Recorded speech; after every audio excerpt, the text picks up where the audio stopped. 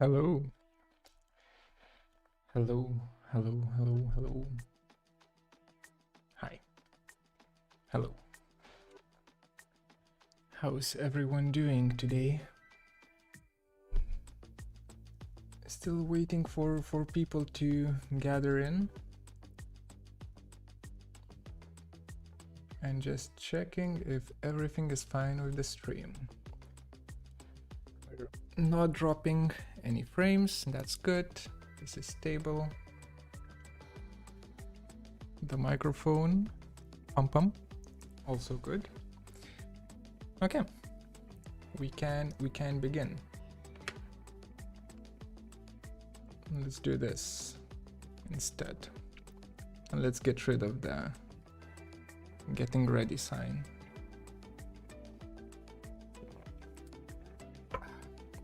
I don't have anything planned for today.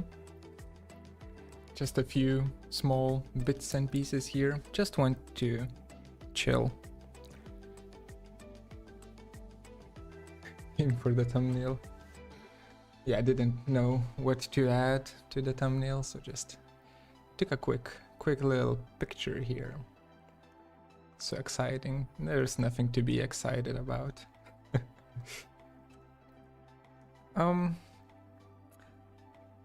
I think we will start with Blender and then jump into Rhino and then maybe do some 3D printing. But I'll need to fix the 3D printer because I see that it's really messed up right now. So no promises on the 3D printing part. In terms of Blender, let's warm up. Let's do some sort of a quick little sculpt. Just make a cube. Ooh.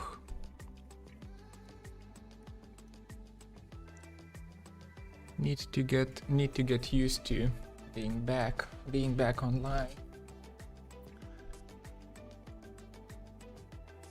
I'll just add a few subdivisions here. And yeah, let's sculpt this bad boy. So, what are we sculpting today?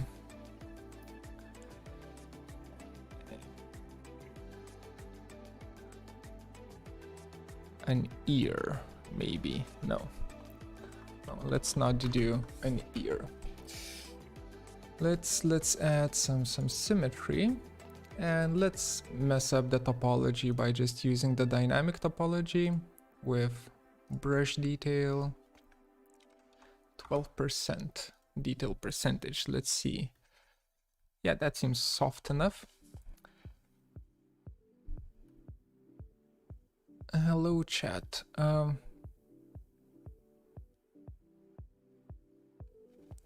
Do you have any tips to convert from Rhino to Blender with minimum problems, especially if you want to do UV unwrapping? No, I don't. Unless you're doing SubD modeling in Rhino and you want to add that SubD model into Blender, then there is a pretty clean workflow. But if you're using NURBS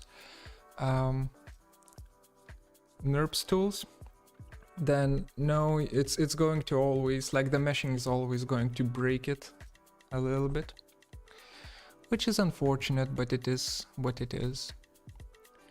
I'm just wondering, what do I want to do with this little sphere right here? What if... Whoop. Nope, that was stupid. Bigger. Whoop. Yeah, that's better. So we do that. Let's inflate this a little bit. Oh, the strength is really low. Let's do a blob.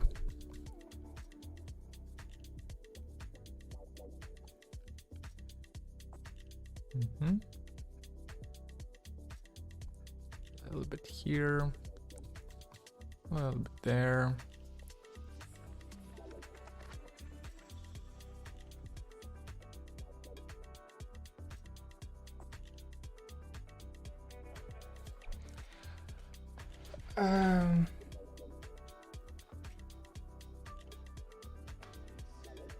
Maybe take some time to check Omniverse connector for Grasshopper by Nvidia. Ooh, I will. Not right now, but seems interesting. I will.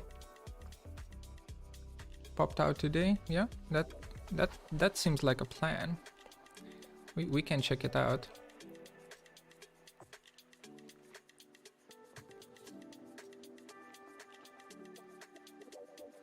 More book suggestions. Am I reading anything now? I might do a video, a separate video on books later down the line. For now, I don't have anything. What if we do that? And then mess around with this a bit more. Ooh.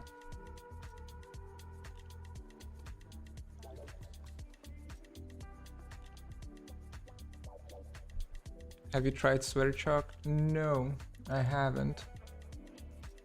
Well, that's a lie. I have, but only for a really tiny bit. Sweatchalk is difficult, to say the least. It's very difficult to get into, especially from Grasshopper. I'm waiting for the geometry nodes in Blender to become a little bit more sophisticated, let's say, and then I will definitely do a tutorial on them. We have that. Let me just do that. Bring this back, or maybe bring this out.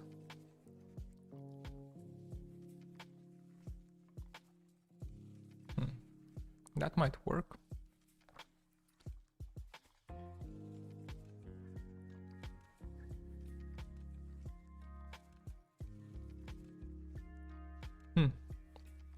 Maybe we can do something with this. This is not going to be anything super interesting, super fancy. I'm just messing around with it, trying to see trying to see if I still have it. It doesn't seem like I do. Seems like I've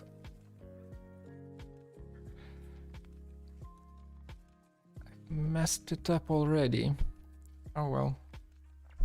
Also, the remeshing, the dynamic topology is kicking my ass. I should do like 25%. So we could do something like this. Then it wraps around here, reconnects there.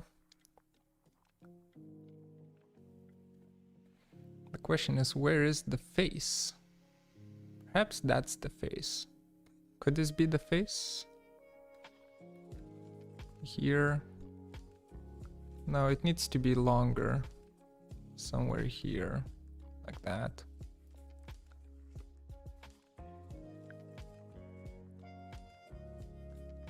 Yeah, something like that might work. But then this is a little bit too thick.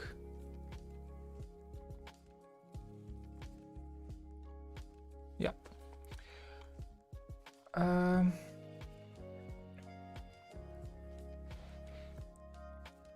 Off topic, but what is both exterior and interior wall made of in Sweden? Yo, what? Exterior and interior walls in Sweden are made out of many different things. Some of them, like we have the, how is it called, gypsum board, gypsum board modules for interior walls. Exterior walls are usually concrete or brick, and then you have like a pretty um, a pretty thick layer of heat insulation.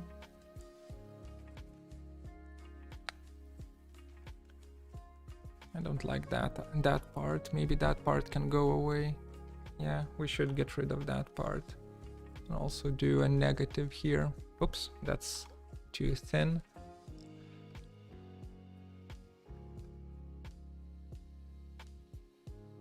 Hello, chat.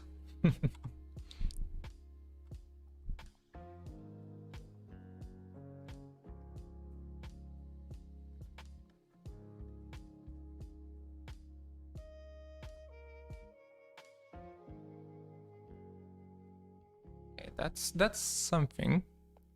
Not sure yet what it is, but it is something.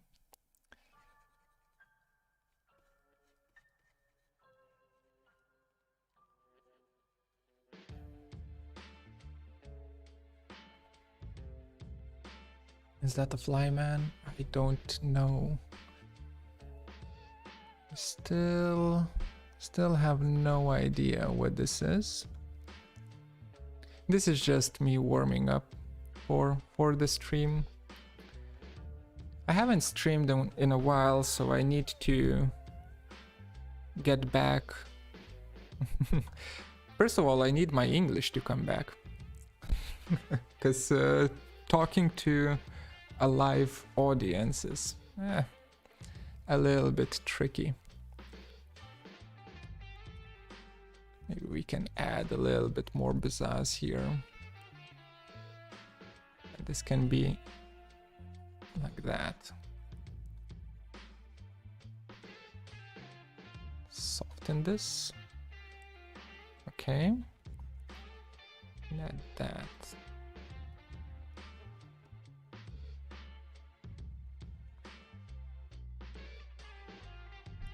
Soften that.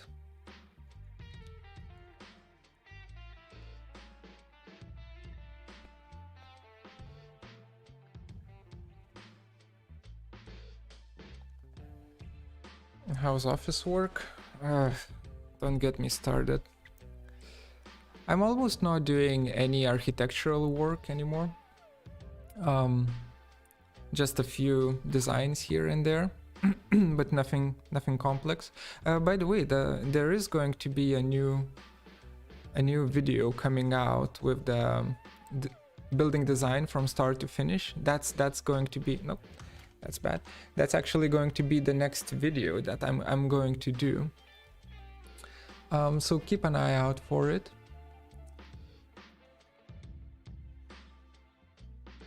Did we cut it? No.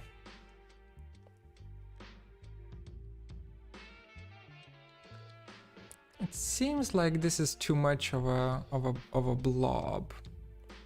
I want to kind of add something more to it. Why doesn't this work anymore? Yeah, there we go. Oh, this is a negative. Positive, please.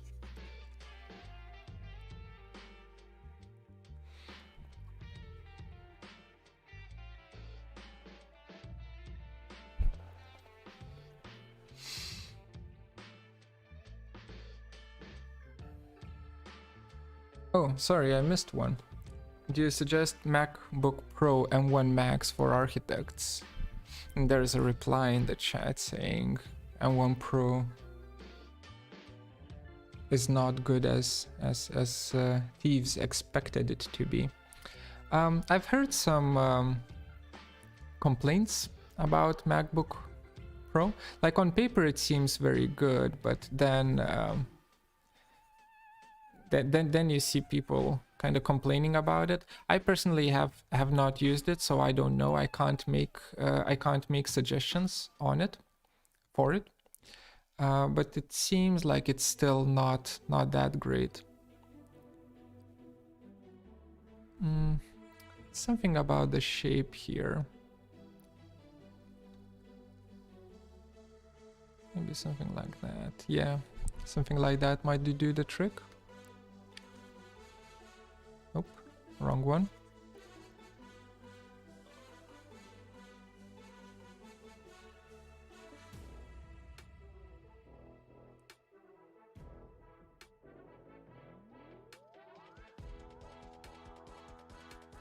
Okay. I think we can start.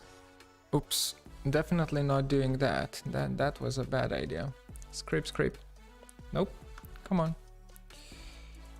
Let's make this smaller.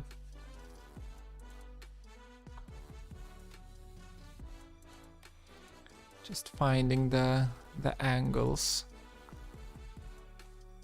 to break in. Like that.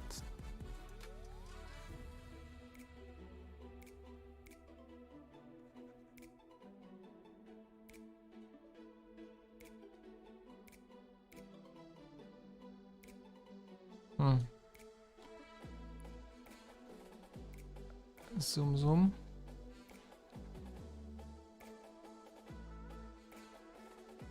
Maybe that will work.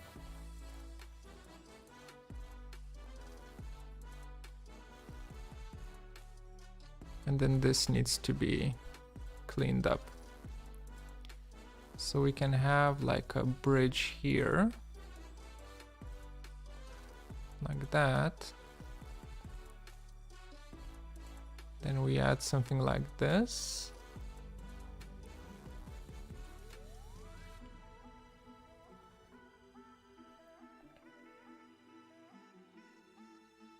Yeah, that might work.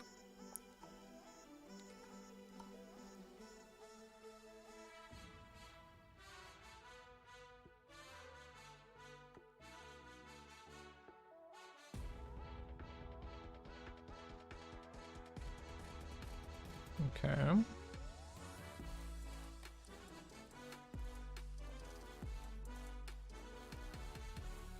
How's everyone doing today? Sorry for not talking as much.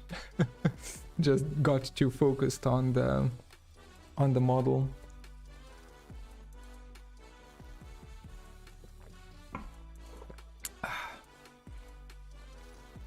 We'll jump into Rhino real soon. Like, give me 5 more minutes and then we will jump into Rhino. I want to do one thing in Rhino real quick and then we'll jump back here.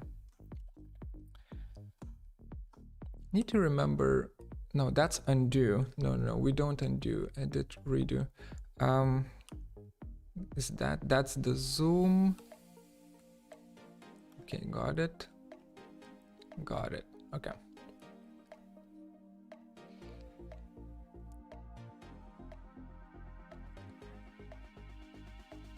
So do we bridge it here? I think we do. And by bridge, I mean flatten. What am I saying? Flatten. Like that. And that goes here. Yeah. That's gonna look nice. And then this goes here. Okay, that's good. Starting to look like an actual design rather than some sort of a freak experiment. Oops, that's too big. I want a stronger brush because I'm doing way too many passes on this to make it work.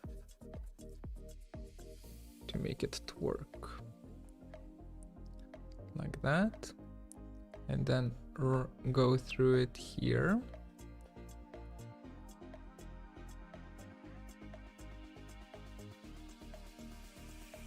Like that.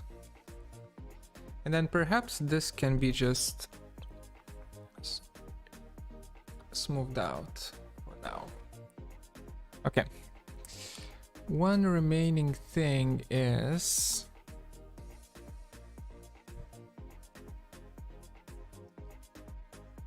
this. Yeah. That's a problem. That's a little bit of a problem because I want it to go in here like that, but I can't have it there. Maybe this will do. So I want this area to bridge with that area, to leave this one open, but it looks weird, I think. So we're maybe not doing that. No, we're going to add a bunch of material here. Soften it out. Flatten it out.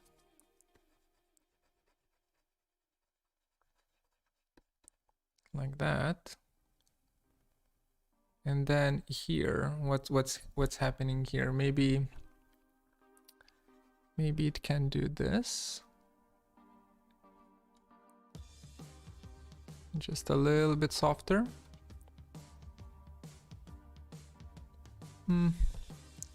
Not sure about that. Ooh, this just destroys my topology. Smaller, please.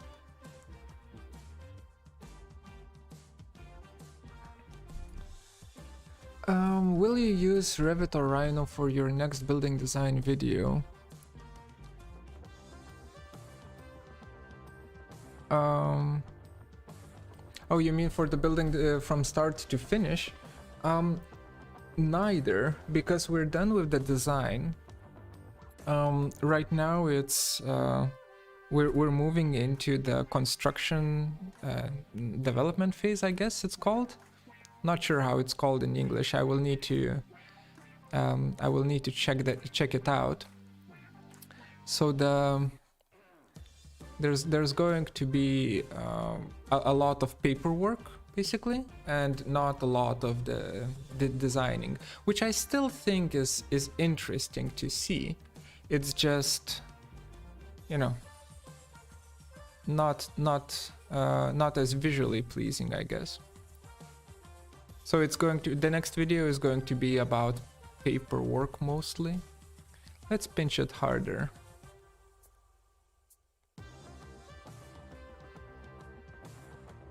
So I want this to be pretty tight, like that.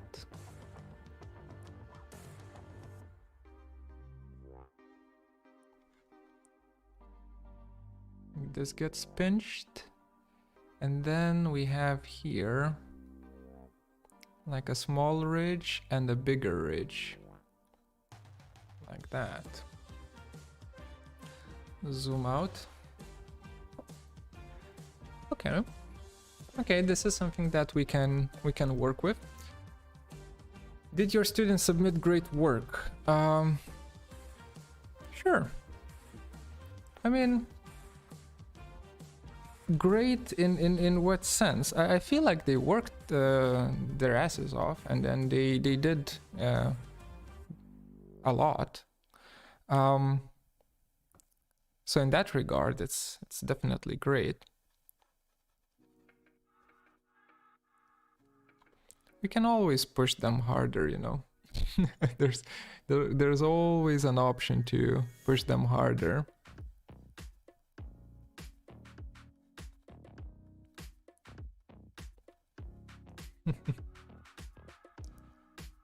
Spooderman? No. Not a Spooderman. Something else.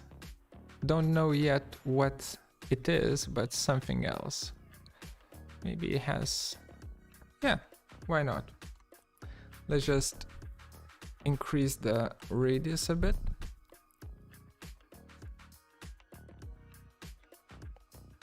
A little bit more to the back. Something like that. Maybe more. Something like that.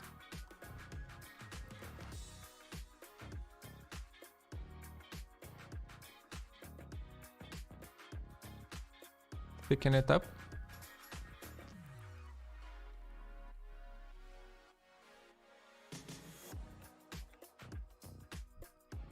Yep.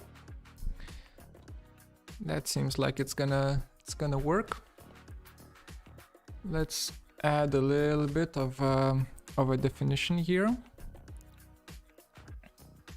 So this can, nope, this needs to be bigger.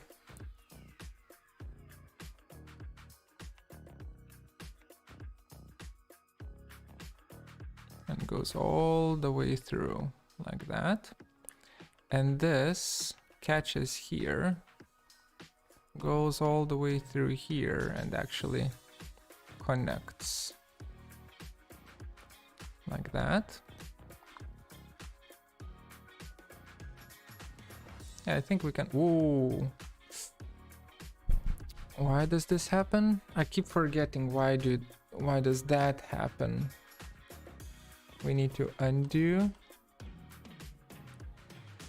I think there's like a setting.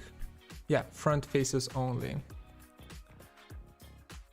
Now this shouldn't happen anymore. Why is this going negative? I'm confused. Is this inverted? Let's undo a bunch of times. More. And try again. Is the brush... Yeah, front faces only. Okay, now it's not. Now it's not messing up. That was weird. Yeah, now it's good.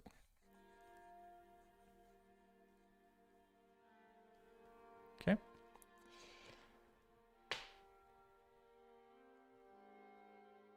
The front face is looking like a penis. I have no idea what kind of penis you have, but that's definitely not... Not sure, man. Not sure.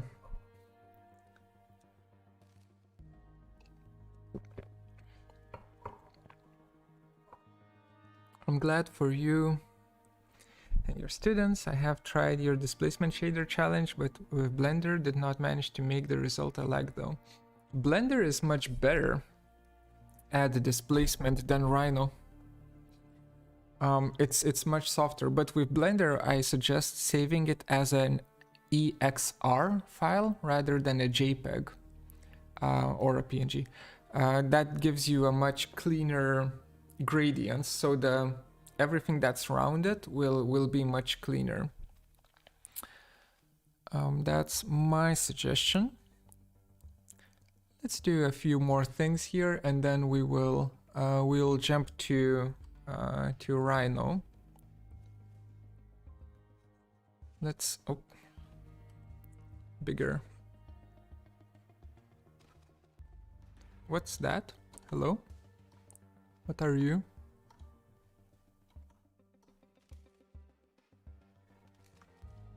Oh, that seems fine. Can I smooth you? Yeah, we just move it.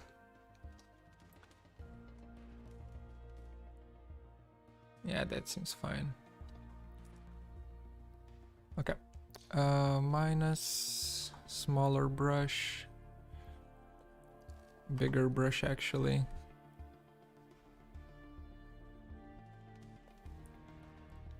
Like that. Like that. That. That's good. Then here, more definition. More. Nope. Like that. Like that. And that. Okay. So we have some beginning for this.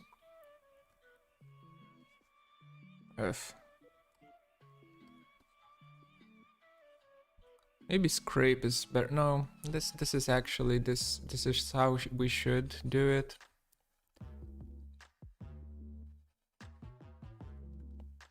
And then flatten it here. Like that. Then we have it here, and this needs to be slightly bigger.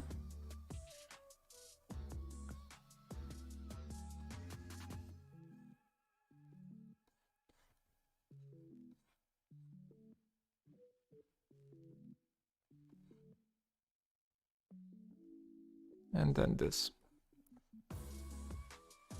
We'll deal with the tips later.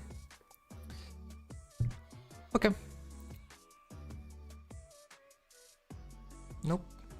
wrong one. Grow, grow, grow.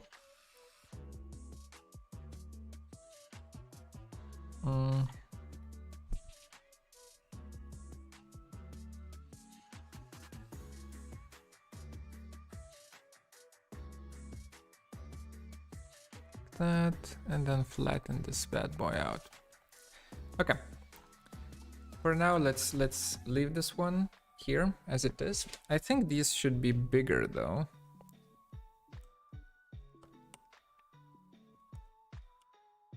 Yeah, I think they should be bigger.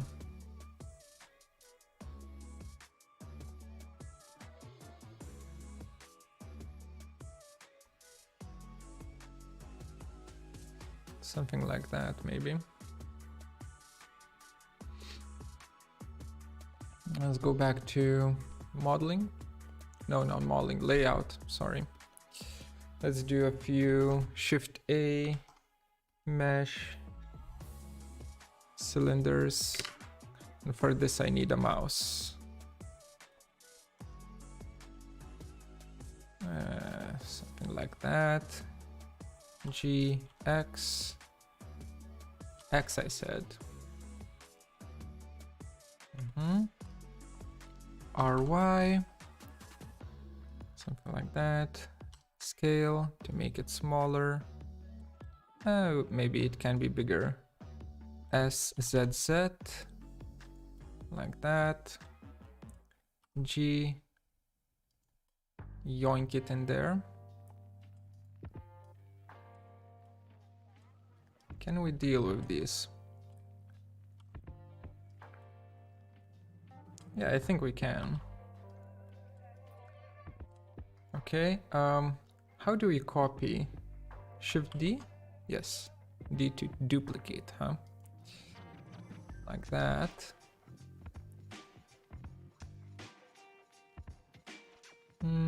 But maybe it can be placed here.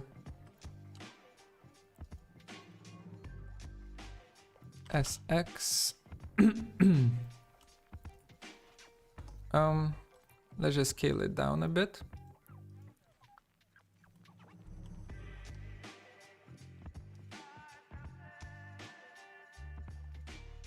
Something like that. A bit bigger.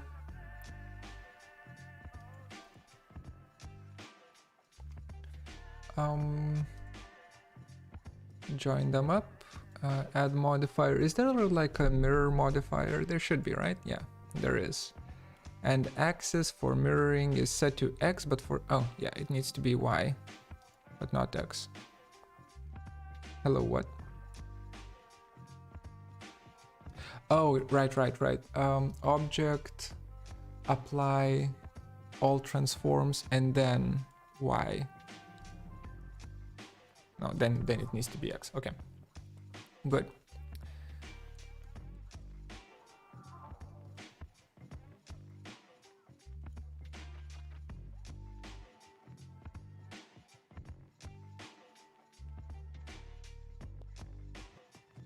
Yeah, sure. Okay. We're done with this. Going to 3D print this? No, not this. Something else. Something else.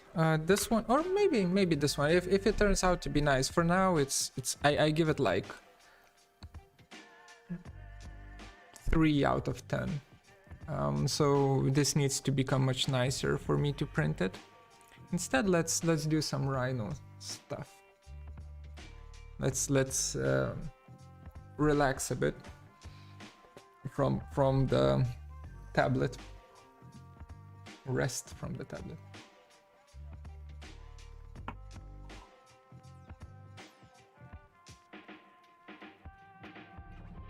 Show around your printer. I will. Not right now though. It's in a very poor state. So, but I will in like half an hour maybe, something like that. For now, there is this picture Oh, I have two rhinos open. What the hell? There is this picture here that was sent to me by one of the Patreon supporters, and they asked me, how would you do this? You know, how would you model something like this? How would you render this out? And I thought that it would be a nice little addition to the live stream. Just me trying to not necessarily to copy paste this design, because I don't think I would manage to, but just trying out to see what kind of tools should be used in Rhino or Grasshopper to create this. So first of all, I think it's a SubD model. That's for sure. And I think the topology of it is a sphere. So I'm going to go to SubD tools and choose a sphere. Quads and subdivisions 1. Let's see if there's going to be enough subdivisions for me to work with. And the actual size of the sphere doesn't really matter, but I'm going to type in 100 either way. This is how it looks like.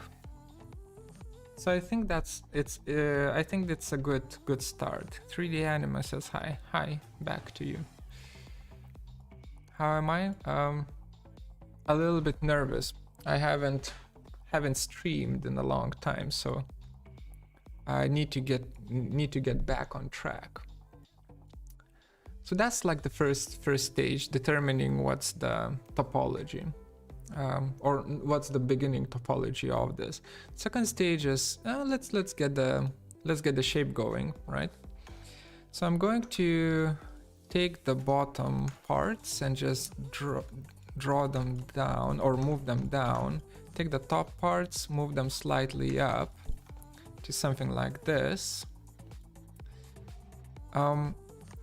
Then let's just take the loop in the middle and let's do insert edge to get one more in here. Like that. Or actually, let's get a lot. Insert edge. Bam. Bam, something like that. Yeah, okay. I think example object is made using ray marching, maybe in Mandelbulb. So you think this is a fractal? Fractal-esque design? Perhaps it is. Some parts of it are not fractal-esque though. Some parts of it are just weird. That printer is SLA or FDM. It's I have both. The SLA one is fine. The FDM one is bad. We're going to be working with the FDM one though. The bad one. Something like that. And I'm just going to mess around with it just to get an idea of it. How am I? A bit tired. I don't know, the winter months, it gets so freaking dark in Sweden.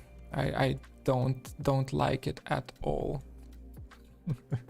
how dark it gets. So I'm wondering what would happen if we... like something as simple as this, right?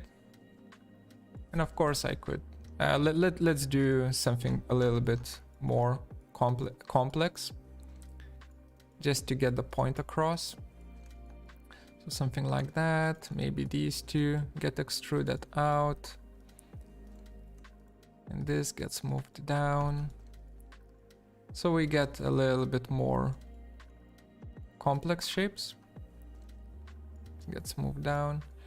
If it's actually like a fractal-esque design, then you can only simulate it, and I don't know how to. If it's just a model, I think we will manage somehow. Why is this locking No, I don't want you to ortho snap off. Okay, something like that. And let's just mess around with it. Maybe that can get. Let's just work on the front side of it. So maybe these three can get extruded more.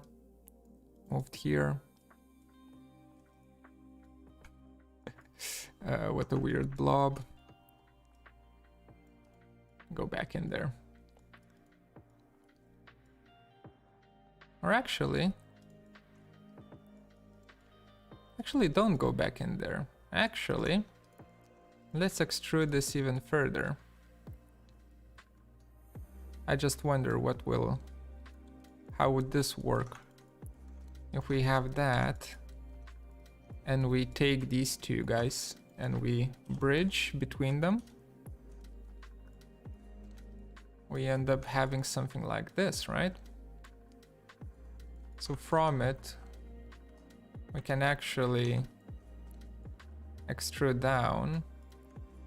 And then let's say, I don't know, take that and that, delete, and bridge between those two.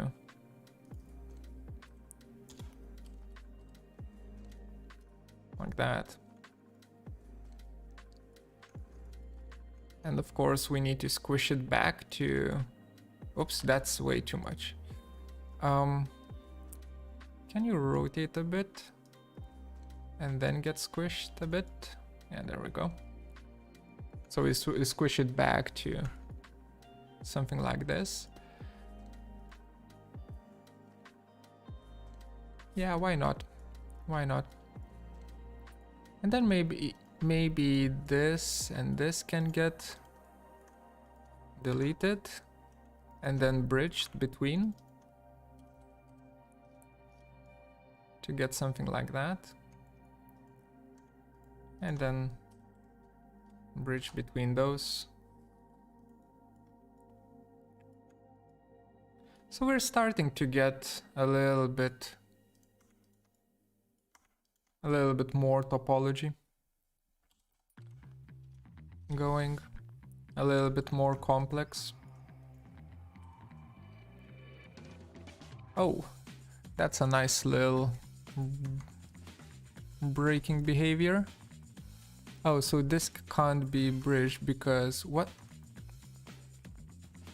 Wait, that's awkward. Oh, oops. Okay, that was my bad. I made a boo-boo right there. So we can't do that. Instead, let's do this perhaps. Bridge. Yeah, that seems fine. And then this with the back. Bridge. This needs to now be moved out of the way. And then we have between here and here, maybe? No. Between these two. Can we bridge these two guys together?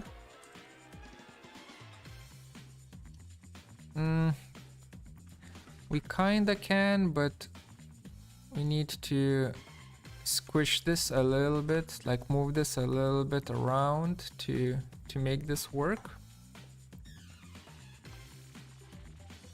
Because that's okay, that becomes like a flat piece, so we can't do that. And this does need to move inwards. Anyway, for now this is fine. This is good enough. I will not spend too much time on this. Just we have like a blobby shape. Then I think let's make a copy of this. Then I think in Rhino, what I would do is probably just straight up inset. Wait, can we inset everything? Not as a group, but every single piece by a fixed amount. then delete everything to get something like this, and then take this and thicken it up by...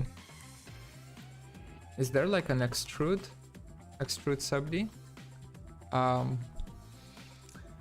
UVN, direction free, direction N, and we just give it like 2.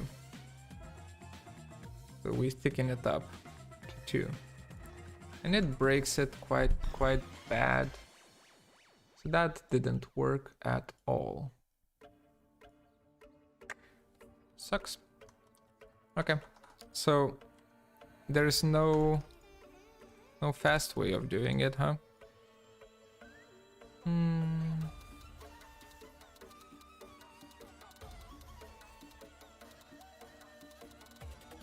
I have a flat piece. Oh, that's also a flat piece, huh? Yes, to answer your question, yes, it's a bad thing. You never want to have like a flat piece. It's always bad. But you can always kind of do something like this. Bridge between them to fix it.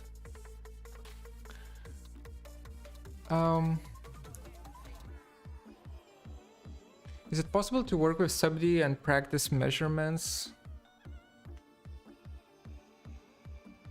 Oh, sorry. Is it possible to work with SubD with precise measurements? You will need like a million guides. Well, it depends on what you mean by precise measurements. SubD just smooths everything out, right? So if you anticipate the smoothing to happen, then the measurements, the precise measurements are for the cage and not for the SubD, right? So you work with precise measurements in this model, not in this model. What is the song though?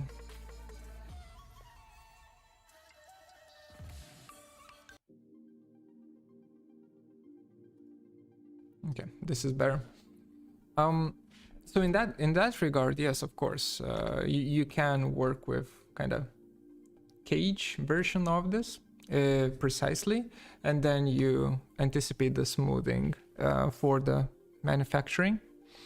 The problem is that if you try to explain this to any kind of a contractor or builder or furniture maker who has no idea what the SubD is, they will just tell you to go away, right? So you need to you need a manufacturer or a manufacturing method that would work together with the design method that you're using. In terms of SubD, you would probably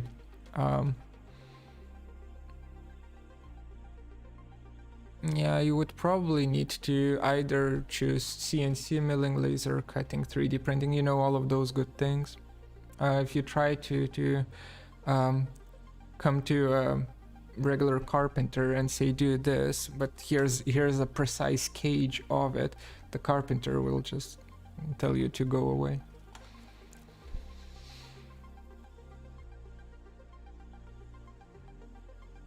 Let's say you need bolt holes, some inserts, etc.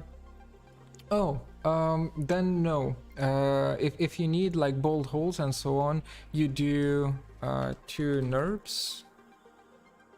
You do need to destroy it. You do need to convert it to NURBS, and then you know, precisely create holes for the bolts to go into. And then you do, you know, the magical Boolean difference from this with this, right? To get the hole there.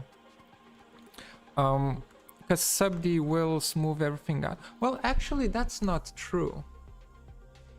You could still, okay, let's another practice. Let's do one thing. So if I were to have, you know, if I were to do something like this, a precise incision or precise hole in the model, How would I approach it? We would probably need to...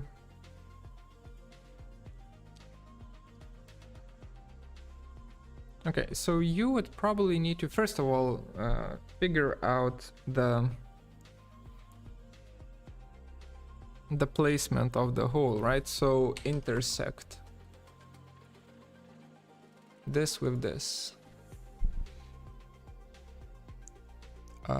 Rhino, hello? No, no, no. Okay, so Rhino and safely cancelled the command you were running. This may cause Rhino to become unstable. So you crashed my model.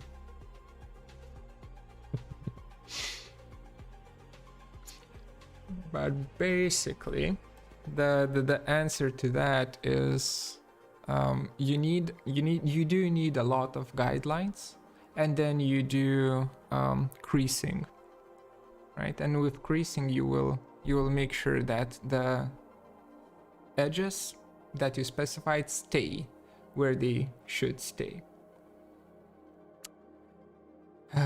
Okay, so this is completely frozen, so I need to close that. Can't even close that. Cool. Let me just kill it in the task manager. There we go. Let's open it up again. That was fun. I didn't save it. Everything is lost.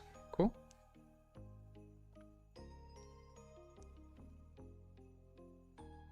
What slicer am I using? It's Cura. Yeah, I'm using Cura.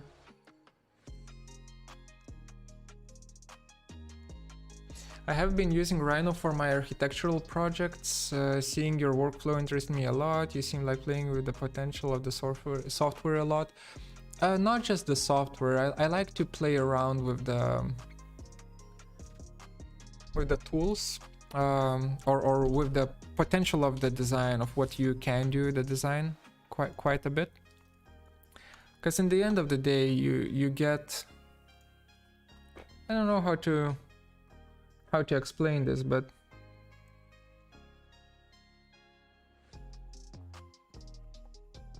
at the end of the day, you need to keep things interesting for you, or else you're going to burn out.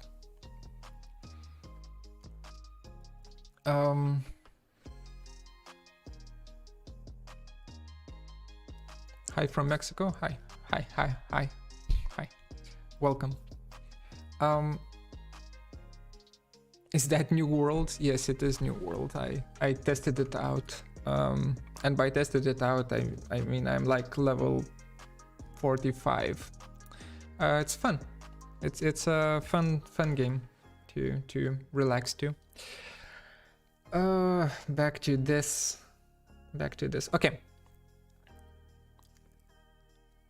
So this form is indeed more tricky than I thought. Because we can't do...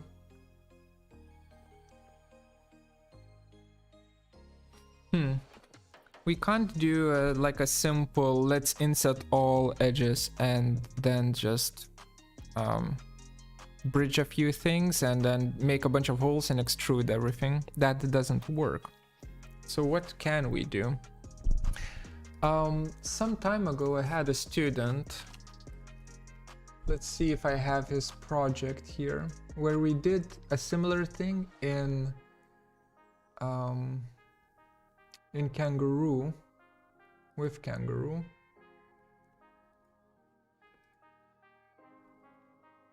And I'm just, sorry, I'm not showing it. I'm just trying to find it. Yeah, this one. So this was like a mesh that was relaxed in Kangaroo. And this is like the top view of it. So it kind of looks similar, right? Kind of looks similar to this. And by kinda, I mean not really. That's an intersection, isn't it? This area right here. That looks like a intersection, like a fall. That would never happen. Okay. Skater's Heaven. It's a crematorium. It was a crematorium project. Anyway. And the way we did it that time was by creating these kind of folded in structures. I'm trying to remember. But yeah, we did do it exactly in the same we did do it exactly in the same way as what I was showing in here, only that we did it with single planes. So single subD face 10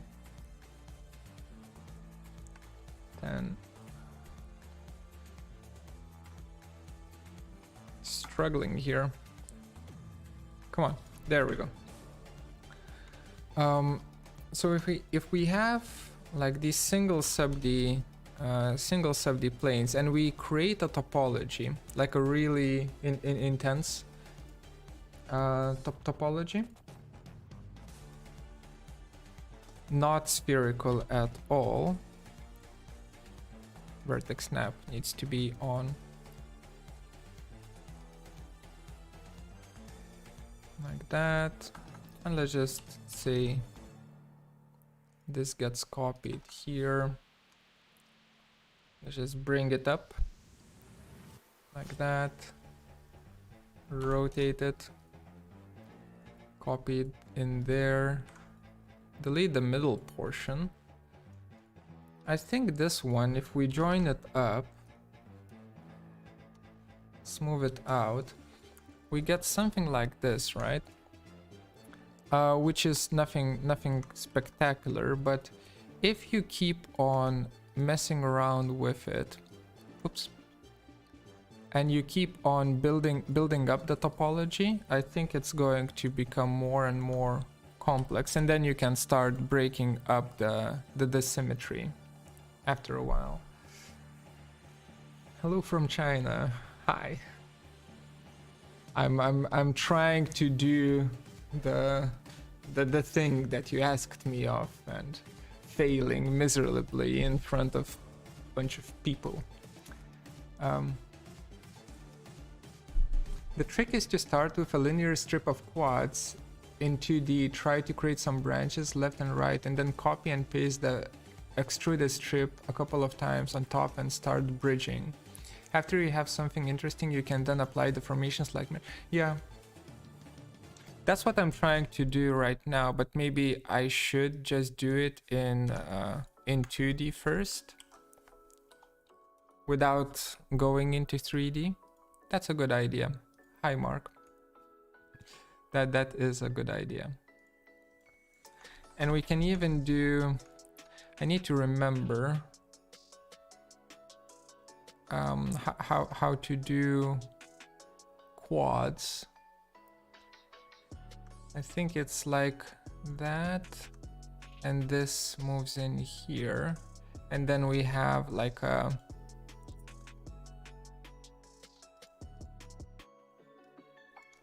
branching thing going on.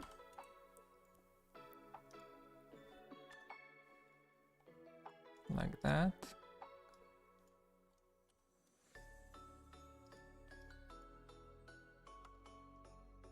Come on. So we do two strips out of sorry.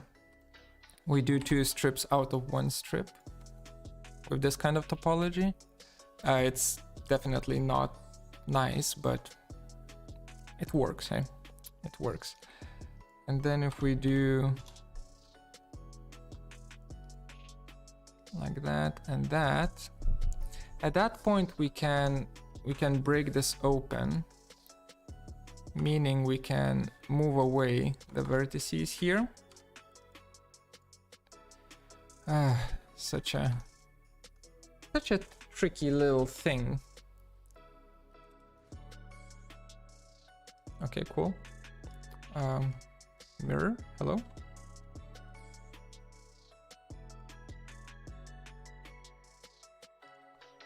Can't mirror because it's going to close itself off again. Cool. Okay, let's for now just join them up. Why does this not join? Hello? Because there's a gap, of course.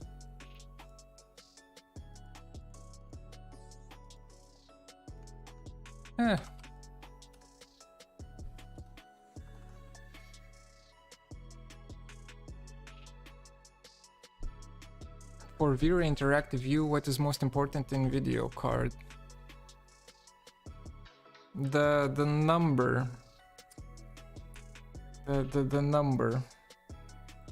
RTX, and then there's a number, that number. Basically.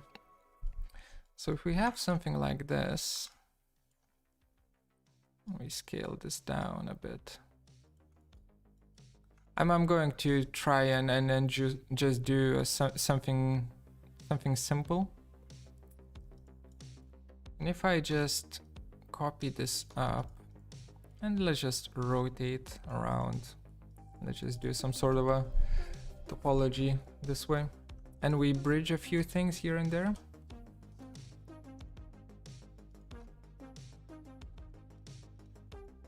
Like that.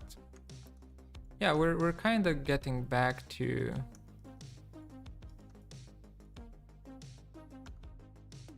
wait, this is going to create a Mobius strip, isn't it? No, it's not. Or maybe it is, I don't know.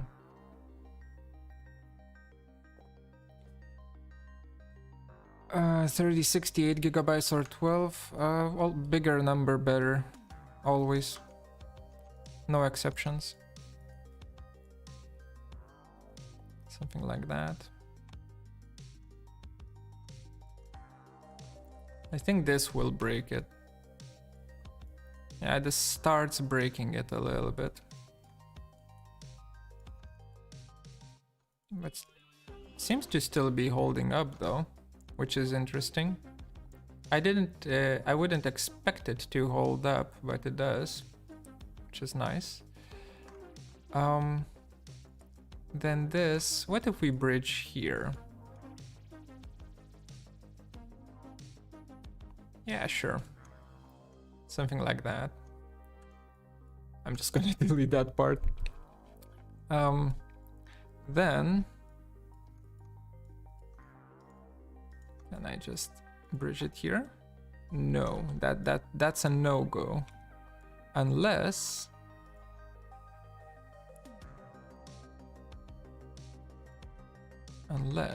we do something like that. Then it's a yes go. Okay, so there is like one thing that's left here. That's all messed up. And I think I will just make it like that. Yeah, that's good. Like that. Get rid of that point. So now it's not all quads anymore, I know. Don't care. Let's just see if we can do... I think there's like a new radiate subD. What does this do? Let's see. Number of radial segments. 5. Axis. Here. Oh my god. But it doesn't join them. Okay, so this needs to be clean, huh? Cool. We're not doing that then. Instead, we will be mirroring this. So let me just position it in here. Like that. Move it slightly down.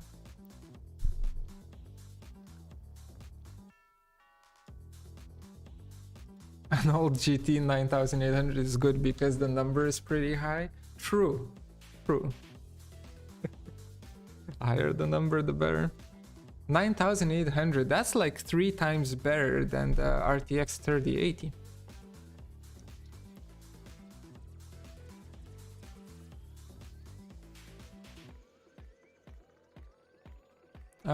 Attract your image to a Russian name that I'm not gonna be able to pronounce. Pinterest, no mention of how he created it, but there are more angles of the same or similar object, also many more smooth fractals. Aww. If it's a fractal, then... yeah. 3060 is bad. Dude. I'm working with 1650 on a laptop. 3060 would be a dream. 3060 is bad, sure. X-axis.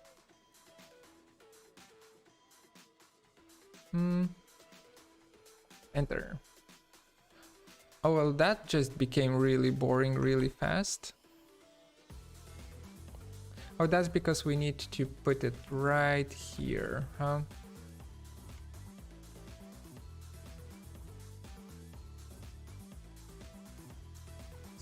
Something like that.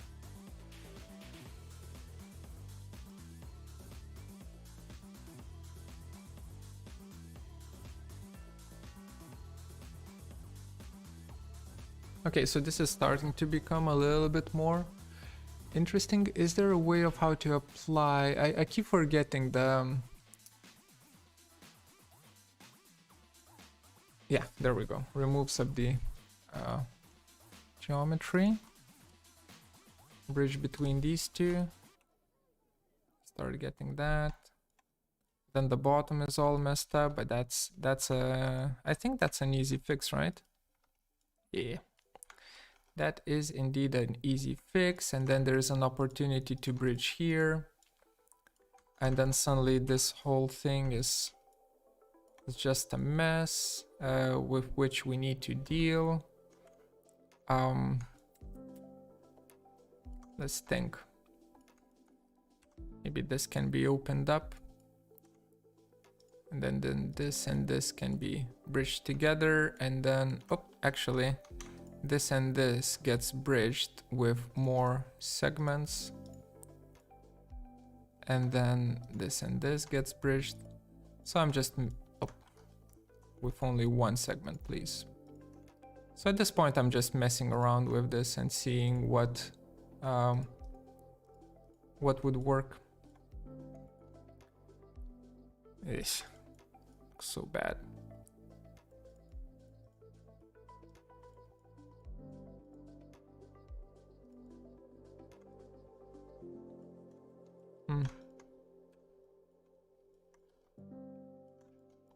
What if we inset these two single, something like that, and then take these and bridge them together, then take this strip, make it a bit smaller. Then what the hell are you?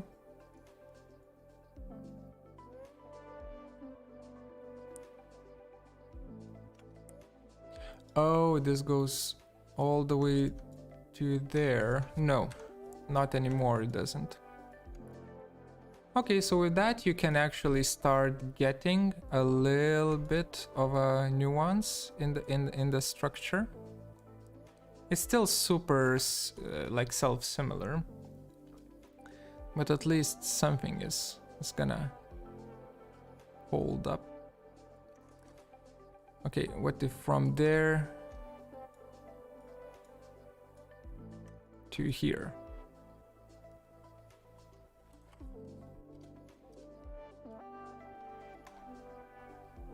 Nope. Let's keep it. Let's leave it as it is.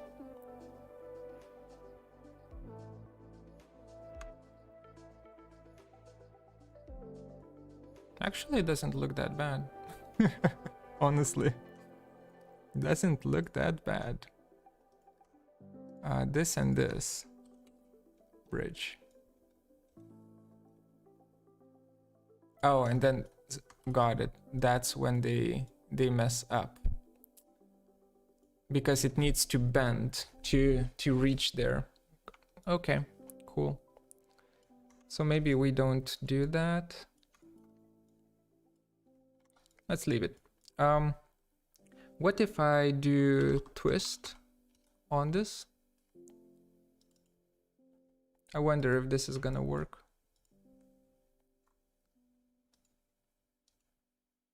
Hello, twist? Twist axis from here to here. Angle or first reference point. Let's say 180. Okay, it does twist. So that's cool. Then we can do cage edit. Control object, bounding box. Yes, yes. 4x4, yes, yes. So this gets smaller. This gets slightly, oops, nope, nope, nope, nope, nope, nope, nope, nope. This gets smaller. This gets bigger. Look. This moves up.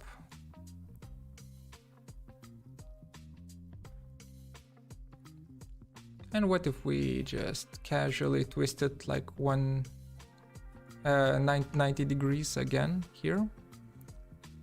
And get something like that. Then I will just casually take these and bring them down. Something like that.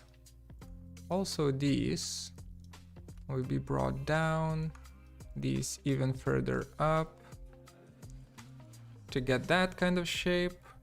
And then maybe I'm just randomly selecting some areas now. This gets there, this gets in there. Random distortions. This gets crazy like that. Whoa. Okay, so we get something like this, right? And then let's turn on Grasshopper. Let's see what we can do with Grasshopper on this.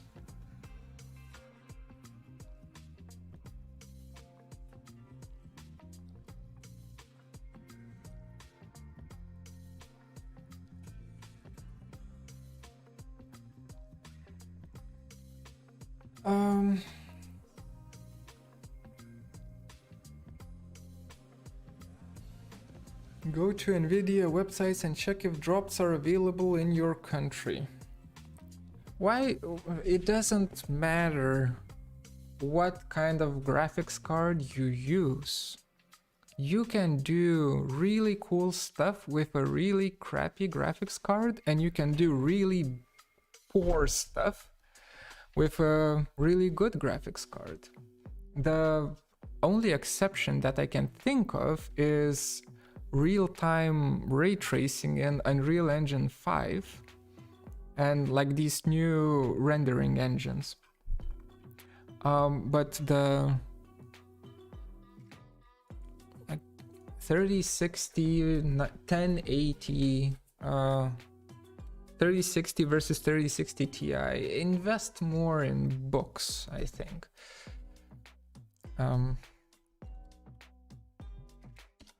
Not to this, you know, the 30, like the need for graphics cards. Of course you need one, you don't want it to lag your workflow, but I think the hardware is super overrated. It's not gonna help you as much to get better. Getting better is just struggling a lot. Okay, let's set up the subD. Let's just see how we can work with this. So if we have the subD, I can extract the cage. How is it called? SubD control polygon. I can get the control polygon from the SubD here, and I can thicken it up. Hello from Turkey. The stream is interesting one. Hi, and thanks. Hello from China. Hi. Hello. How can this model be an entity? Use a synonym for entity. I don't know what entity is. What the word entity means. I want to thicken this bad boy up. So let's do SubD, transform, mesh thicken. Definitely not by that much though. Definitely not by that much though. Something like that. And then we convert it back into SubD, right? SubD from mesh. Does it work? Seems like it does.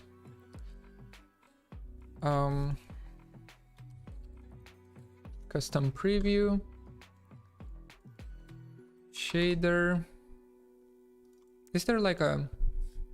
Where is the display preview? Create material. Sorry, create material. Transparency. Shine. Needs to be a shiny boy. Color of the diffuse channel. What's the color? The color is black. But we can just do gray. Swatch. Color swatch. Let's do grayish. Specular, white. Emission type, black. Transparent. Okay. So let's check it out in Arctic mode. No, Arctic mode overrides everything. In ray traced mode.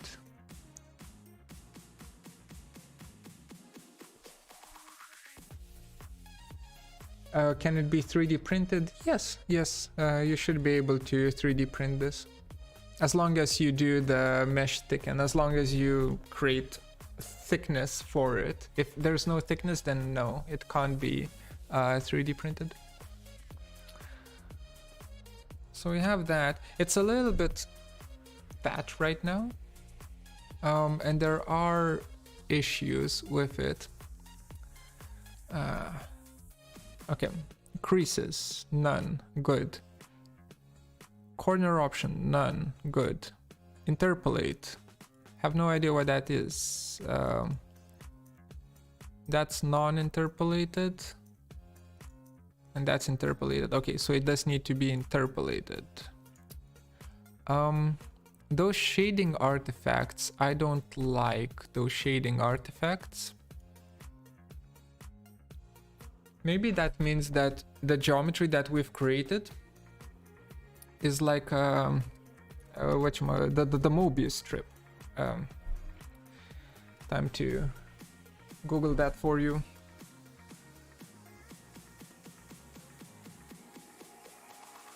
This one right here. And the problem with a Mobius strip is that it cannot be... Like, it's a very fancy Mobius strip, of course. You can't offset it properly. It's always going to give you like a shading artifact. Because if you try to offset it to one side, then wherever you have the seam, it's going to offset to opposite sides. Yeah, like that, right? Let's say this is the front side, this is the back side. If you offset it up, then this is going to offset down, and in the seam it's going to mess up. I think this is what's happening here in the 3D model. The only fix that you can do for this is to either use voxel-based meshing, like Dendro or something like that, but then your topology is going to be messed up, or you remodel everything. So this little thing is actually much harder to do than I thought. Oh my god. Okay. But at least this is like the the beginning of it. Let's bake this out and see precisely what's wrong. What's wrong with it? Don't render this, please. Okay, so we have like a thickened version of it, and I can already see that even Rhino, like regular Rhino display, is messing up. And it's self-intersecting like crazy. Offset from both sides, it's still, the seam is still going to mess up. That's the problem in Rhino. It's still going to mess up in the seams. Yeah, that would be the dream, right? Color back faces, and let's color them red. Oh shit. Okay.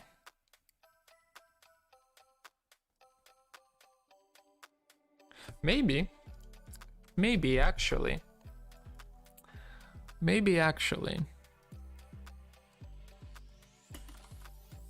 Is there like, oh no, there's no offset mesh. Is there like an offset?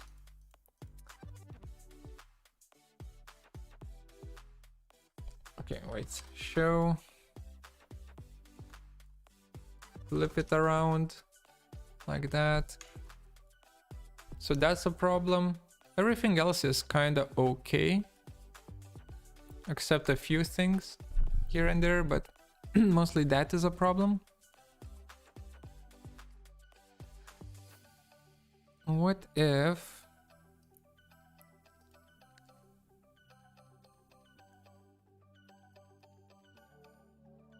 mesh thicken? Sorry, give me a second. I will try to figure this out.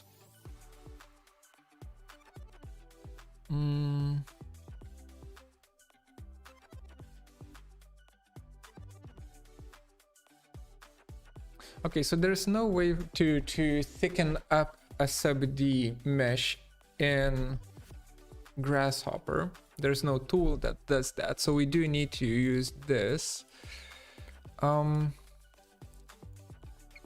One thing that I kind of want to do is use picture frame for this.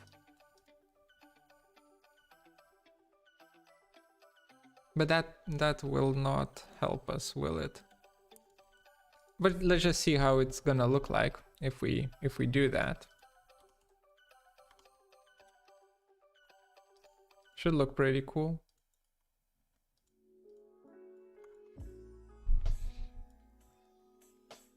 So that's starting to look like, you know, like that. Only like a. This is what you ordered, and this is what you got from AliExpress. Jokes. Okay. Let's bake this out and see if we can render this out. This is the best I can do in this short period of time. And by bake this out, I'm clicking on the print screen button. Yeah. Okay. We have that. This is all messed up. Beautiful. Let's check it with an EMAP. With arches. Okay. That looks fine. Let's real quickly render it out. Okay, we have V-Ray running. Set up a material for it, just a generic one. Color black, reflection full, Fresnel off, so that it's basically a mirror. Apply. Create a few lights, and by a few I mean 3. So one is going to be right here. And maybe we can do a little bit of that. Just a little bit of that. Okay, that's light number 1. This is going to be light number 2. And it's going to be here. Light number 3 is going to be a general one, and I have no idea where to put it. So I'm thinking maybe just a big boy right at the bottom. Oops. Right here. Okay, and our camera is gonna be something like that. And this needs to be unique, so that we have like three lights here. Let's run the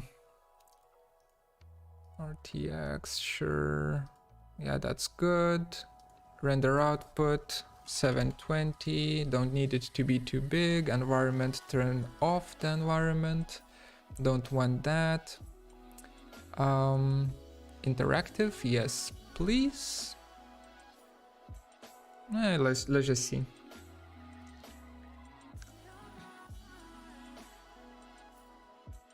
This model is looking like a chicken body with its legs and wings cut off. You guys have the weirdest references. Where did you grow up? I have no idea how a chicken body looks like with legs and wings cut off. Come on. Oh, compiling optics kernels. Okay, let's wait for it to have a heart attack, a seizure, if you will. I found that in one of the similar images in the original image author that is rendered using V-Ray and 3ds Max. Yeah, that does seem like a 3ds Max model. And this other image looks at first as fractal, but after careful inspection, it seems as distorted, smoothed Voronoi cells. Yeah, yeah, that was my initial idea as well, that this is definitely Voronoi. For sure.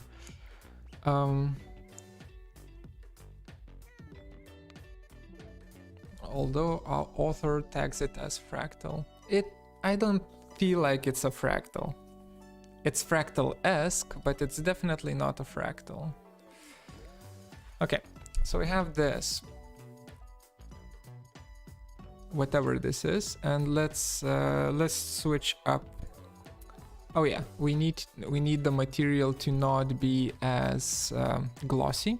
So reflection glossiness 0.8 to have it a little bit smoother. Then let's do beautiful colors: blue, red, green. Wonderful. Let's turn everything off and see. Okay, it's not getting reflected by anything. So this is what it gets from the blue.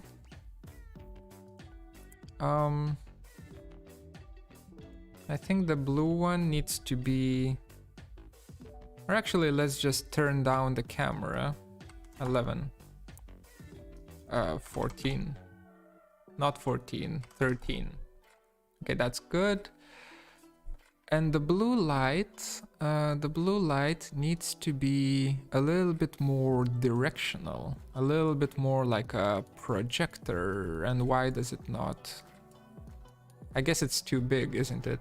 Yeah, it's too big. Sure, whatever. We're doing this live, so I will not mess around with it too much. Then we have red. Red is underneath, apparently. So red is going to be just white instead, and much less intense. Something like that.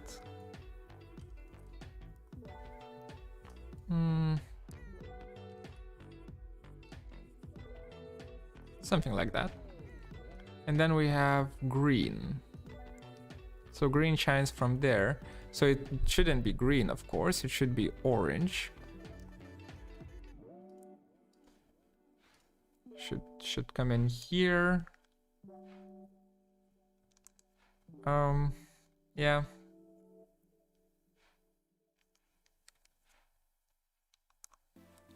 What do you say? Good enough? Then let's do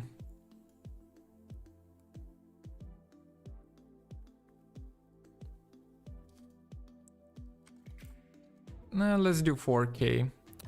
So 2160. I want to be able to zoom in. Hello? Progressive rendering finished. Specified noise level reached. What do you mean? Why are you not rendering? Okay. I take it back. We do...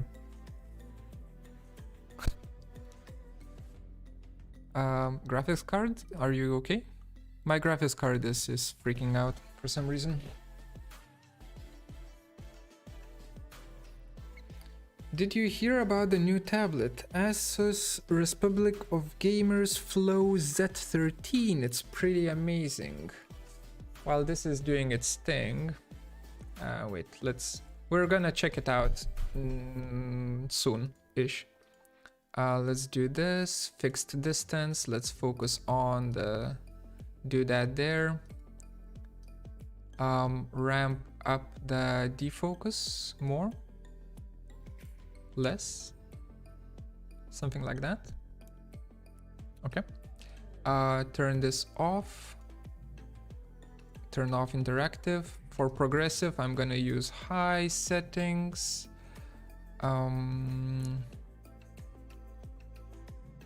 Yeah, let's just render it out. So while this is doing it, Asus ROG. My god, already forgot. Flow Z13. Let's see. Well, it's a little bit of a expensive boy, isn't it?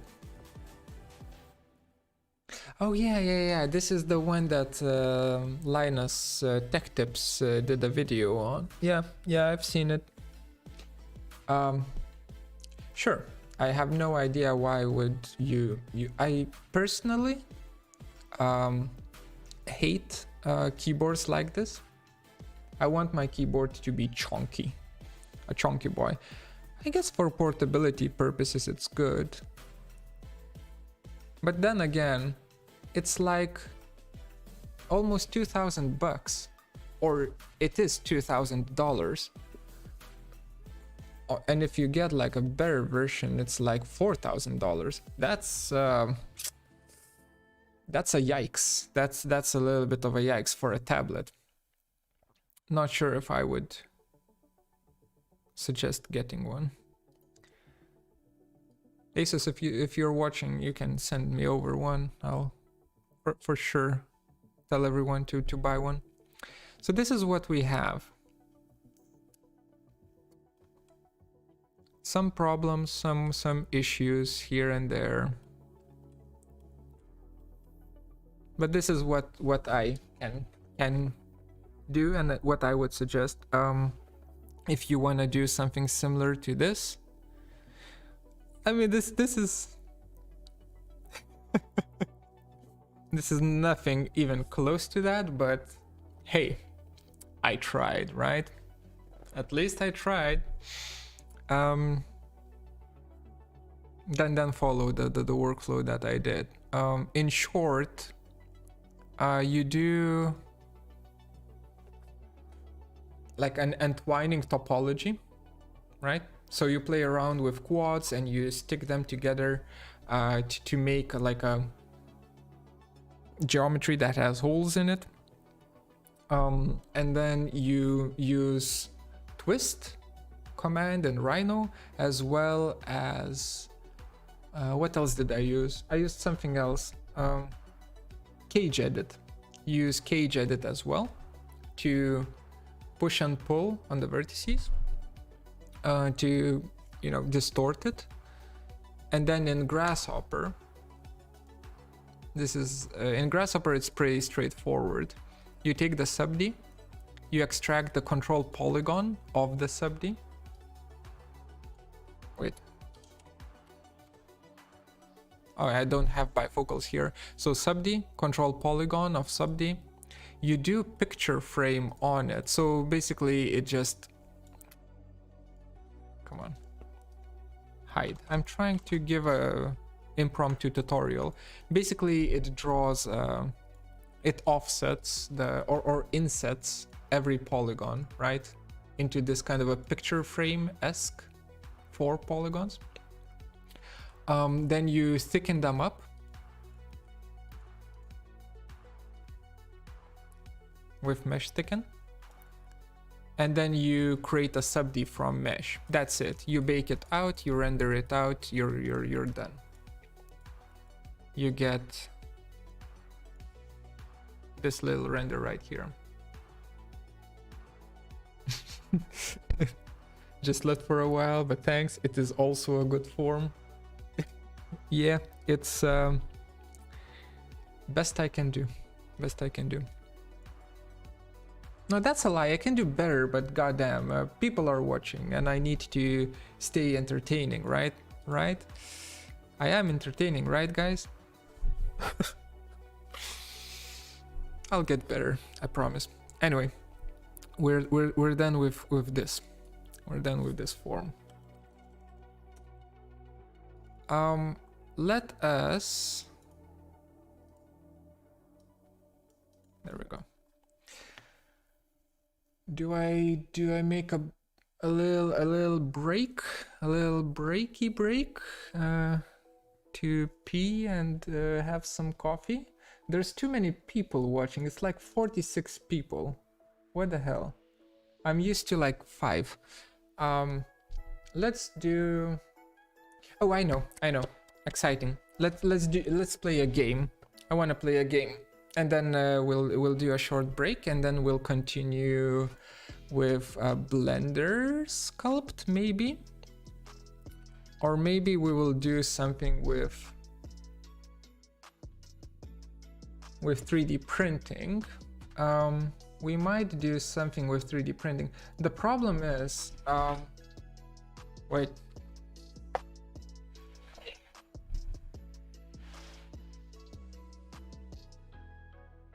The problem is that my 3D printer is a little bit, where is it?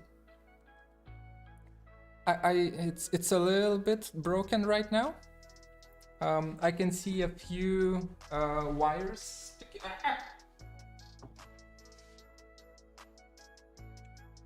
There is a few wires that are sticking out, so it's not currently working. I was thinking about using the stream to make it work and test it out, but I wonder if it's if we're going to manage in time. Anyway, I guess after the break I could do that. I could work on the printer. Yeah, I guess we'll work on the printer, and then we'll print something. We'll design something, maybe a piece of jewelry. A ring. Let's design a ring. A lot of things that are on my mind. But before that, I want to play a game and then chill for just a tiny bit.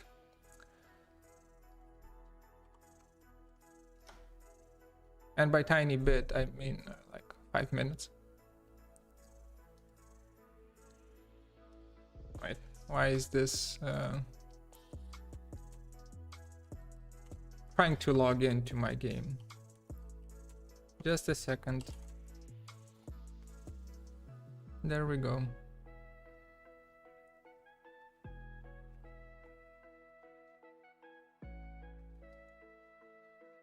Okay.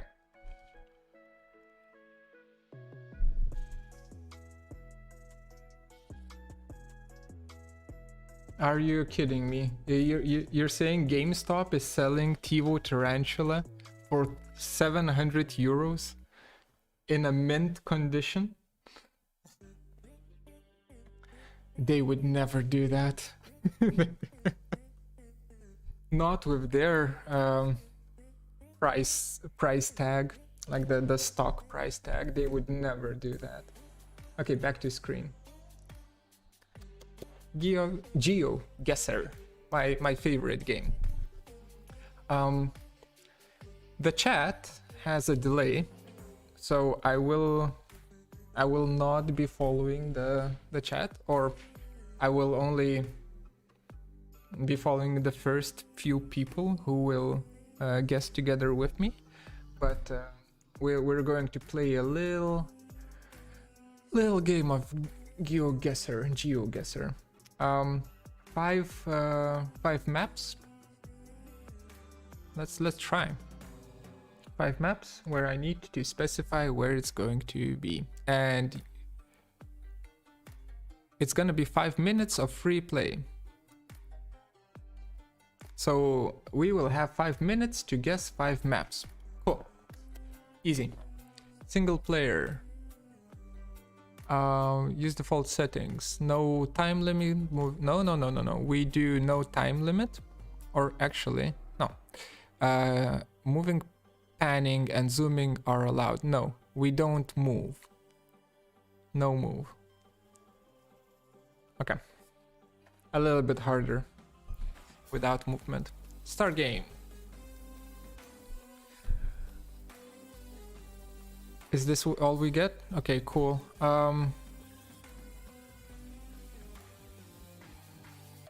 Pretty messed up road. There's like a I don't know that kind of a car. Ooh, Seymour. Okay. Okay. The Loft House, Hunter. Okay, so we are in an English-speaking country at least. Is that corn? That's corn, right? Corn. So if it's corn, this is not UK. And also the double yellow line. That's also not UK, I think. I'm gonna guess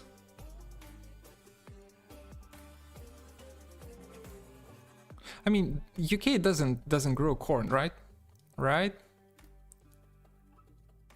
Okay, what else is there? We still have like a little bit of time. But damn, there's nothing here. Like, we are driving on the correct side of the road. Yeah, looks like North America. Okay.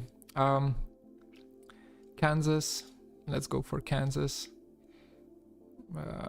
Wherever here in Kansas.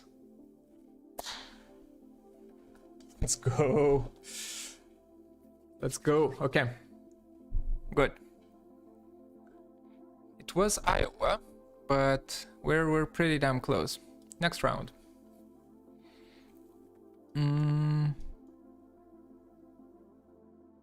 Okay. What the hell is this huge ass hill mountain thing? Who chopped it off?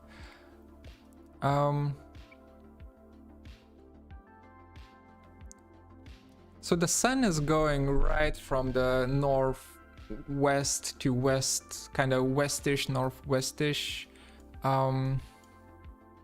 We are driving on the correct side of the road again.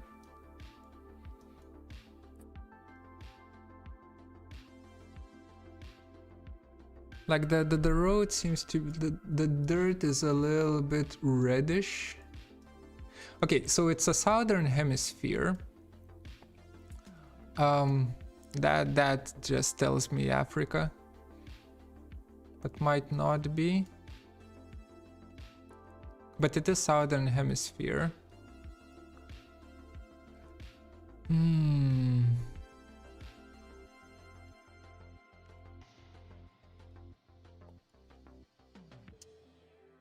Nyama. Conqueror's Villa. Okay, that's that should be like this. Just screams South Africa. Somewhere here. I don't know. Oh god damn it! It was Kenya. Still, pretty close. Next round, more. Why is our watch not working? Anyway, let's go. I'm only 110 minutes late into this stream. Well, welcome. That is Spanish, isn't it? That is Spanish. That looks Spanish or Portuguese.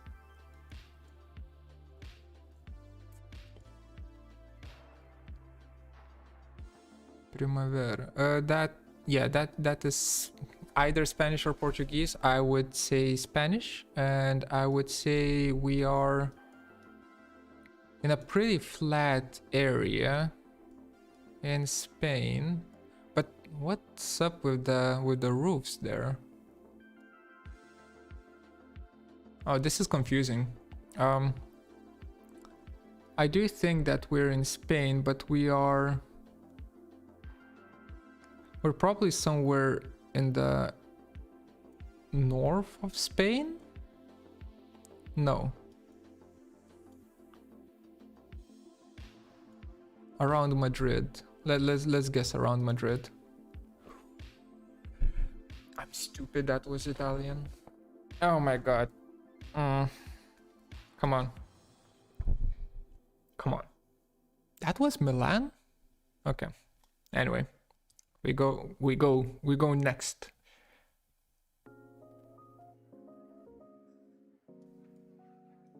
Hello? We can't go next?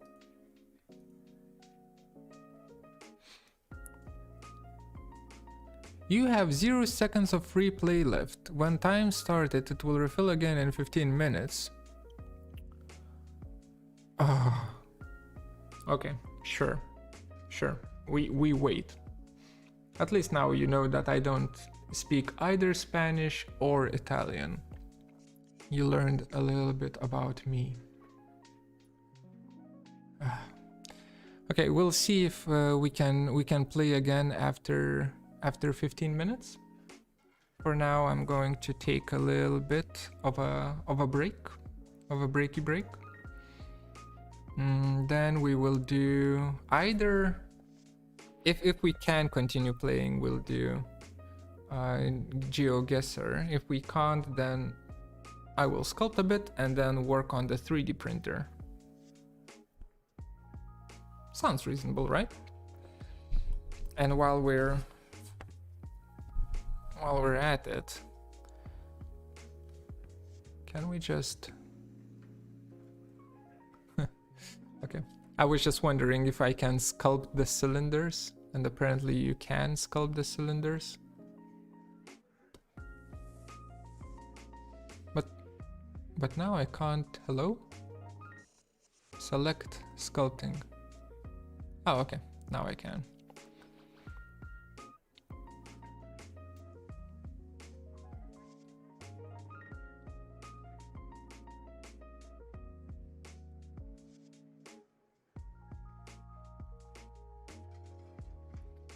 You started sculpting in Blender? Yeah, I've been sculpting in Blender for at the start of the stream,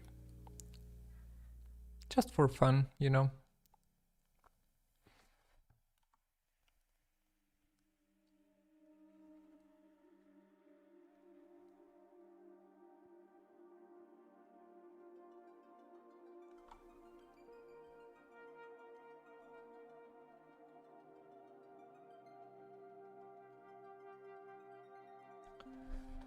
I've been sculpting in Blender for a while now. Oh yeah, shit. Break. God damn it, break time. I'm all over the place. God damn it, all over the place. Let's see here. This text will be sacrificial text for me to say. Coffee. PP. I don't need 10 minutes for that, 5 minutes. Too small of a neck for such a massive head. The question is where's the head and where's the neck?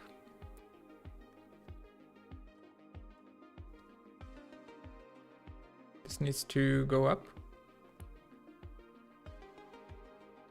This needs to move in. This also needs to move in.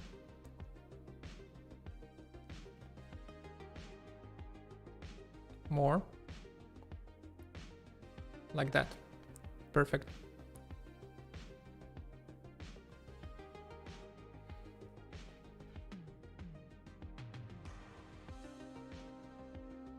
Beautiful. Coffee PP 5 minutes, good. Then the camera goes away for a bit. Don't panic. And then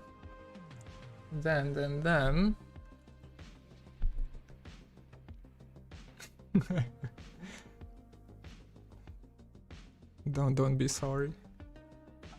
Messing with you. Okay. Be right back. Enjoy the music.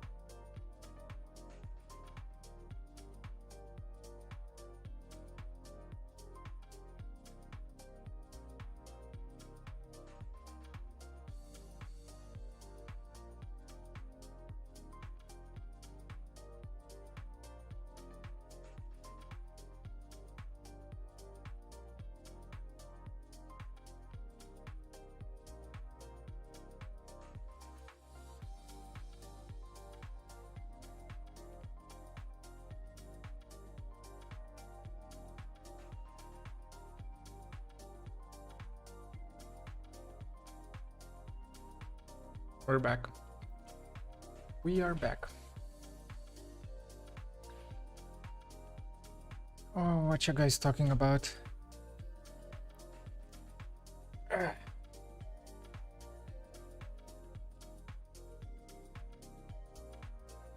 Something about software, rendering software. Mine is V-Ray.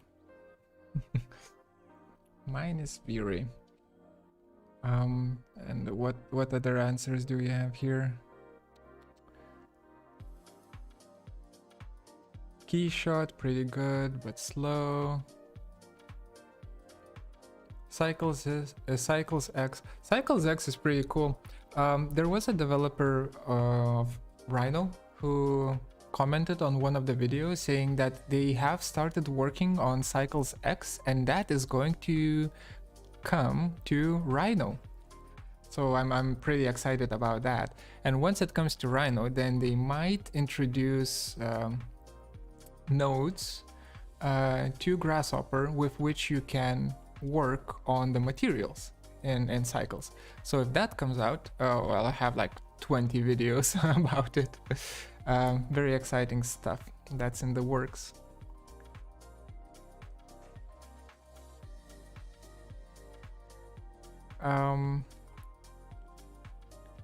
Yeah, I want to start using Houdini, but that seems like such a big undertaking. Like working with Houdini in general is a pain. I heard. V-Ray just bought Enscape. That is true. Enscape is now going to ship together with V-Ray, I think, or maybe it's going to be like a Adobe package, right? Like a separate package. There is one more thing that I forgot to. Omniverse connector for Grasshopper by Nvidia. I want to check that out. Let's see. Omniverse connector Grasshopper.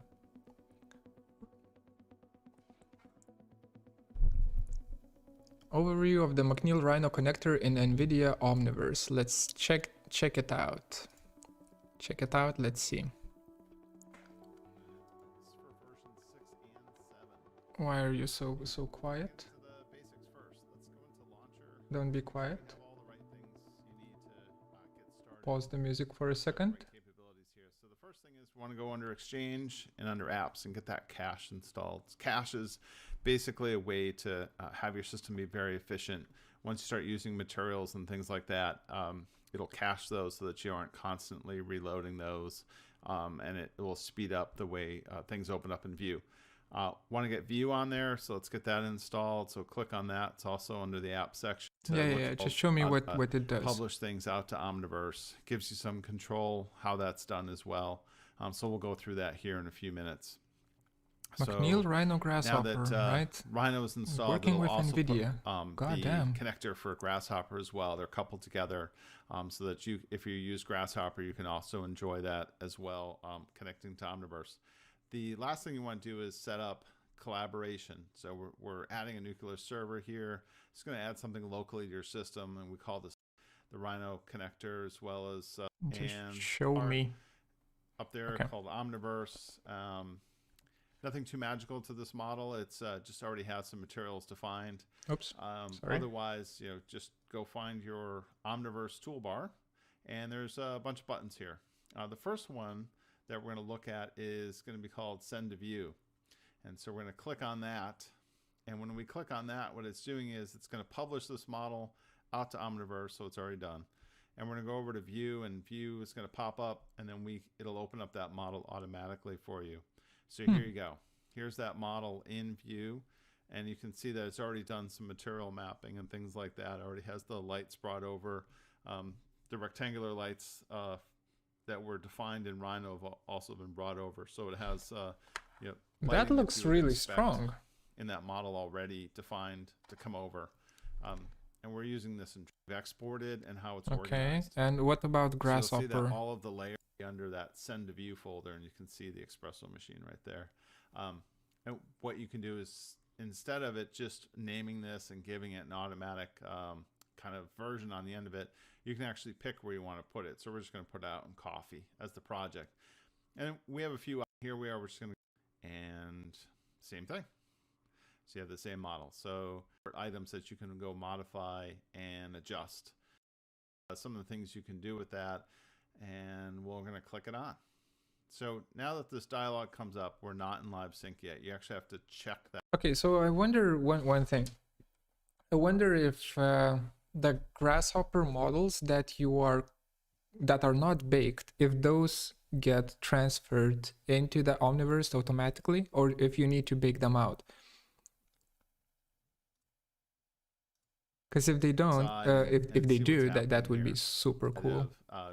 And which we'll do here in a sec. If you wanted to update, go back to live sync, or you could publish again.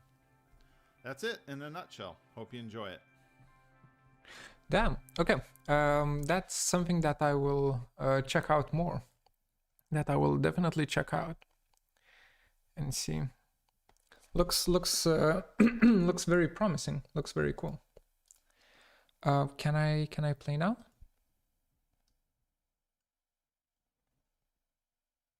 Play spin. Okay. Easy. That's Italy. Can't make a guess. Okay. So it bugged out. That's nice. Got it. Let me play. No. Saved here. Resume. Okay. Next round. Play. Okay. Cool. So we can do 2 more rounds of this, and then we will continue with our other stuff. Middle of nowhere. Driving on the correct side of the road. The sun is shining from northeast.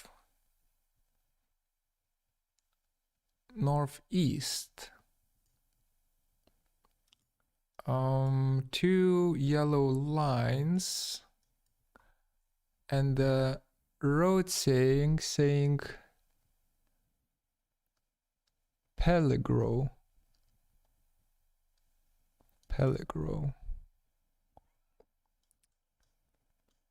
There is a... Is this Argentina? This is too flat to be Argentina, isn't it? But I wanna say Argentina. Somewhere here. Oh my god. So good at this game. Okay. It was Argentina. Next round. Last round. What do we have here? A palm tree. Okay, that's good.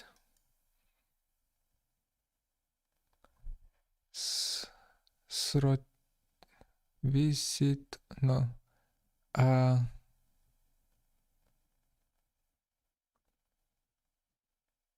The hell is this? Alberante. Okay. Okay.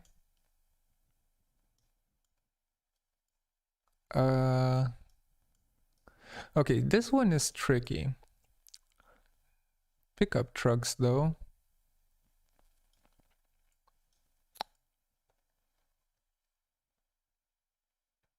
Pickup trucks.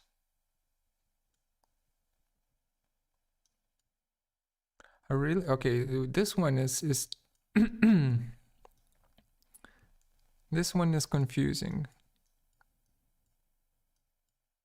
No idea where this could be. Where's the light? The sun is northeast and pretty high up. Okay, so Brazil, Bolivia, Peru, or it could be in Asia as well.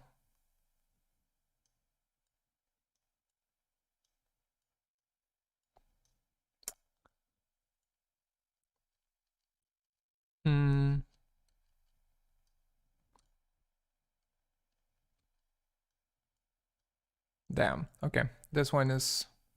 I'm just gonna make a wild guess. Brazil. Yikes. Okay, that was South Africa. That was... The text on the road needs to be read bottom to top. What the hell? Of course. I guess I'm getting tired. Am I not? Okay, view summary. So Africa really messes me up, but everything else was like we nailed United States, Spain and Italy. Whoops. Argentina. I'm pretty proud of this, and the last one was yikes. A little bit of a doozy. All in all, average score. I dig it. Pretty proud of this. Okay, we're done. We are done. That guy doesn't look Asian. How can you tell? It's all blurred. Pretty hard to tell. But yeah. Where's my music? Music. Ooh, that's too loud. That needs to be somewhere here, I think. Okay, let's sculpt this a little bit and then we will work on the 3D printer, because I really want to do a little bit of work on it today. So we have this. I think that doesn't look too bad. I think we can make it even cooler. So this needs to be added. Add. And here. And add something there. More. Can we do...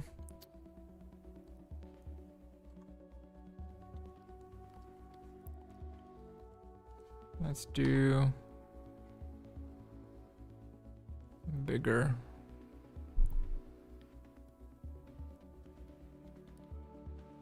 Inflate. Like that. Let's do this. Drag it out. And then we play around with the inflate again, like that. I guess if we look at it from... Hello? From here... Yeah, that's fine. The only thing is... Let's do like 70 mil camera.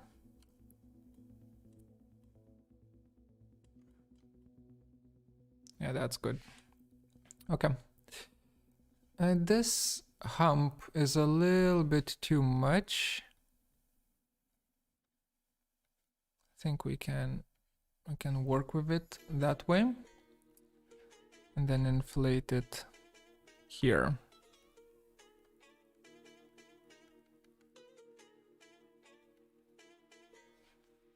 And just smooth. Ooh. Why is the smoothing doing that?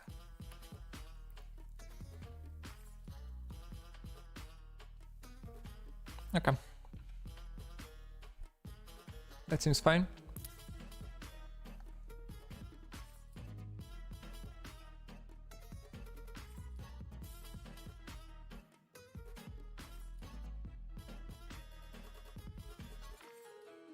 Backpack bigger. Then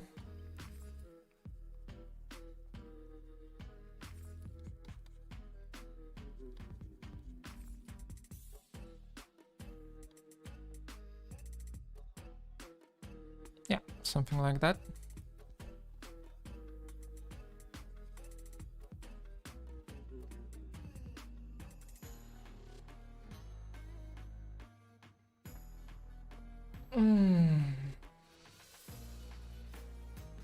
Check out Blender's Secrets YouTube page. They are doing videos on sculpting tips recently. I will check them out, but a bit later. For now, I'm just messing around with the with the tools that I have. Not the tools, sorry, the skills. The skills that I have.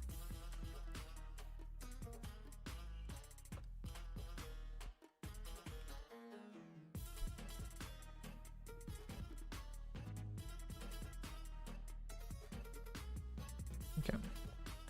Flatten out this. That. This.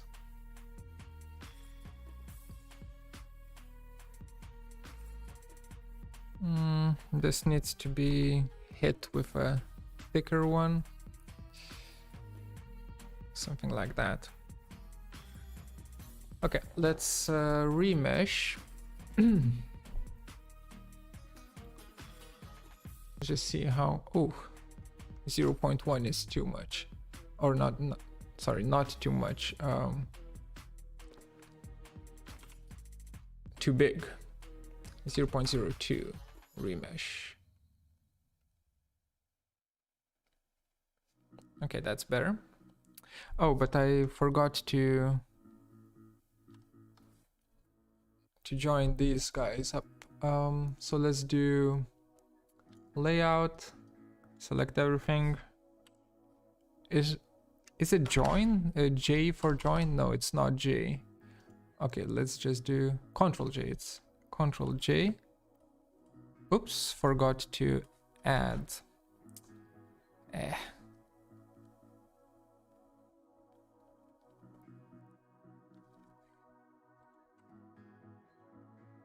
Come on, work with me.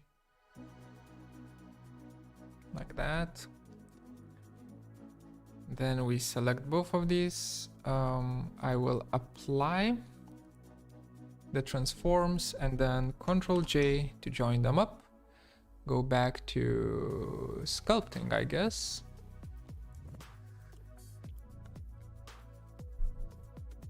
And we will be remeshing it. 0.02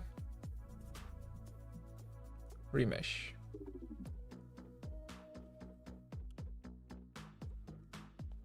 Yeah, that's fine.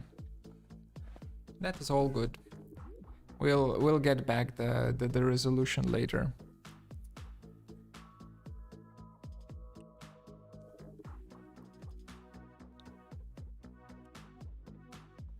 Okay. So now about this. Not sure what still not sure what I want to do with this area.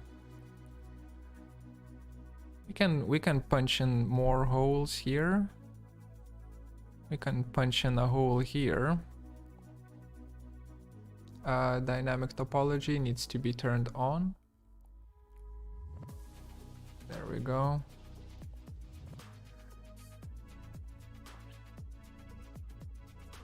Can we do something like that?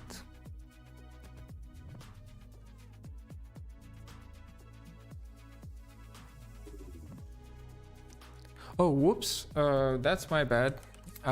Forgot to do the how do you call it? Mirroring.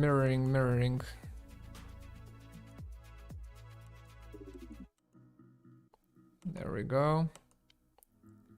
Dynamic topology on, mirroring on x-axis, and now we can do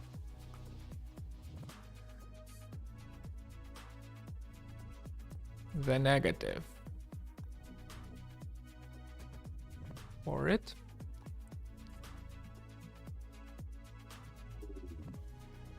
Okay.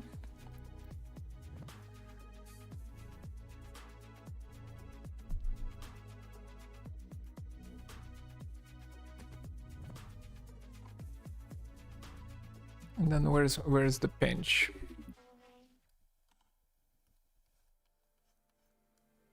Just pinch the hell out of it.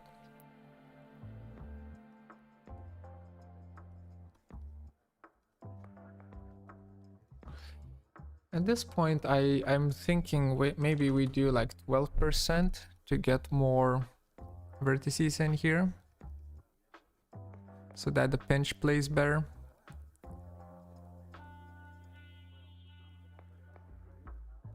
The pinch just helps us sharpen everything up. You can see here, like makes everything a little bit cleaner. Okay, like that.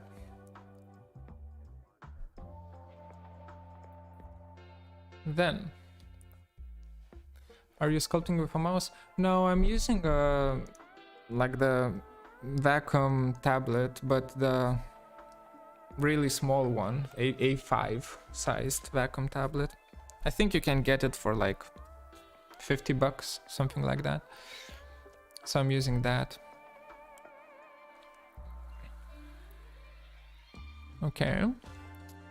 This here I kind of want it to be a negative area. Ooh. It's a little bit... Nope, nope, nope, nope. Undo. It's a little bit too many... Creates too many polygons though. Can we just do it this way? Like that. And then work on it with a flattened brush. Ugh. That's gonna be a little bit of a doozy. Like that. And then here you just join in. And this area. There's that. And then we have a problem there, which we will try to fix with a pinch.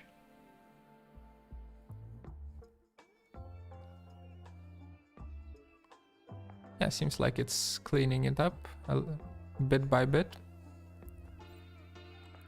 Bit bigger brush, please. Yeah, okay. We can work on this. Like that. Bulge out.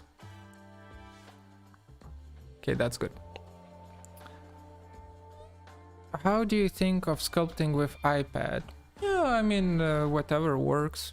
No, I don't think it's bad or good. It's just a different tool. But if it works for you, then sure. Can we make some creases? I really wanna do some. Okay, let's play around with this a bit. I will stabilize the stroke and I will make it smaller. And for the brush, no, for the stroke itself, for the fall off, I will do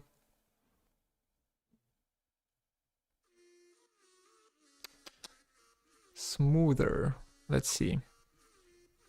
And let's do strength 2. Yeah, that's good. Okay.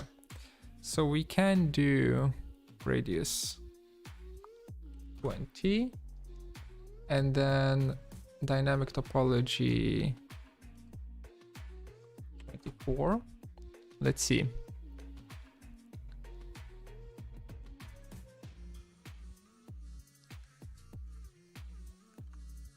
That's pretty strong, but I think we can... I think this will do the trick. So I'm going to make a few panels from this. If we start drawing from here, but I actually need to zoom in. If we start drawing from here, we draw around here. Okay, that works. So don't worry, this was just a just a test. Just me testing it out. Now the actual paneling will take place. I think we can do...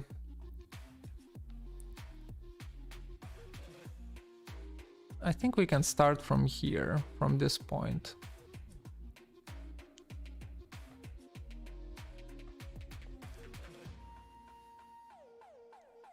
No, that's stupid. Undo, undo. Tricky. Tricky to panel this one. Okay, from something that's easy. That, then goes down here, then turns around here, then goes back there, and there I'll fix it. So we have the first one, then from here, there's that, goes up here, connects to here. Okay, that's the second one. Then from here it can go in a bit, then move along, and then yoink, connect here. That's good. Let's zoom in just a tiny bit. What's gonna happen here? Here we will have like a thing going on there, then making a break, then making another break, then one more.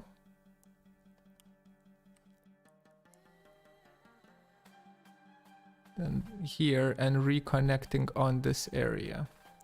And I know it's messed up there, but that's whatever. Then that's tricky. So how do I want to divide this? This can be a panel on its own.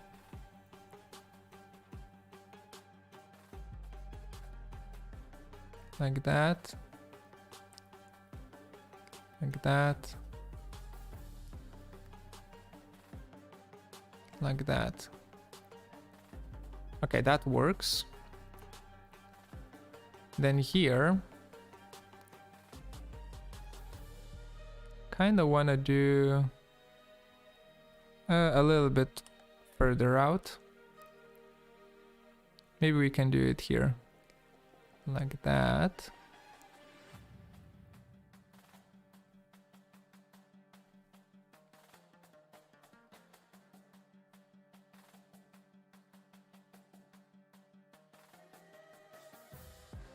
Like that. Something like this. No, actually, don't like that.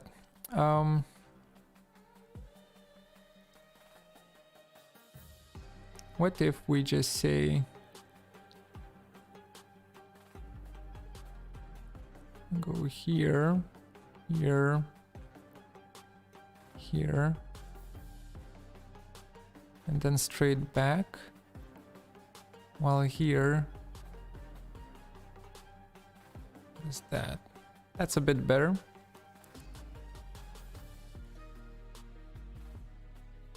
Then here they can just do that.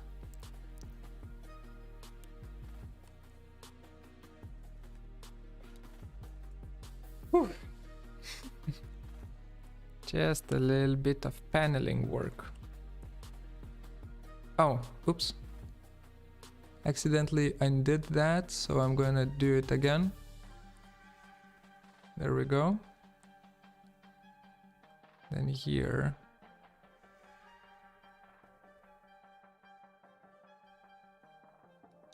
Connects like that.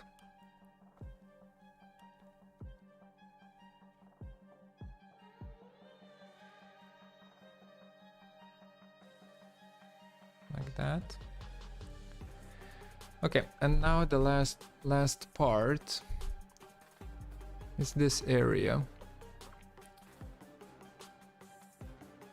So this needs to do that for sure.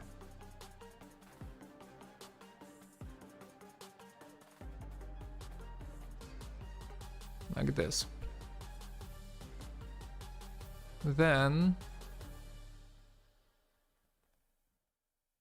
this can do that.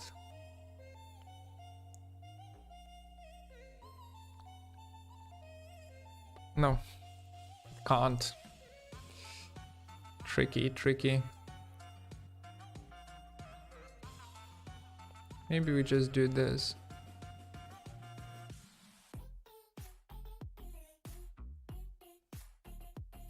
Sure, why not? Or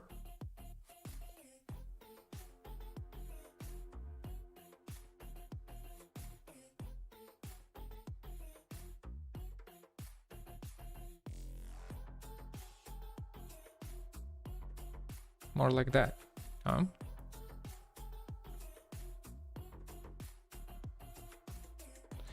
And now let's smooth out a few edges here.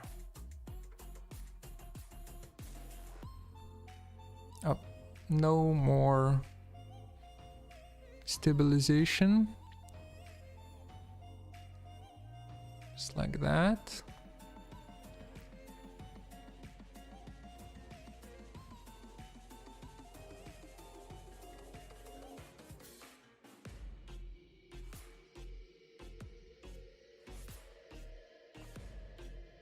Just hitting it a little bit with the smooth on one side.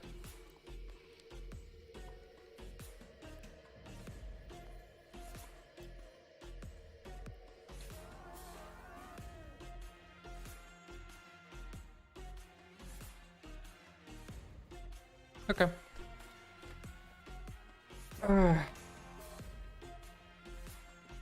Hey, do you remember about a year ago I asked you what should I learn between Maya CAD and Blender, and you said definitely Blender. Thank God I listened to you. I know the software very well now.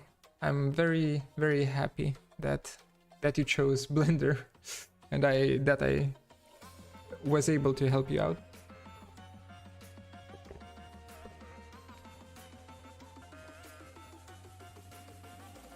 Okay, so we have this dude here.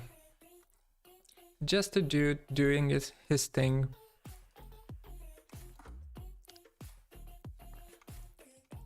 Or a girl. Can be a girl too.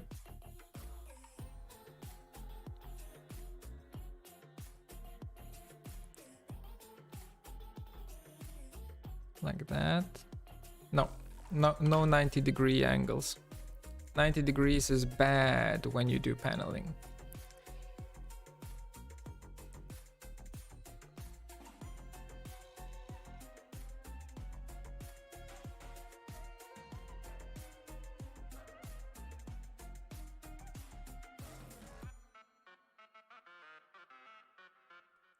Like that. And it should close off there. Like that.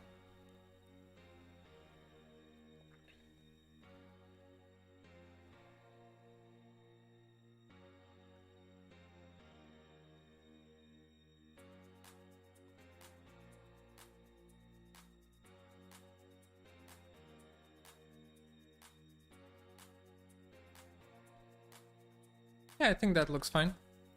Maybe I'll even... yeah, I'll save this.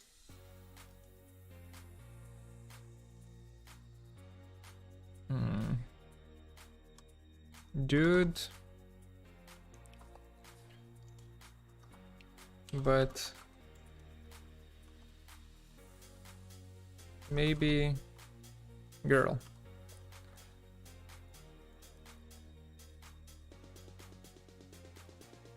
Are you watching something now? Maybe series like Witcher or something like that.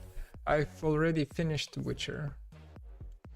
Me and my wife, we ate up Witcher in like 2 days. Well, not 2, like 3 days. It was too fun of a show. Not to just binge through. Okay, we're done with Blender for a bit.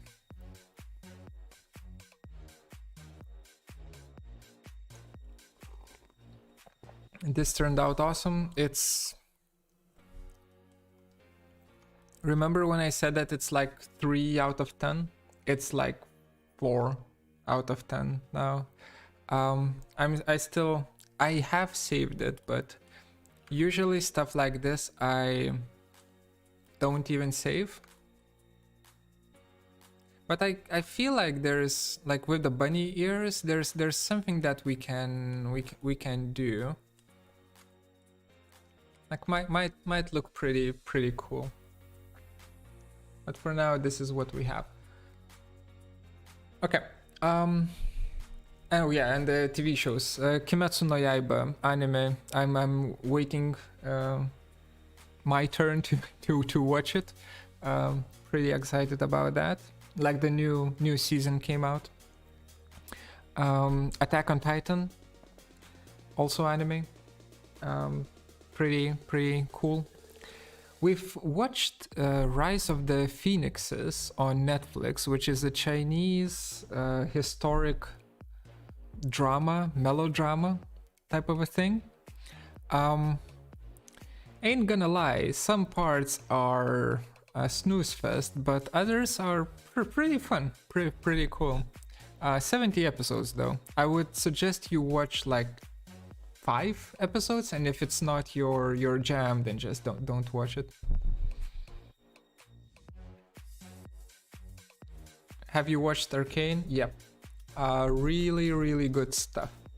Arcane was done excellent. Like there's everything perfect about it. The only take that I have on it that's I think they could have done better is they assume that everyone has played League of Legends who watches Arcane. So there's a lot of characters that are thrown at you. So I feel like for people who haven't played League of Legends, there might be too many characters. But the main thing that I really loved is that non-playable characters that were not in the video game are represented in the TV show in Arcane just as well as, you know, Jinx, Vi, Victor, Jace, and so on. So I find that is a very, like, it shows a very high standard of the production company.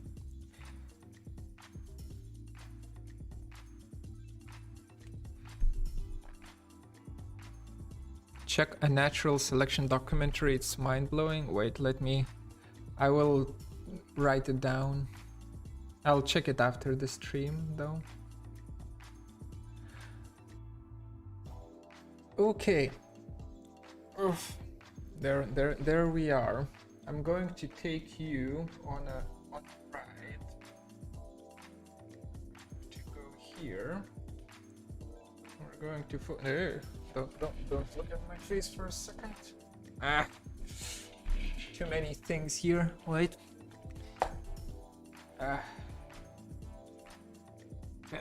Table.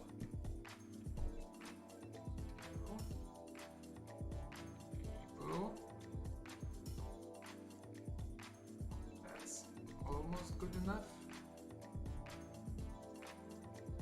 That's good enough. Okay, so we have that, and then here I need to make this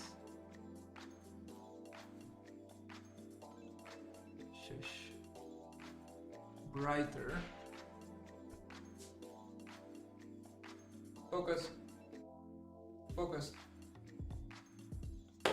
There we go. The sound, I hope there's going to be more echo, so I'm going to make this a little bit more quiet. Nice plants. They're dying. They're dying.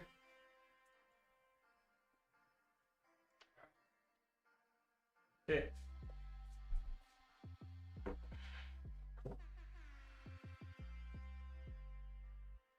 There's my printer. Yeah. Wait, maybe the microphone can come a little bit closer. No, it can't. Okay. But the light can and come here and can be bright. How bright is it? Pretty bright. Okay, so we have that, and I want to make this work.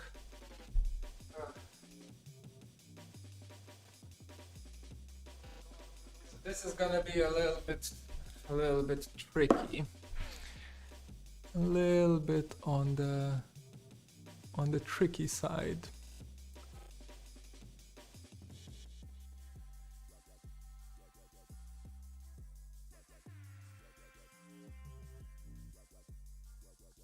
A little bit jank as well.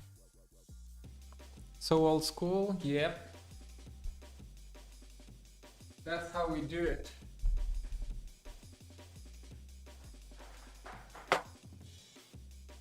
It's a TiVo tarantula. So before the days of Ender 3, there were still Prusa clones, and this is one of them.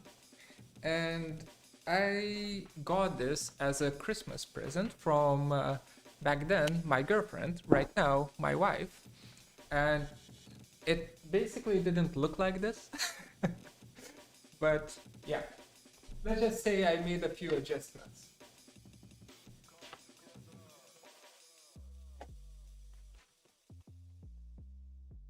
Okay, so this needs to be here. Good. This is a power cord. Maybe we will turn on power later. Maybe a bit later.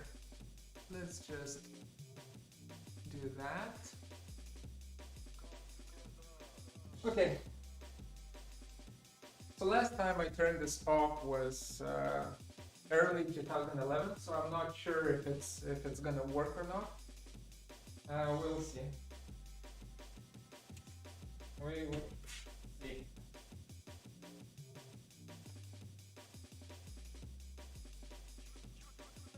And most of the electronics here is kind of wishy-washy. Wait, do I have filament? Oh my god.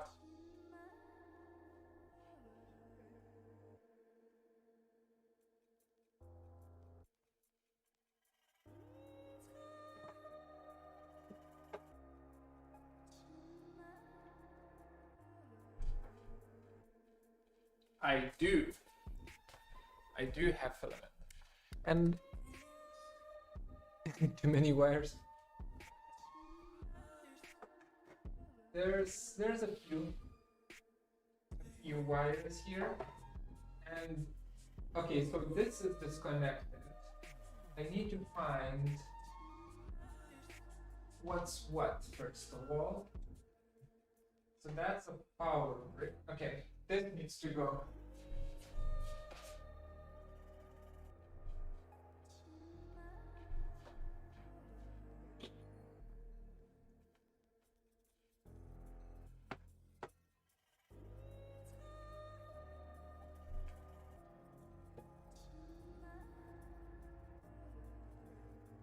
Good.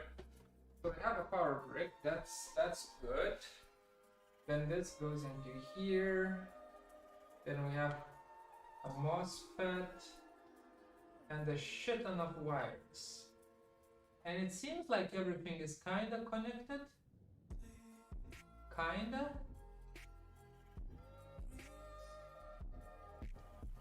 So it might work.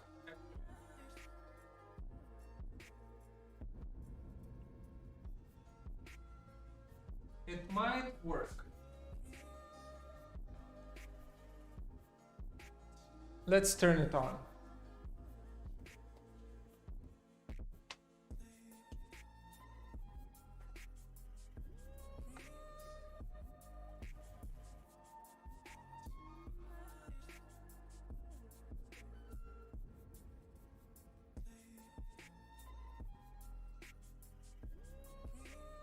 Hello? Oh yeah.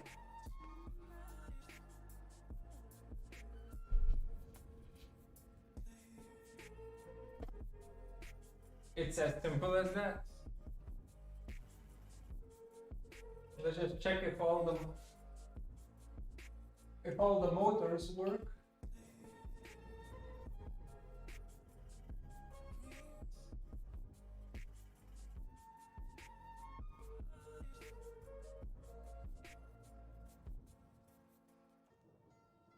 Hell yeah.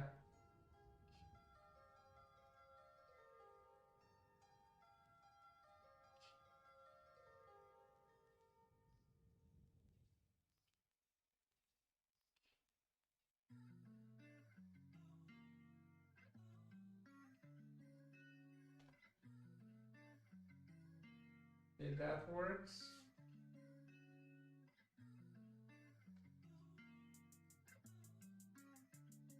That works.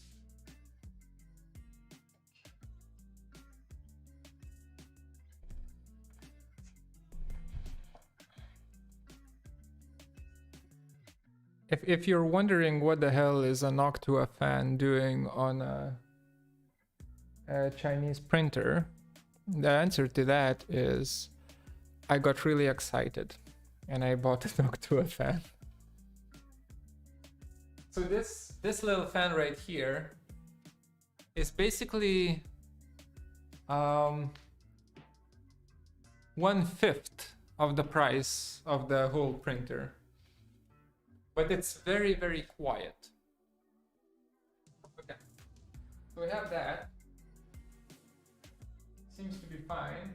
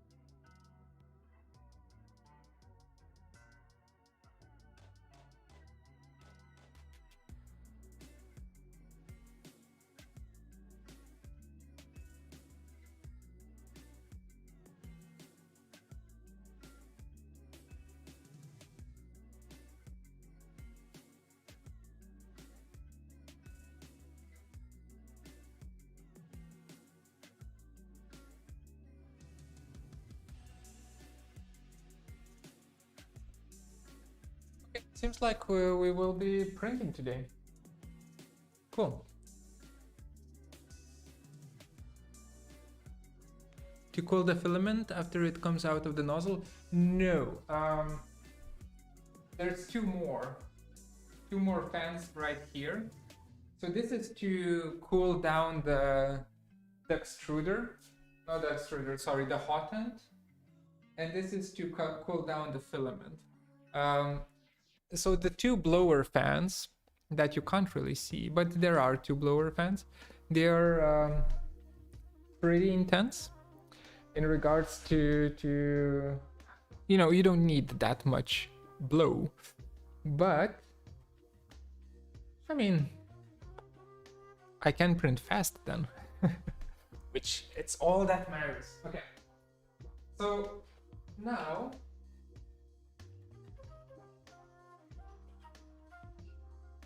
I'm just going to add the filament. So here you can kind of almost see that there's like a snippet of filament that I will need to remove.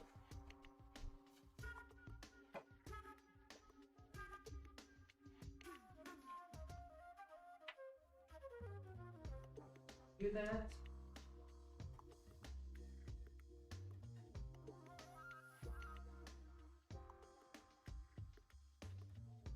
Come on.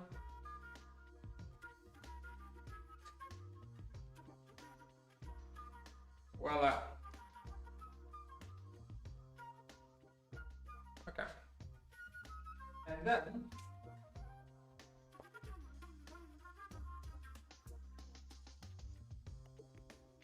we take this bad boy.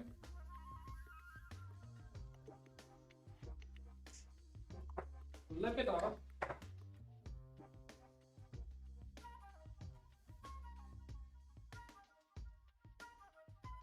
and feed it in.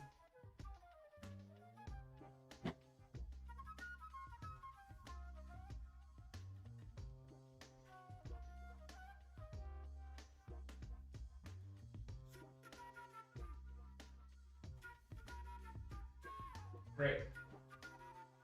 That's it.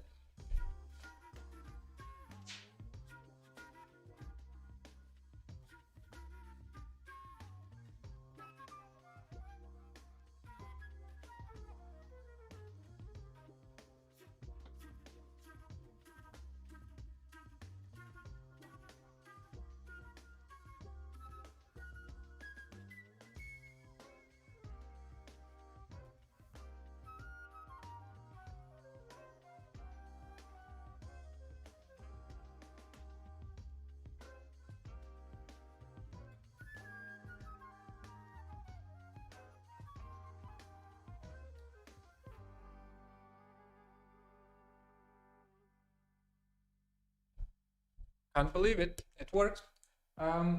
So there's nothing shorting. I will let it rest for a bit. And now we are going to design something that we're going to print on it. I really thought that this is going to be a big long struggle, but it's actually not. So camera, please come back to me.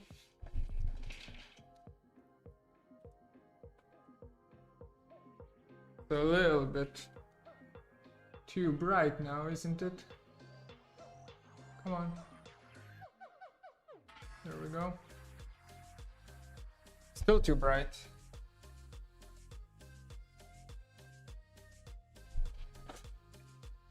Yeah, that's good.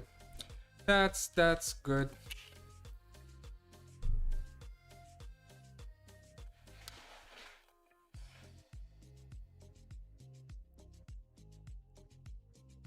Oh, okay. So you're sharing information. That's nice. It is actually to not let the heat go up the extruder into the part that where the filament still needs to be solid, right? So it's how do I explain this? You only want the filament to be melted right at the end of it. So there's a long cooling section with the full-on heatsink and whatnot to cool it down so that it doesn't creep up. The heat doesn't creep up. Okay. We are dropping viewers like crazy with this. Doesn't matter. This is something that I want to do, so who cares? Let's go back to my screen and let's design something that we will print. And I'm thinking of jewelry. Not this kind of jewelry though. Let's hide that. But I guess we can do a SubD model, just because SubD is so fun, right? So what if we do a torus? Like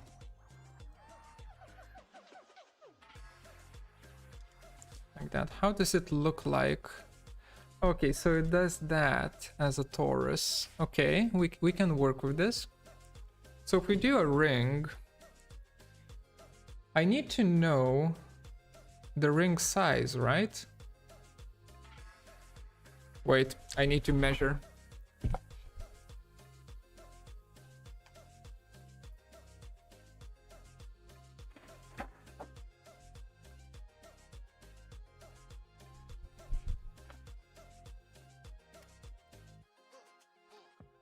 Let's measure my ring.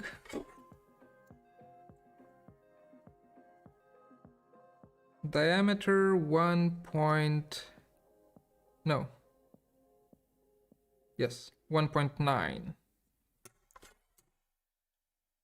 So let's go for 20 mil inner diameter. 20 mil. Okay, this should work. So if I just save a point and then I scale this from this point to this vertex by 10 millimeters, then I have the correct size. And then we can start designing. So these two rings I will bevel.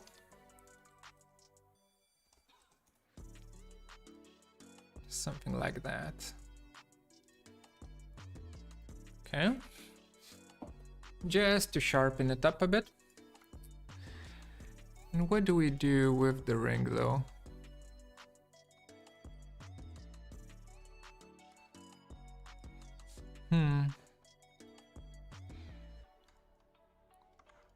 Maybe we can do something weird.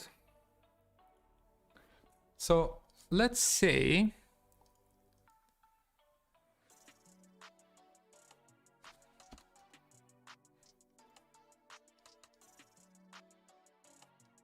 there's a finger section going through here, and then there is another finger section here. That's a little bit smaller. Oops. That's a little bit smaller. And it bends, right? And it only bends one way. And then there's a third finger section going on here that bends even further and is even smaller. Something like that. And then you have a knuckle.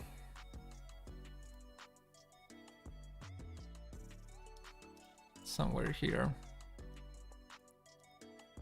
Right? And it's a little bit bigger, right? So something like that. That means, and it can only, like this whole thing can only bend downwards, right? You can't, oh wait, no, the knuckle joint can bend upwards, but just slightly. But all other joints can only bend downwards. That means we can do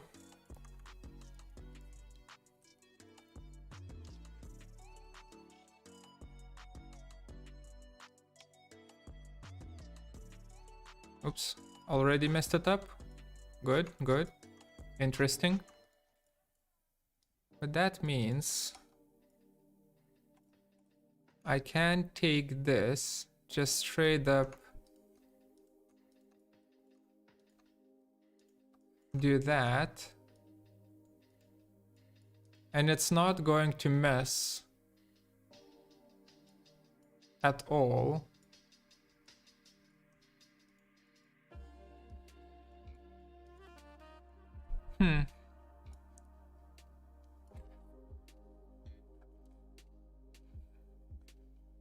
What is he modeling? A cock ring. I'm going to 3D print it and then wear it on stream. This is any % get banned on YouTube stream.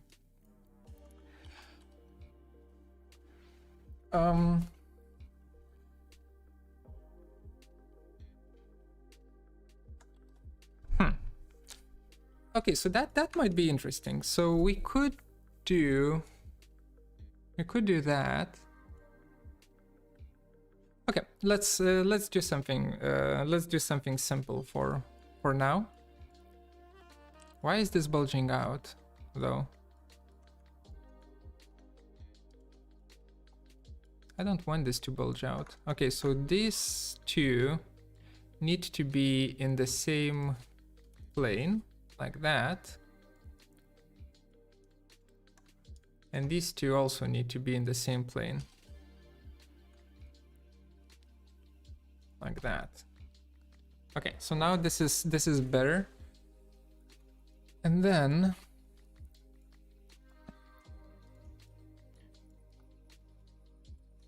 can we just extrude this out like so?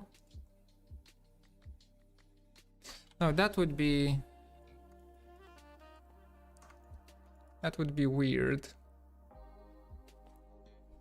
Sorry, I don't have a lot of experience in making rings, so this is I'm gonna struggle on this a little bit, but I assume we're gonna make something fun out of this either way. So if you have a box like that, and we place it here, that's gonna look like this. That's boring. Can we do that? Scale it down. Do something like that. That's a bit better. Can we do that? That's even better. Okay.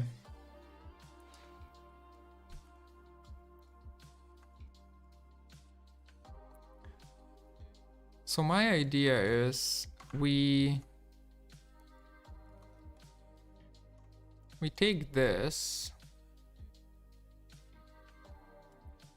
and we extrude it out like that, and we extrude it some more later like that to get this.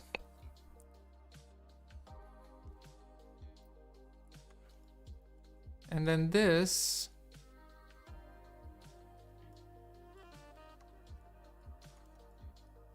okay, this needs to be smaller.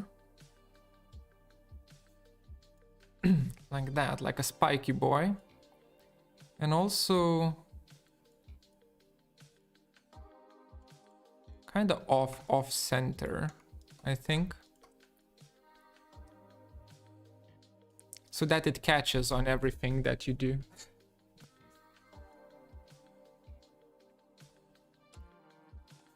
Okay. Then we move this down. Okay, and then we inset this. Not single, inset, nope, as a group, like that. So we get something like this.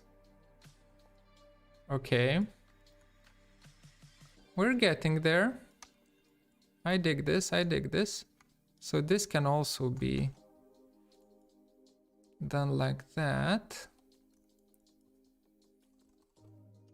Inset. Perfect. Okay.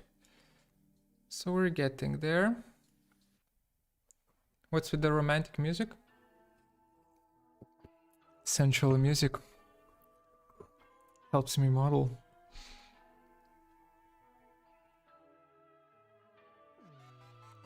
Hello, sir. What type of architect are you consider yourself to be? You told us before, but I just forgot. At this point, do I even consider myself an architect? That's the question to ask, I guess. I don't know.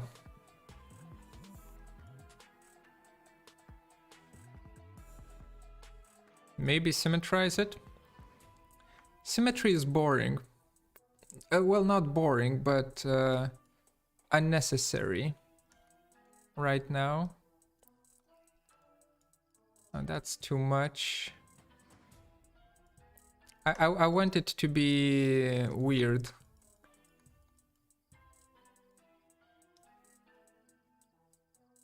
Like that. That's good. Extrude SubD. Bases, UVN, direction normals, extrude it inwards. Bam, like that. And then this gets scaled down to something like that. This needs to be smaller though. Like that. And we have ourselves a pokey hole.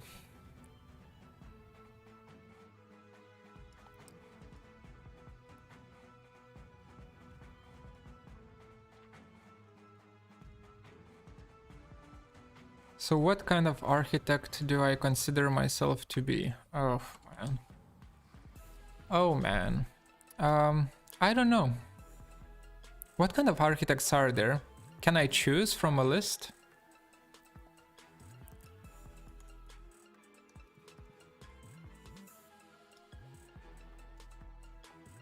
a conceptual architect. I don't know. Like that.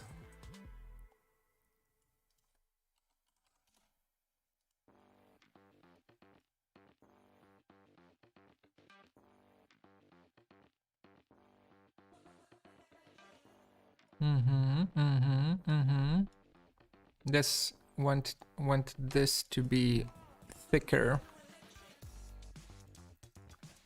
So this goes out here like that.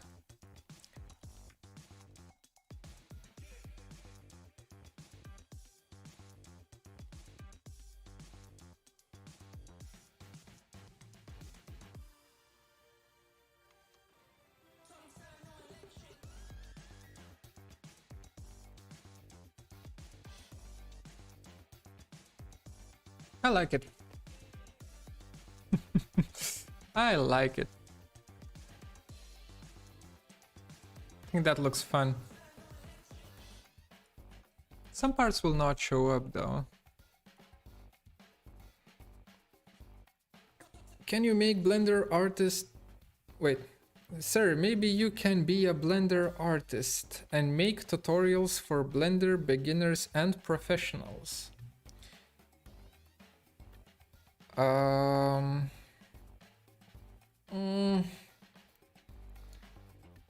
But there's so many tutorials on it, on Blender. Already they're on YouTube. I just wonder if I can do a better job than the, you know, Blender Guru and so on.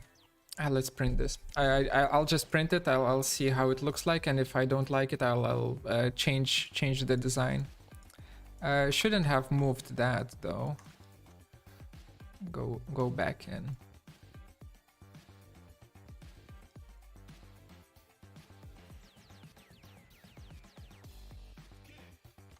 And also I need Cura, I guess. I haven't downloaded Cura in a while. Yes, download. Yes. Keep. Oh my god, why is Cura like 200 megabytes? It used to be like 10. So weird.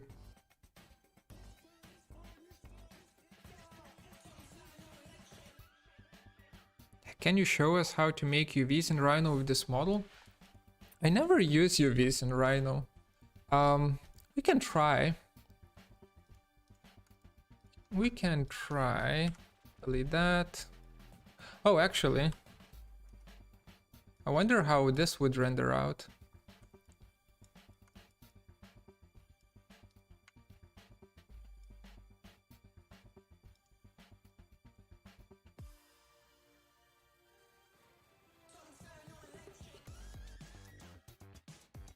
Let's just render it out. I want to see that, and then we will look at UVs. Oh, it's just straight up. Okay, cool. Invisible that. Invisible that. That's good. Do that. Where is it?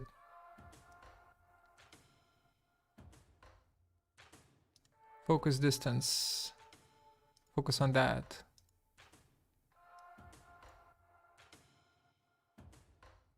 Or let's remove the focus for now.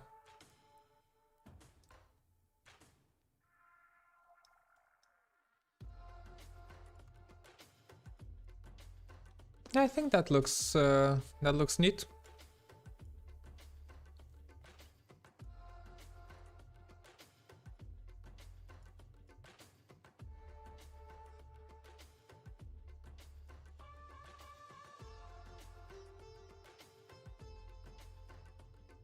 Just a little, a little small ring.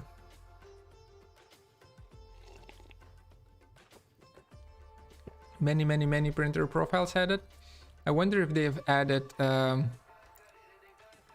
even know how to call the printer that I have. But the profile for me.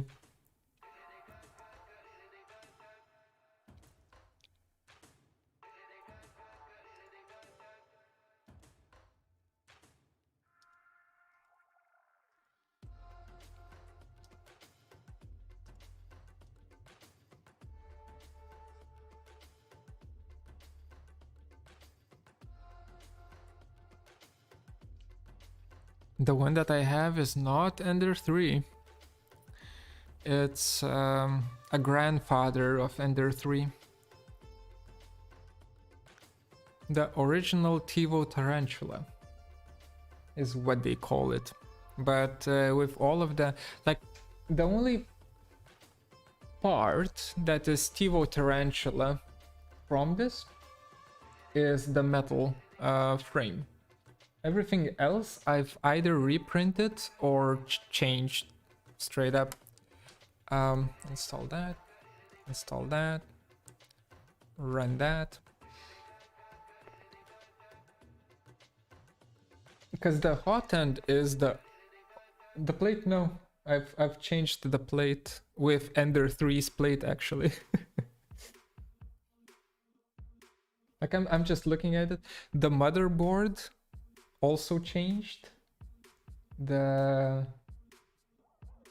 stepper motors. Okay, the stepper motors are the original ones. The hot end is V6, the you know, the standard one, the V6 one.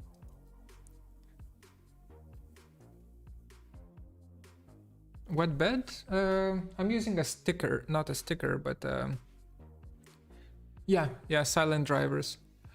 I'm using the magnetic sticker on the printer. Yeah, it's TMC 2208 drivers with like I needed the printer to be next to me while I'm recording and not to make a sound. So I'm running like the stepper drivers, the TMC 2208 stepper drivers, together with a Noctua fan.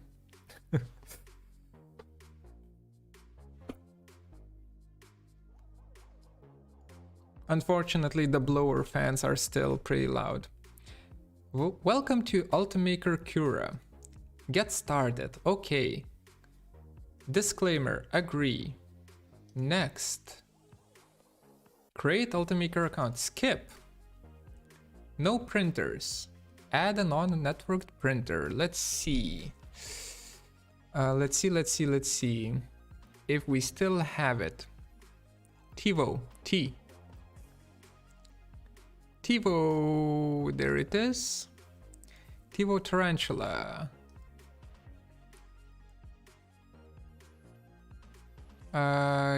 Skip. Finish. Okay. Oh, this is like a new menu. That's disgusting. Okay, let's export this first. So of course this will need to lay flat. That's easy enough. We need to mesh it. Wait, will it mesh properly though? Let's see. Ooh, that's a lot of polygons. Whatever. Export. Let's just export it to desktop and call it, make it an STL. Call it my ring. Save. Binary, sure. Is there like... It's just straight up a drag and drop, right? If I remember correctly. Or we can do it this way. Open. Okay, there it is. That is good. Now for the settings.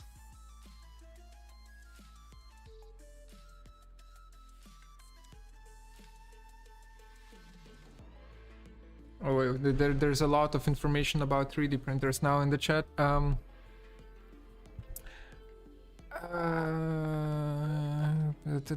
Flexible one. So if you're printing a ring, nah, the nozzle is 0.4, the regular one.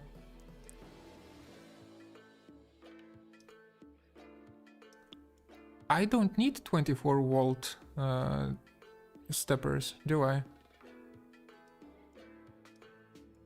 I don't know how that works. So I don't know. Okay. Let's see. This music is a little bit annoying. Ain't gonna lie.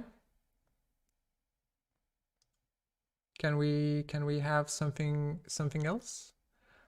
Let's take a gander.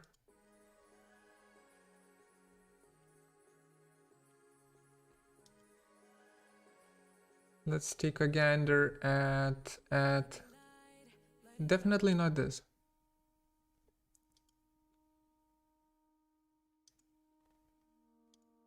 Okay, some peaceful music to relax.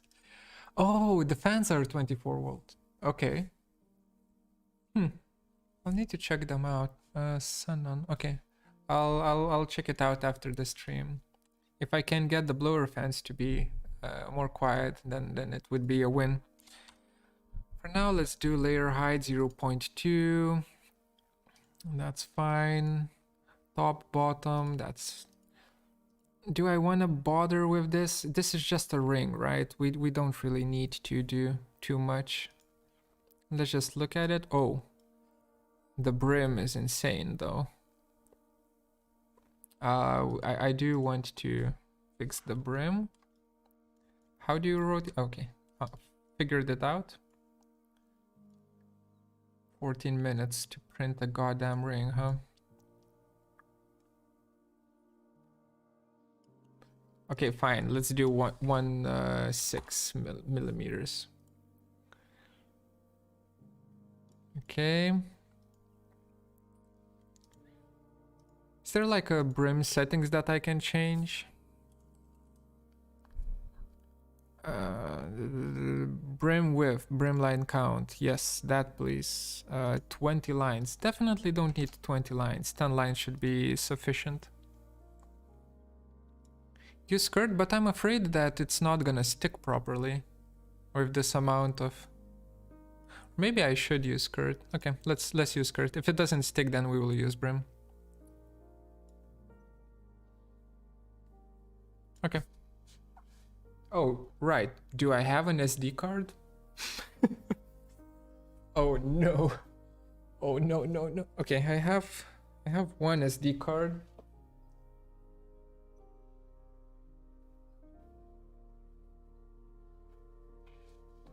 Take a wild guess if I have an SD card slot on this computer.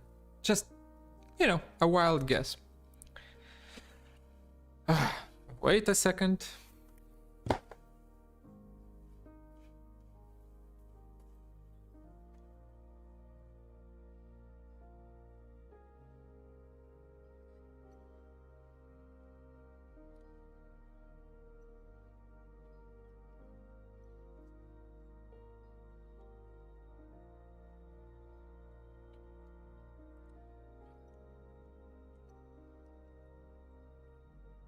Guess who's gonna email the G code to himself? God damn it.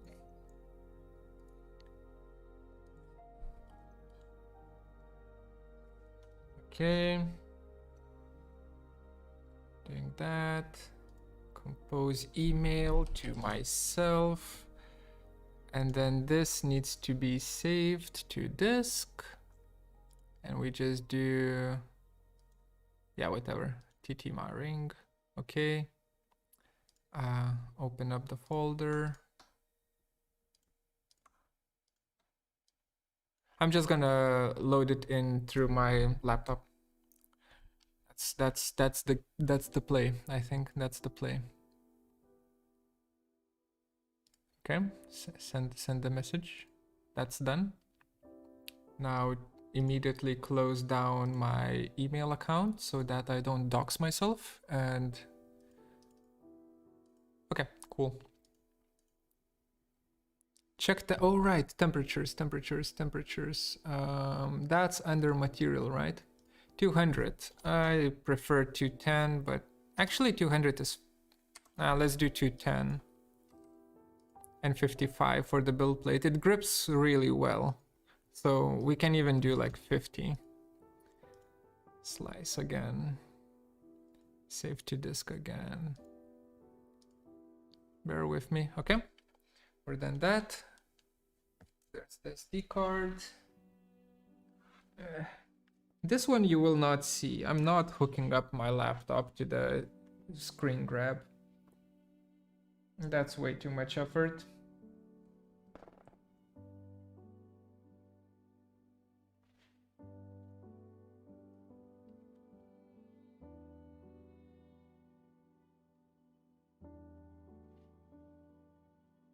Got scared there for a second. The SD card didn't read. Yeah, PLA.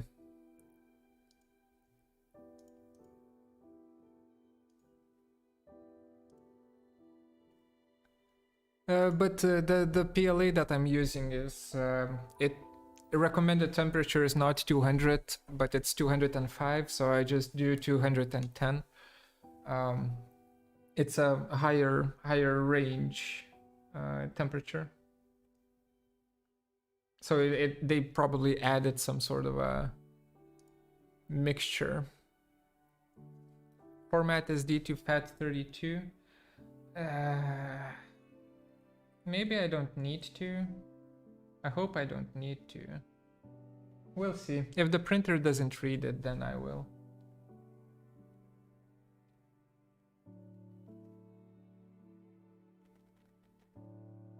Of course, the laptop doesn't connect to the internet. When things go wrong, everything goes wrong. Oh, and you can only look at the pretty ring here instead while I'm doing the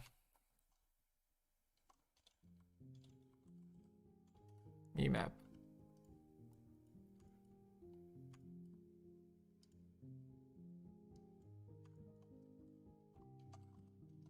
Turntable. There we go.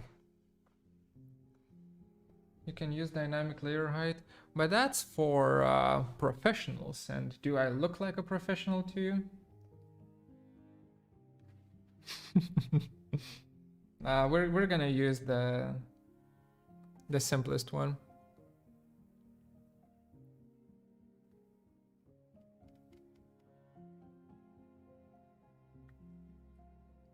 This is like day one of me.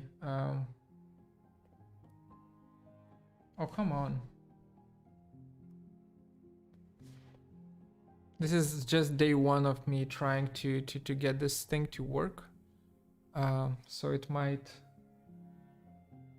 So we don't need to use your fancy options and settings.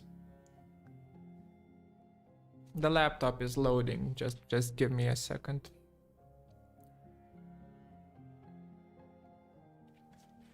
While it's printing, what should we do while it's printing? I need to figure that one out. We will have like 20 minutes. Well, 17, but it's gonna be 20. Let's just round it off. In 20 minutes, I guess I'll just do a little bit of Blender sculpting. I still want to do. I guess I'll do a separate stream about it, but I'm gonna try out different rendering engines for architectural renders.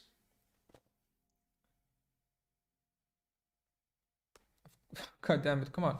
For architect, oh yeah, UVs in Rhino. Okay, while the laptop is loading, I can show you that. Or rather, try to remember it without actually being able to remember it. That's gonna be fun.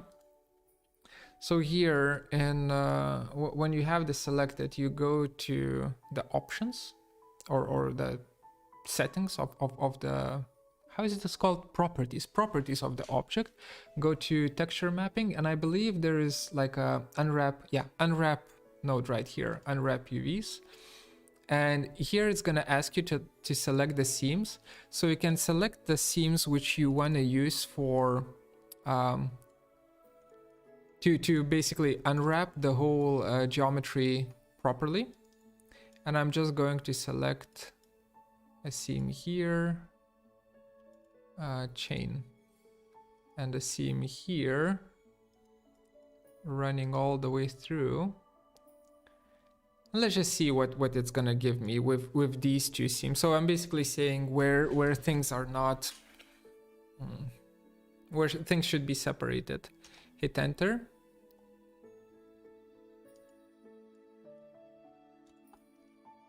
Come on.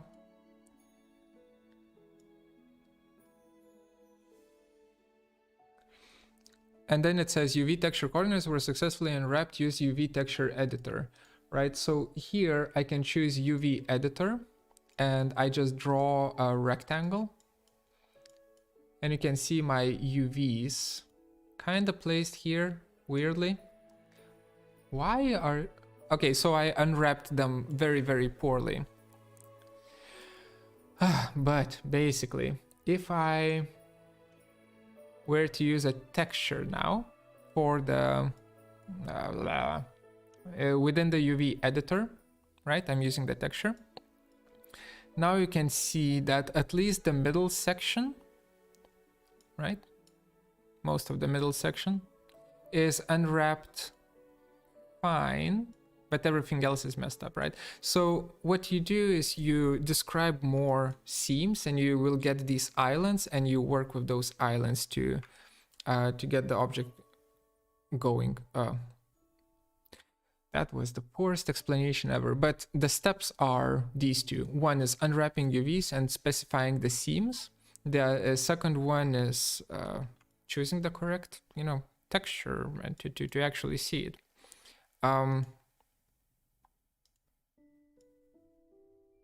Oh yeah, that it's freaking out because of that. Okay. Select the surface for custom mapping object. Yeah. No. Unwrap it. Select seams. Why doesn't it show seams anymore? Hello? No, I'm kind of confused. A little bit. Can I cancel that? Cancel. Cancel that. Cancel. Hello? Please let me cancel. Yes, there we go. That's good. So we try unwrapping again. Unwrap. And this time I'm going to properly select at least one portion of the seams. So I'm going to chain this. I'm going to chain that. Okay, I'm not going to chain that. This. Right? Then that. Okay, fine. We're just gonna do it this way. Like that. Select that. Oh, and we can actually go all the way around here. Like that. When it's shiny, it's very hard to select the correct edge. Note to myself. Okay. Okay, so now we have it. We have at least one portion of it kind of seamed out. I'll just hit enter. UV texture corner is successfully unwrapped, blah, blah, blah. Select this, go back to UV editor, drag it out here. And now you can see that at least this part has been unwrapped quite nicely. And I can do, like, there's many things that you can do with it. One thing is, kind of aligning it, and then we can scale it. That is the wrong button. Scale it down to make this bigger, or scale it up to make the numbering smaller. But now we can see that the middle portion, at least, is being mapped cleanly. And then you just kind of do more islands like that, right? And you separate it out, and then it's gonna work. That's basically it. Nice thumbnail, The Shining. Thanks. I try. Okay, the computer, the laptop loaded in. What am I saying? It just straight up opened up. I'm just trying to bring it to the SD card now. Okay.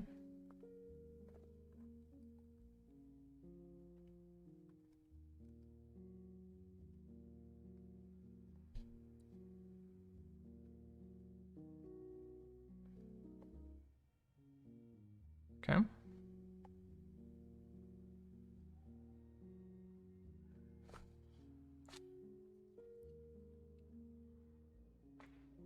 Hate texturing, it never works for me properly when working with paper packaging. Yeah, texturing is something that I hate as well. I just use box map, literally.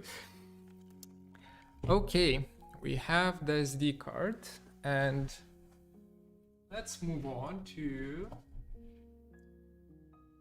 here. Zoop. Is this good enough? This is kind of good enough, right?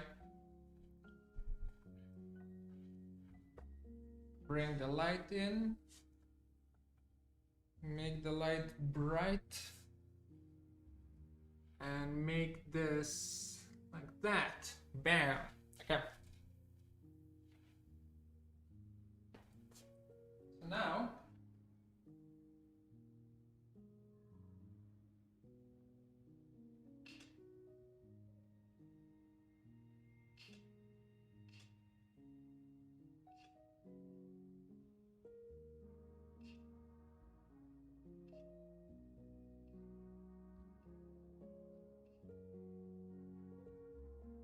it doesn't work.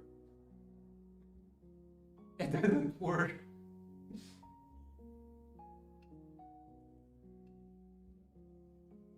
Okay. Who said that I need to format it with FAT32? You were correct. Yeah, I knew that. I just hope that it was already pre-formatted, but it wasn't. So we will do it.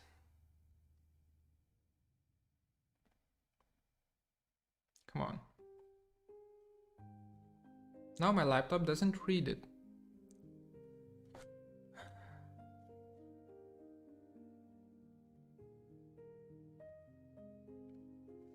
There we go.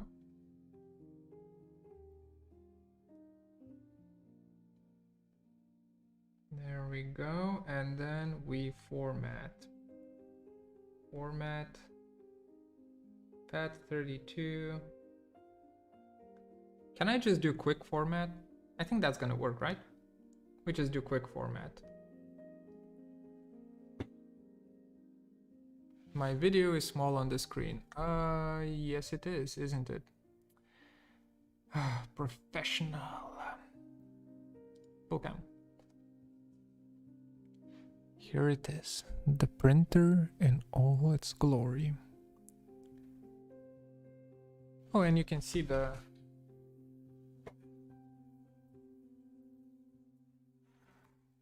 that's the removable, that's the removable build plate. It's very nice. A little bit dusty though, but very, very nice and very convenient to use. Okay. So it got formatted. Close that. And of course now I need to resave. That's understandable.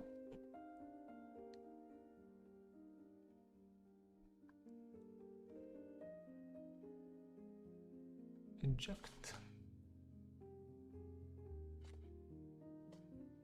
Okay.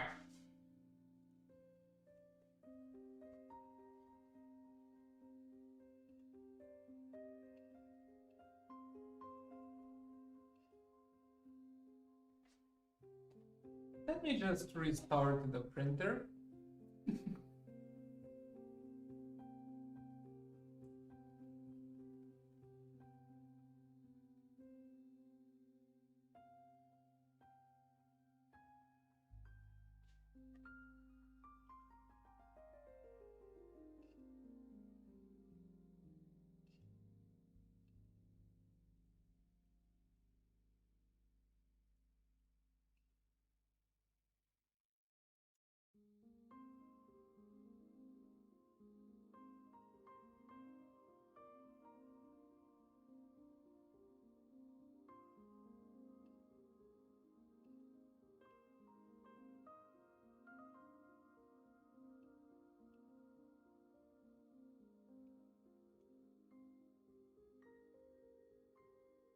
Uh,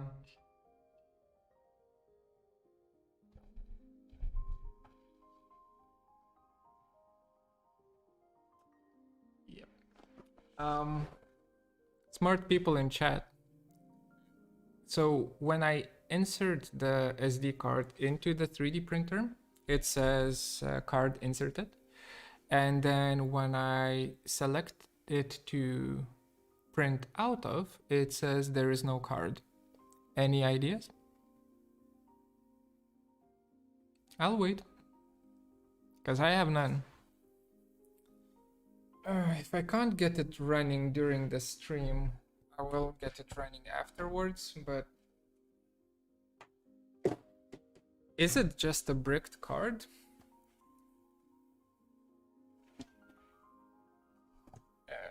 Zoom. Yeah, that's good enough.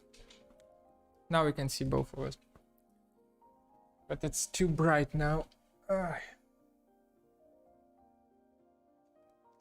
Yeah. So, any ideas, guys? Hello? Anyone? Help? Help?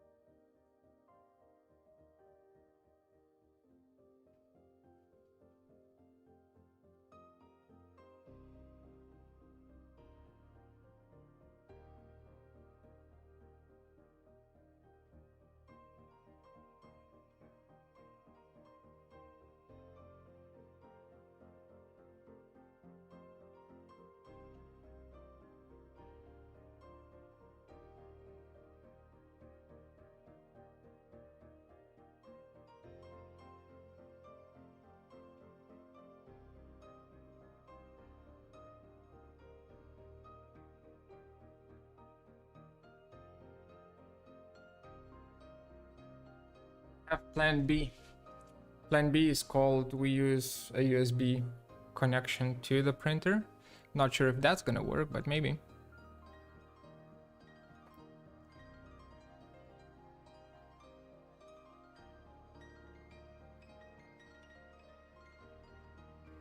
So basically the answer to the SD card not working it as have you tried pushing it harder?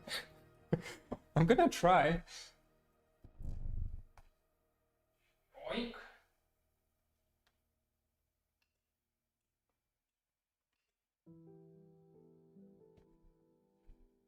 Who said that? Riedučių maratonas. It works. It did work.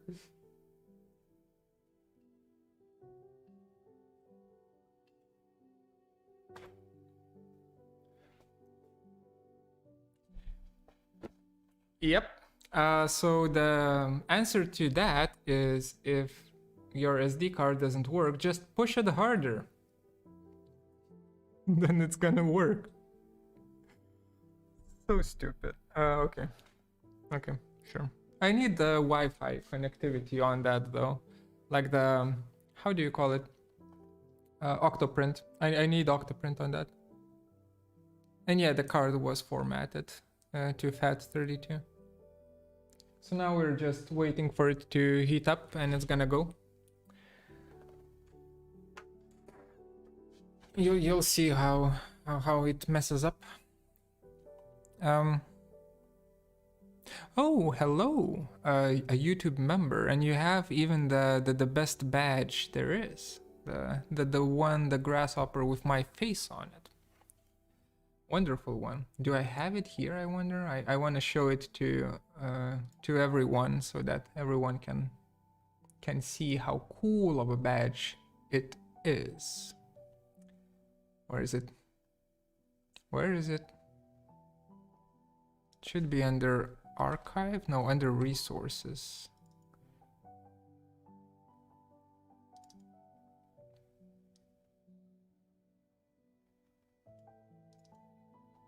There we go. Okay, so this is like the when you become a member of the channel, first few weeks, I think you just have this next to your name in the chat.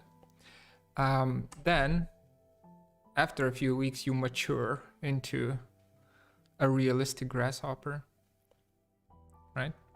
Then after a few months, you emerge as me, as a second me, a grasshopper version of me. And then if you subscribe for, or not subscribe, I guess this is like a membership thing on YouTube. If you donate enough money, let's say it like that, then you get some laser eyes as well. Cool deal, isn't it? So I don't see any laser eyes there yet. But on your way, huh? On your way. Do you ever stream on Twitch? Nah, man. Don't have a bathtub.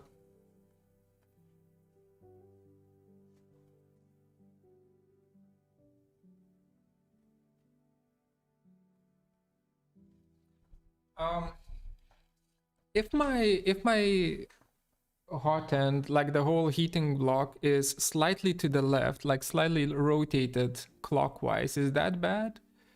Seems like it's broken. I think I broke it. No, we'll see if we can print with a slanted. Oh wait, that's gonna mess up my height, isn't it? Oh no.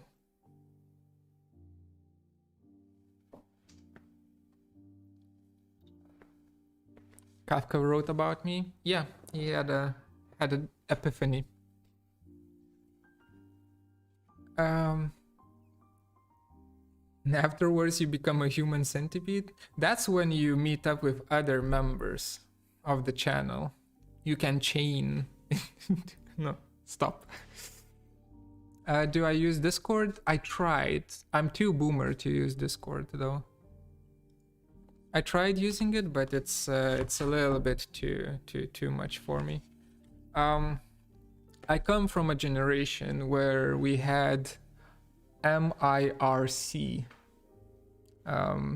which was basically Discord of my time, right before Skype kicked it out of the park.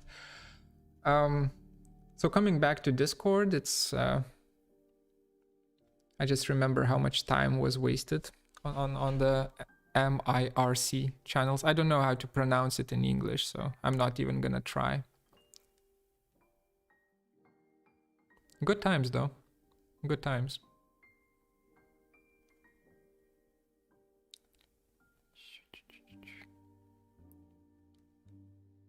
Bunny rabbit. Hehe.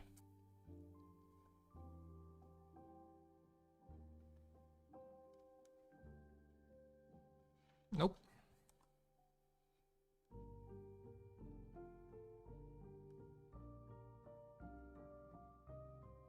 Oh, it's going. It's going.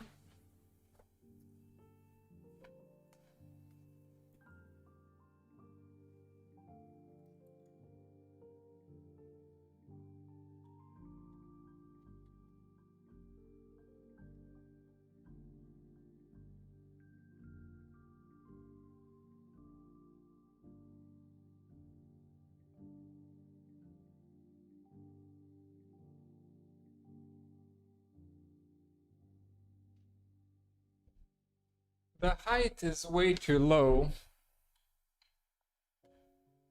So there's going to be a little bit of clicking noises during the print, but it is working. It is moving. And also it smells like burning electronics. So we'll just keep an eye out for me. Okay? Just if there's burning, I don't know, subscribe to the channel, then I'll know that that something's burning. Oops.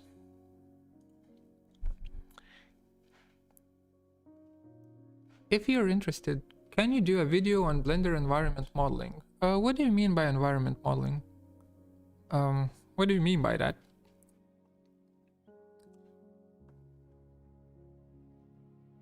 like a cityscape type of a thing.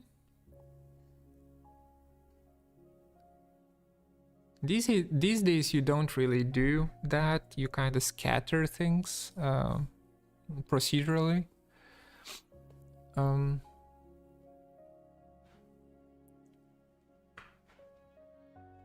Rotation does not matter. Just check if z-stop is not too low. It's too low, but I think that's fine. I think that is fine. We're gonna be just fine. Zip. Whoop. And then close off here. There we go. A beautiful thing. I don't even know what this is, but it's beautiful. Okay, and now to panel this, because this needs most attention. So I think this will need to be something like that.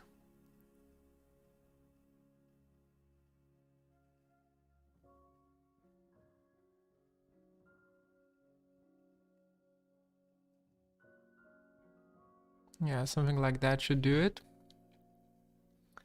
Then here we'll have a straight line going down here. And then maybe it's gonna up. No. That's bad. Undo.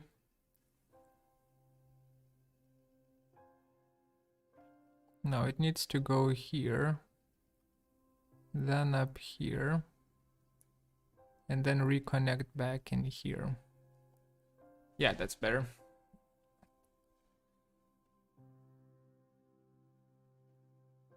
What's the number of fire department in Sweden? I don't actually know.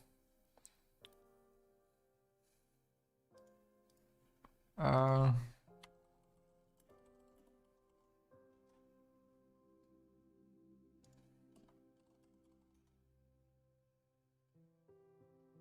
you shitting me?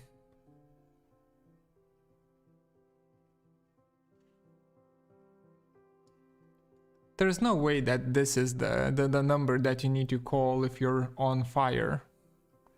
Right? This is ridiculous. Okay. Anyway, we're burning. We're just gonna burn down.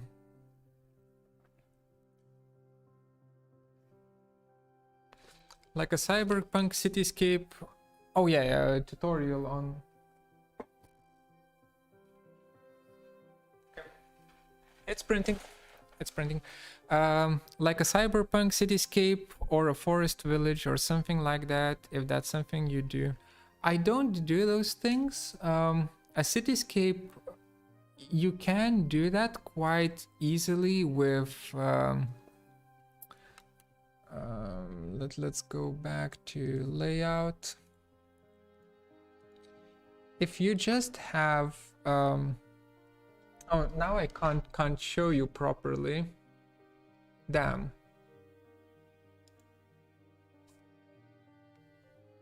Oh wait, I need to think about this for a second. Okay, so in terms of city making, what you want to do is you want to create a plane. You know, a big boy plane. Right here. You want to add geometry nodes modifier on the plane. If I remember correctly. And then you need to have like a bunch of buildings already pre-modeled.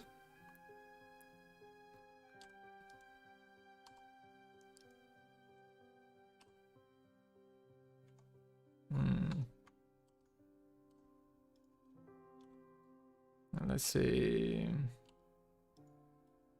something like that.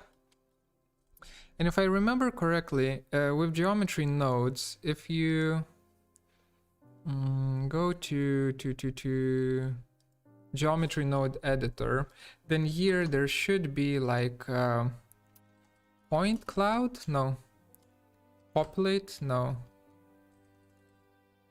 Mesh to points, points instance on points, something about instances. God damn it, I don't remember. Can we, by the way, oops. We can reference in, no wait, that's the wrong cylinder. No, we can reference in the cube here and the second cube here can be referenced like that. And then, god damn it, how is it called? Translate, realize, instance on points, geometry.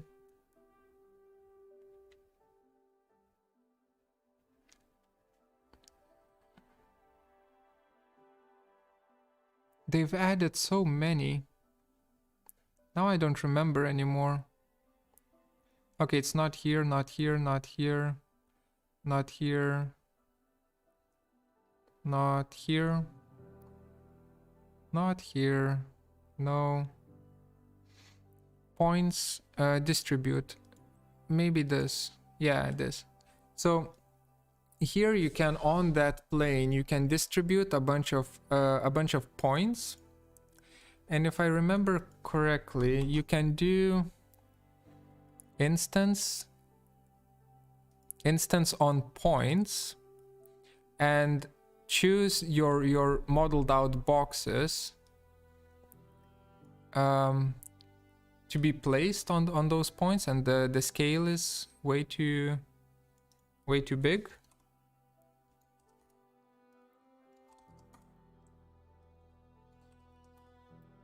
Right? So now all of those boxes are actually placed on the points.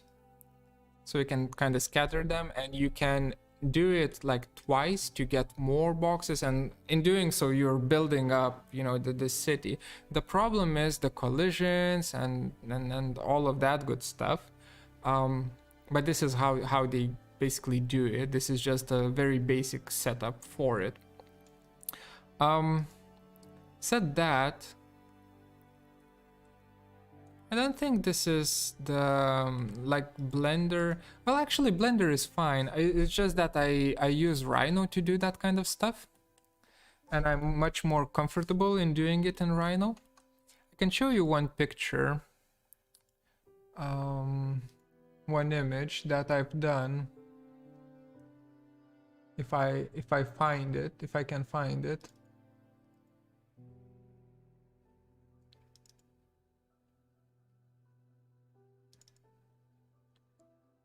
Yeah, so we did a competition called Tower of Life, and this was a city that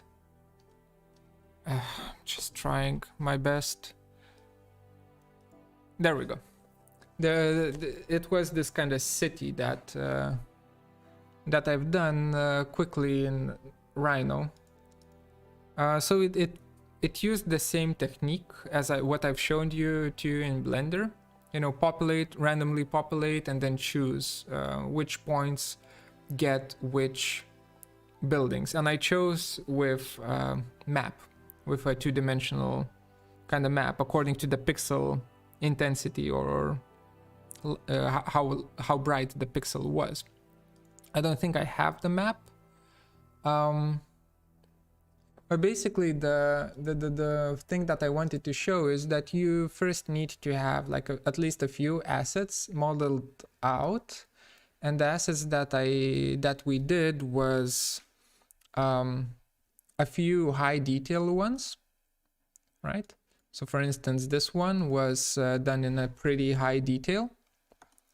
Some other ones with higher detail roofs, but you can see that other assets, such as this one, for instance, was low detail, right? So then you just choose which assets come into the front and which assets come into the back to get a nicer look for it. But with around 13 buildings, you can populate the whole city and no one will notice. Well, unless it's a still image and people just look at it for a while, then you'll start noticing that, oh wait, this And this is very similar, right? So that's my my suggestion. Randomly populate 13 different assets, rotate them.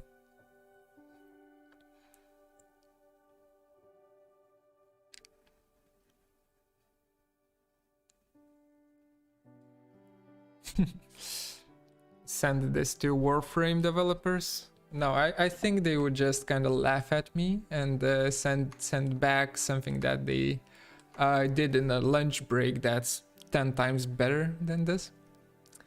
Yeah. This is far from being great.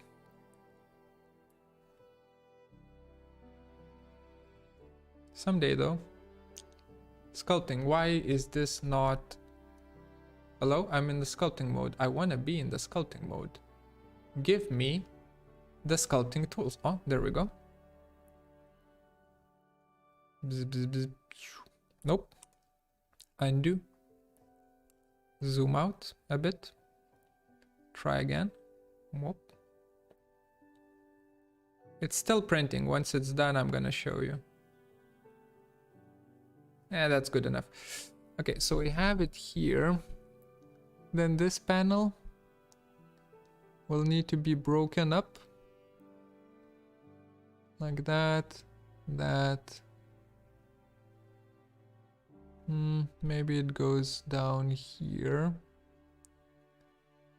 Around. And then down there. Like this. Yeah, looks fine. What do we do with you? You're a little bit of a nuisance right now. So we can do this, that, bring it up here.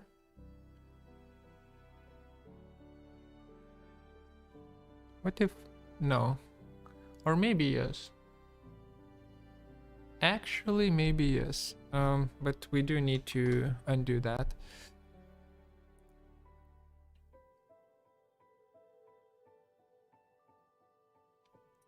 Let's try with this.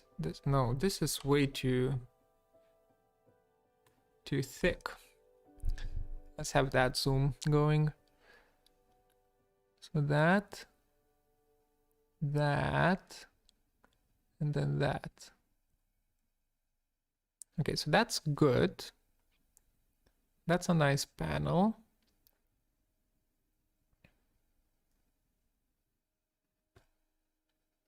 Then from here, we can do this, jump up, not like that.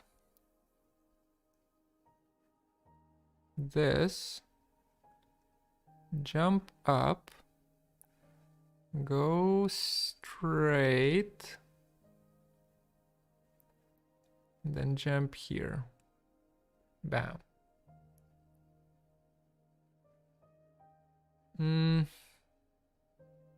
That would leave us here with this kind of panel, which is bad. Tricky. Currently a 4th year architecture student, I'm very familiar with Rhino modeling. Thank God for your SubD live streams, but interested in Blender and more creative renders. Really enjoyed the marching cube videos and the one where you sculpted the helmet and rendered those figures. Really cool. I really like doing those kind of videos and those kind of things. I just find it that they don't get watched that much, honestly. Like the SubD tutorials, for sure, they got a lot of views, but me modeling out, you know, something like this, people just wait for me to, you know, stop modeling and just do a grasshopper tutorial. But the problem with grasshopper tutorials is that there's so many of them out there already that there's nothing new that I can really show. But I'm happy to hear that there are people who find, you know, stuff that I do interesting. That's nice.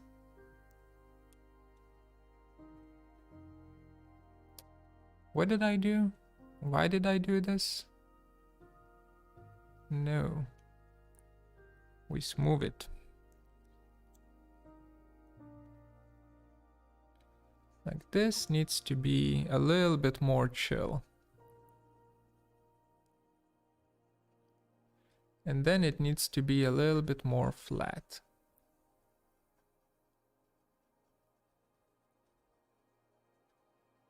Like that.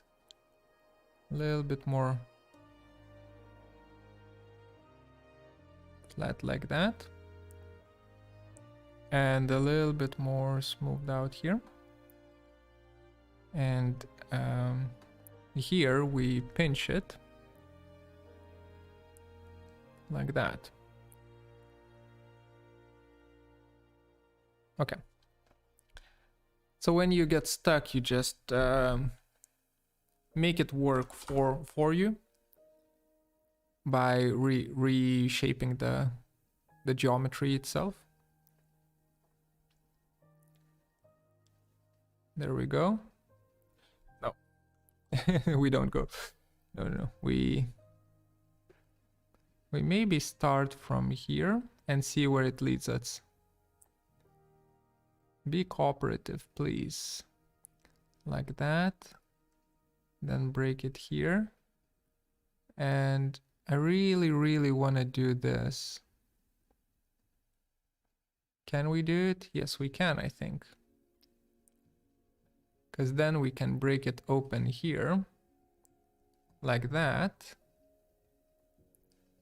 And then we are left with this area, which can be fixed, I think, if we just repeat it once more. There we go.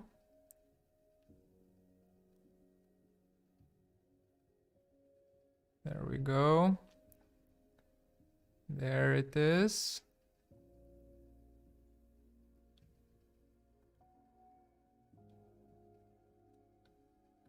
Whew, okay. Okay, that was scary. But we pulled through. And now we can bring it in there. Nice. Okay.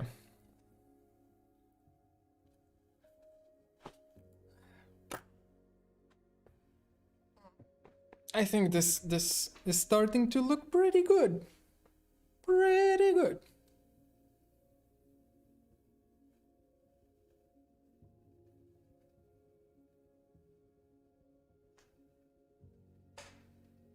This is not the first cyberpunk character you're modeling. Are you preparing for the global game jam?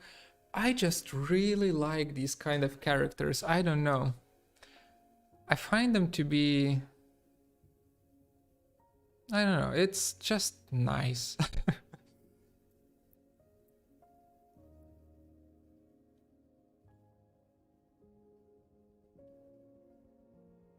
Oops. Messed it up.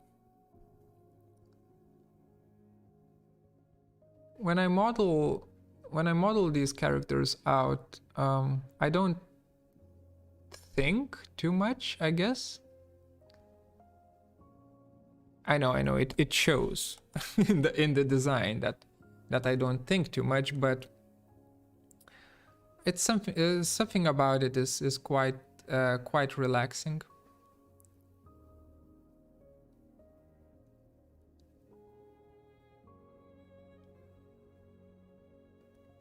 Just come in here, hit it with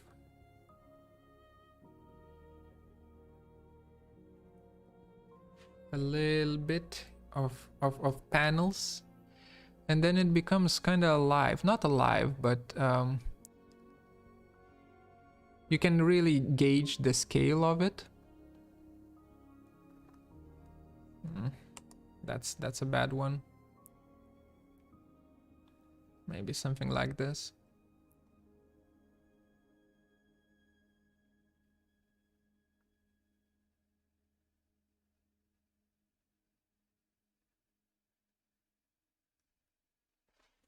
Let's see the 3D print.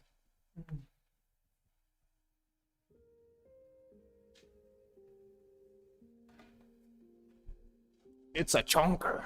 It's a the ring is gonna be a chonker.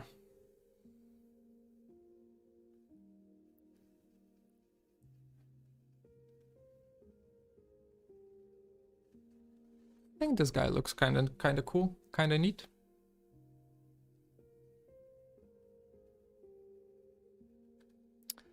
Let's flatten out a few areas though, because the backside is still a little bit wobbly.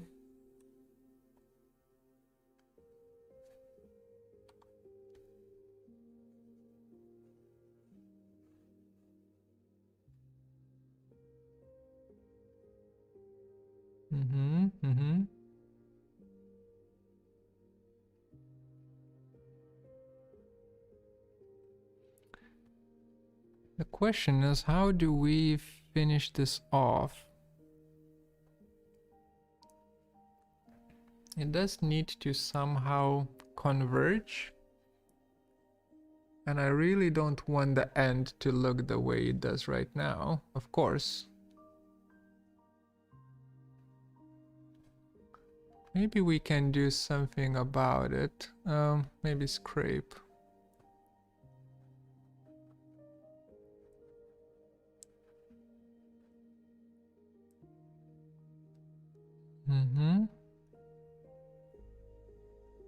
Because this is where, like, modeling out something like this is easy in Blender.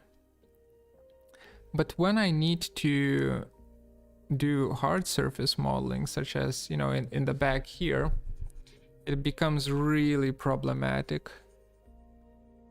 Maybe that's just because I'm not familiar with the tool.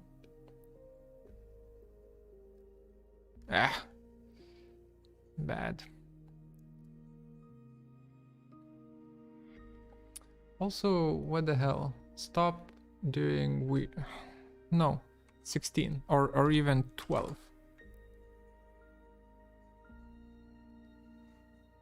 12. Okay, so that's flat. That's not flat at all. That looks so bad. Then we have this. Okay. And now, this is just me experimenting. Now I wonder if I can pinch it with a smaller brush, something like that, yeah? With a shit ton of strength and a stabilized stroke.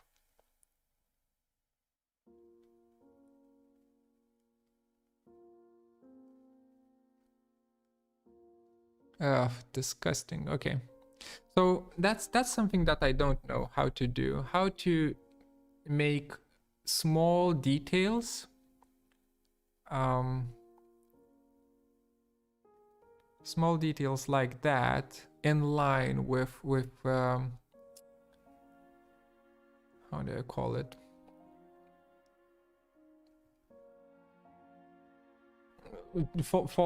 How do I make those kind of details fall in line? I don't know how to do that. Either way, enough about this. Let's save this.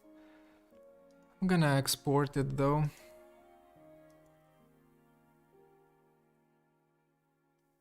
As an OBJ, sure.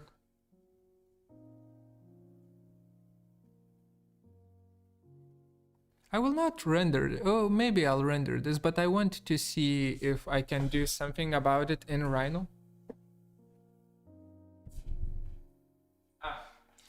It's done. The print is done. Let's see. Full cam. Pew. That's why I like the magnetic plate. There it is. Focus. Focus. Doesn't really focus that well, but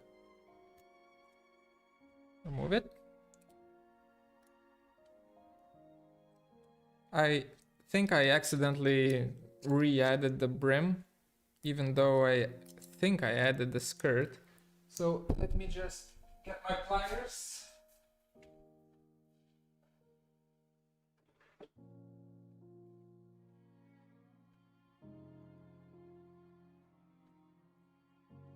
Just removing the plastic.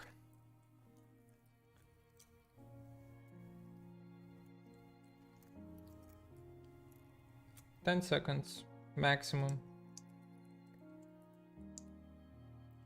I said 10, no, I meant 15.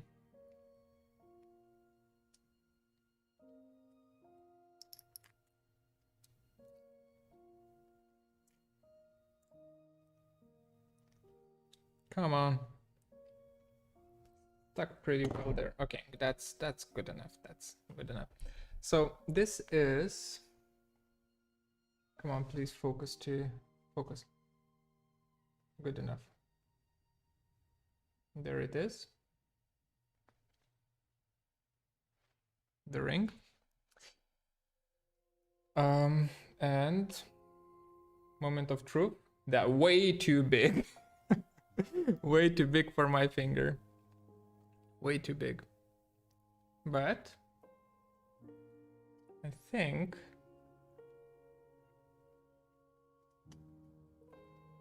yeah, for this one.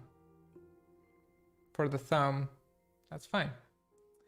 And the feel and the size of it, those can be fixed. I think this is nice. Okay, so now we go back into Rhino. You think I'm done? I'm not even. No. We're gonna work this out. We go back to Rhino and we scale this.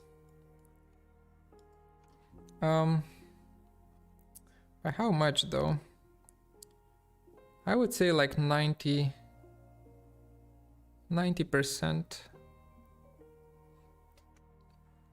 Yeah. 0.9. Like that. They used thumb rings to shoot bows. That's cool. I want a thumb ring then. But the thing about this ring is that it's nice because you can fiddle with it, right? And if it's on the thumb, you can't really fiddle with it.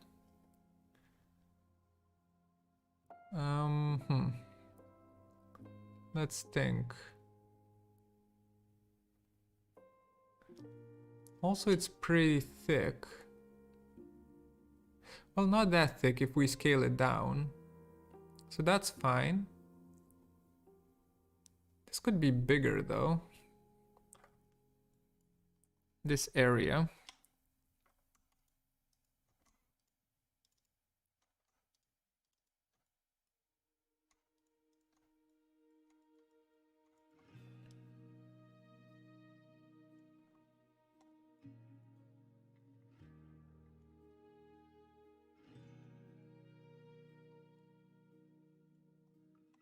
This could be bigger. And then this could be bigger. And then this also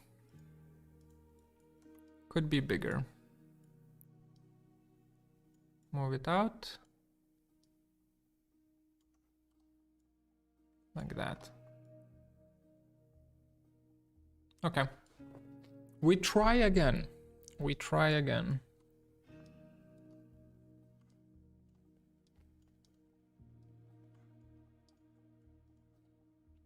Mesh the bad boy. Export the bad boy. Can I show you? Oh, the ring. Sure. Wait. How can I show you the ring properly? Focus. Focus. Okay. That's the ring. Don't mind the crap on the bottom. That's gonna focus. Why does this always? Oh, it's tracking the face, of course. No face. No face. The ring. There you go. Okay, so smaller with bigger branches. STL, my ring again. Save it. Then, of course, email it to myself. Because I don't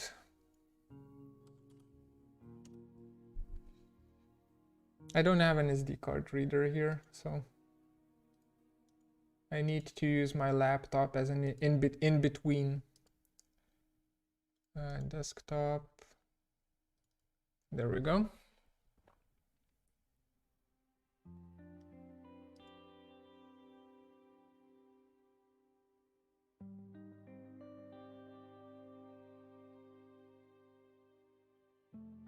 Wait, did I exported it, right? Yeah, I exported it. Okay. Grab it from here. Laptop.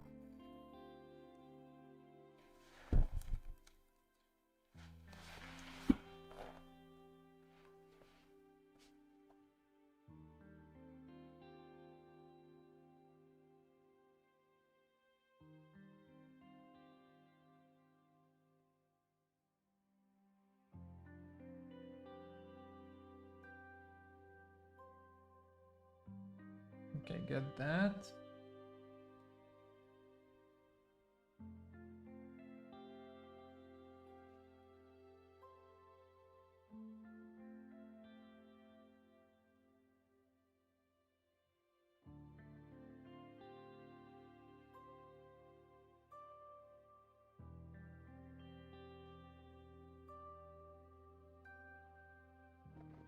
Just bear with me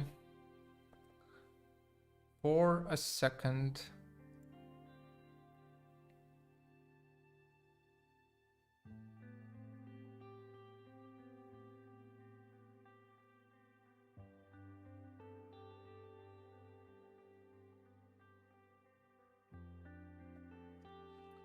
My head hurts ever since you said you used Kangaroo to minimize the thickness of a roof.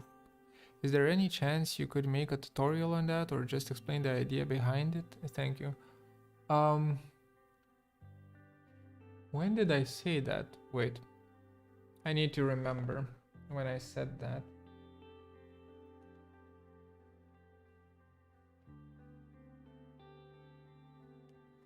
When did I say that?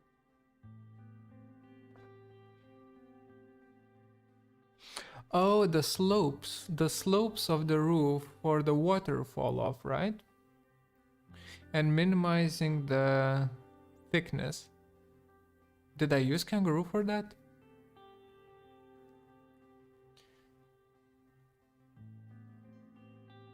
Did I?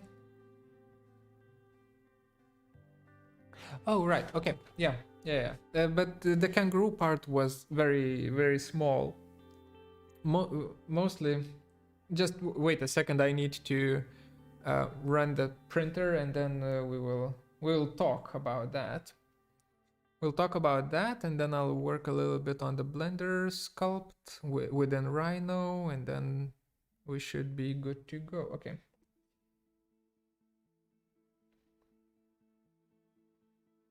It's laptop doing laptop things. Okay. Let's try.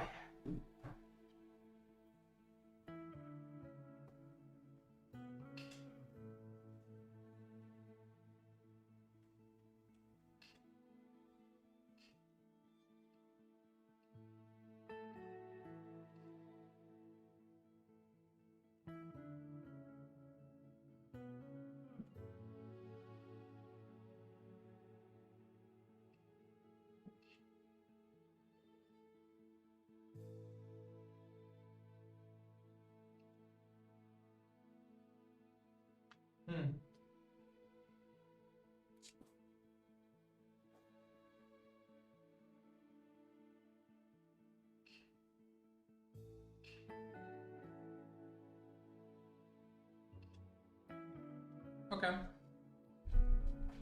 Oh yeah, build plate. Good idea to actually. I need a shave. Good idea to actually add a build plate there. Okay. So the roof. the roof question first, and then we do some Blender sculpt automatic retopology.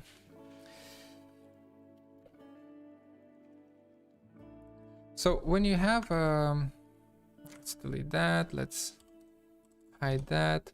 When you have a building, in at least in Lithuania, right, that is not your regular form, something like that, and let's just add something like that here.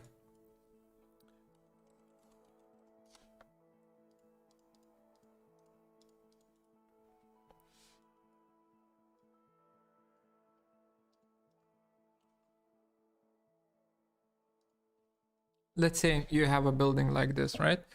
The problem is that the water on the roof needs to flow somewhere, and you have like a certain degree, like an angle at which the melting water after winter needs to flow, starts flowing, right? And I don't remember the angle right now, but basically there's a large,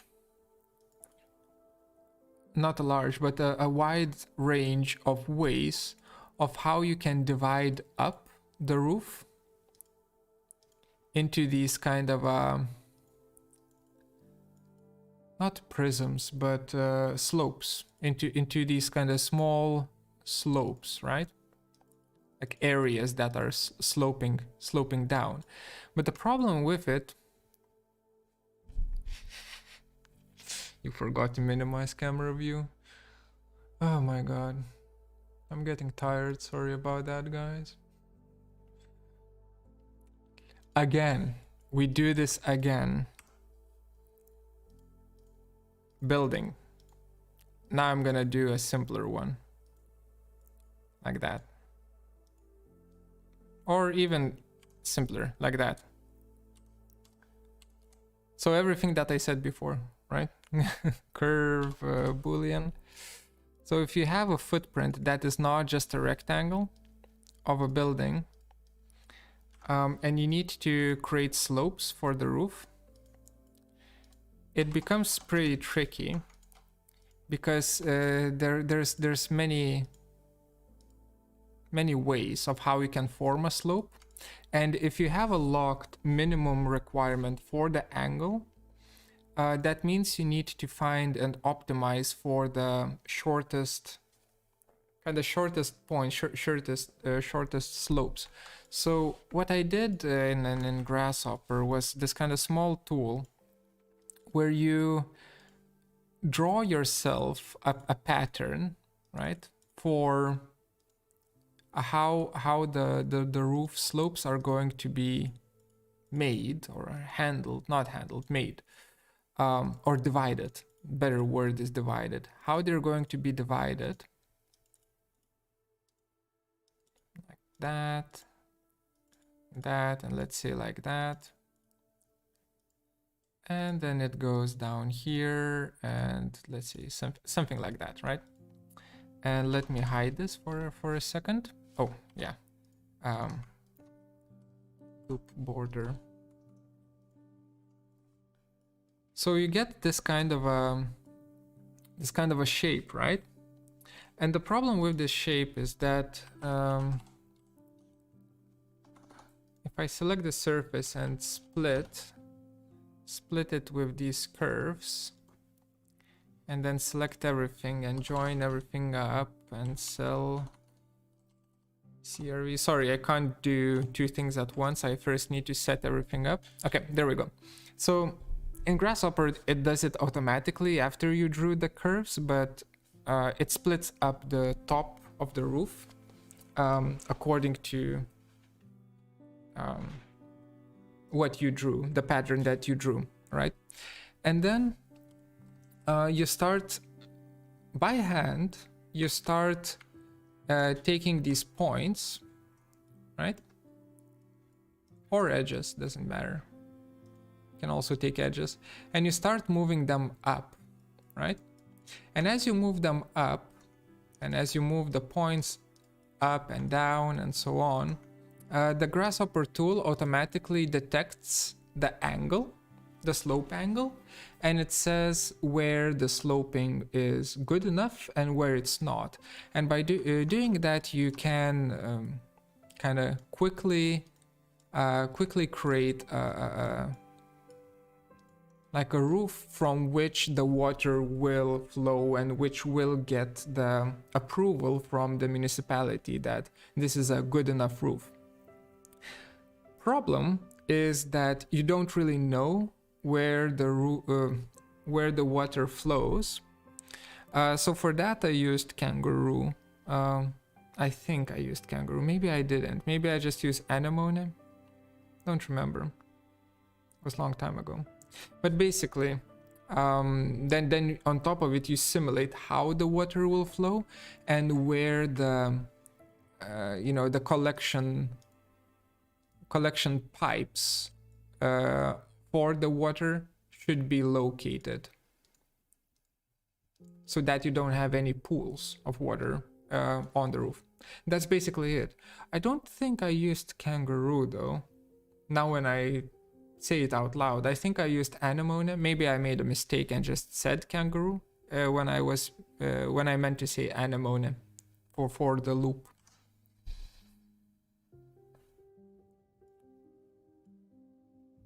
There we go. Okay, so that's explained. Now import desktop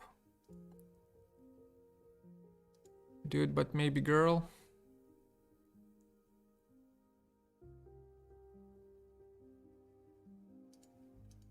Getting imported.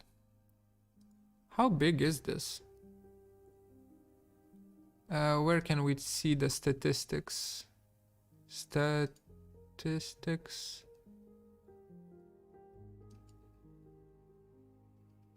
Oh, there's a lot of faces. Okay, cool. Like a million face model. That's nice. But here it is in all its glory in Rhino.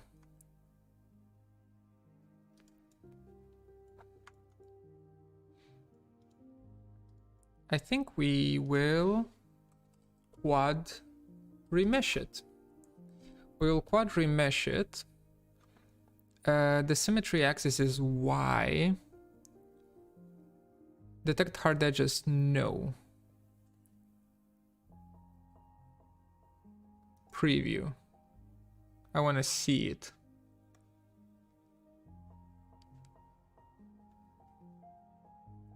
Let's see if we need to disseminate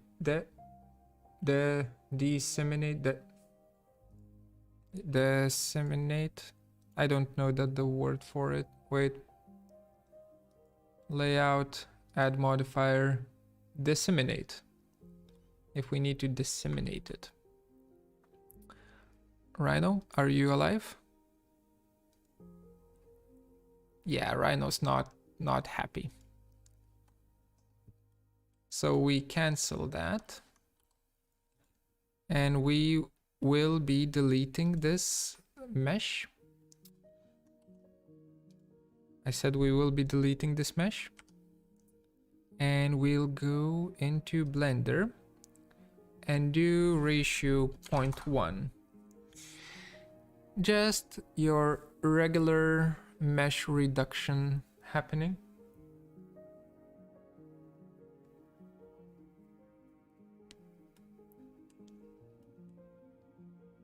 It doesn't seem like we lost too much, so 0.1 works.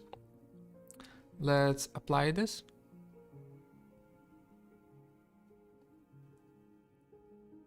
And now instead of 1,000,000 polygons, we have 100,000 or something like that. Let's actually see. Take a gander. 200,000 or 130,000 faces. That's good. Okay. File. Save as. No. File. Export as an OBJ again. And we do this again. But now faster.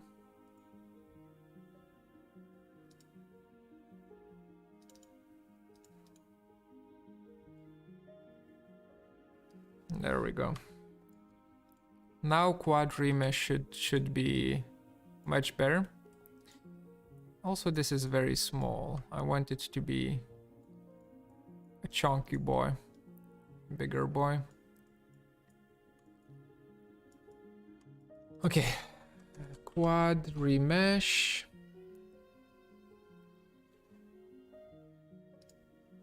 Preview. Are you gonna crash or not?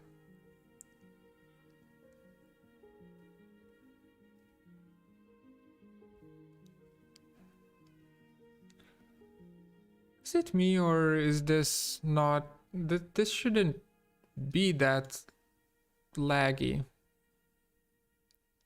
Something's wrong. Oh, never mind. There it goes.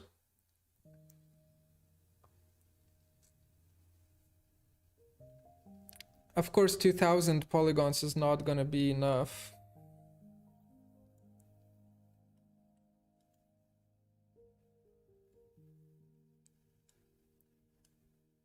But it's a good start, I think.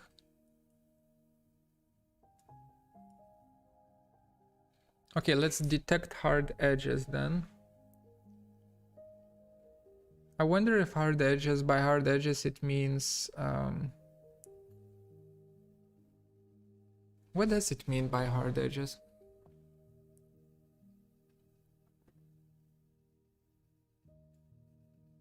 Seams? Mesh seams?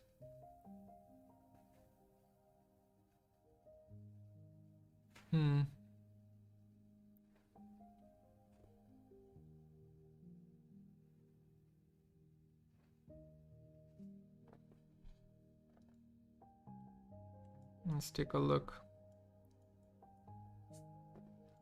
So this is the brand new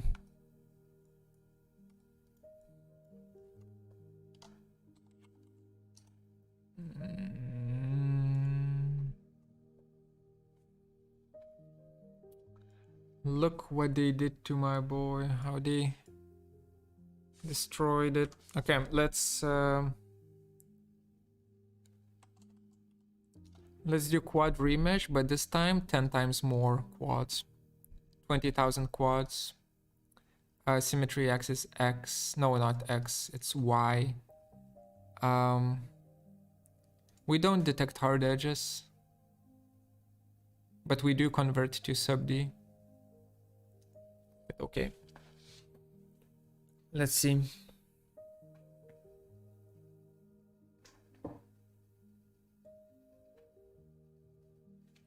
Just a second. I'm gonna check out what the printer is doing.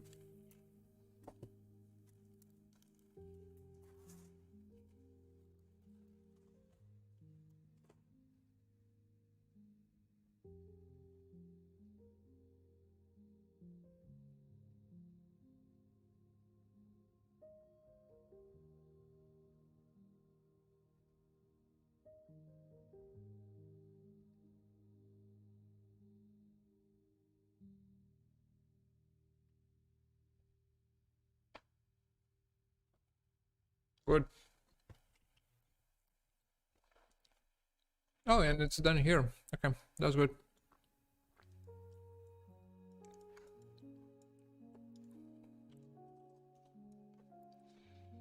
So how does this look like?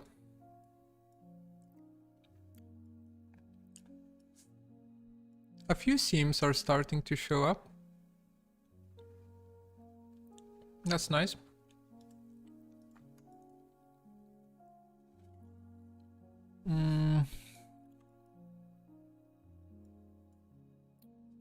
The problem is that we're losing the panel lines, huh? That's sad.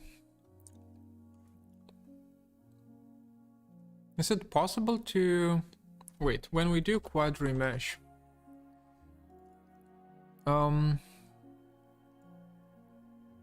Curve influence, select guide curves, select curves. Okay. We're gonna play with this a little bit more.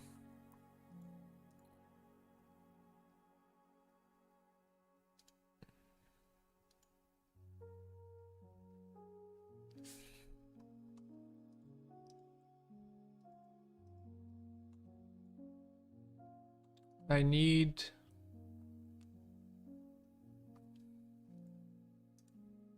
Where is it? Display. Mesh wires. And you just be by layer. Why is this so thick though? Does this mean that it's all creased? Remove crease.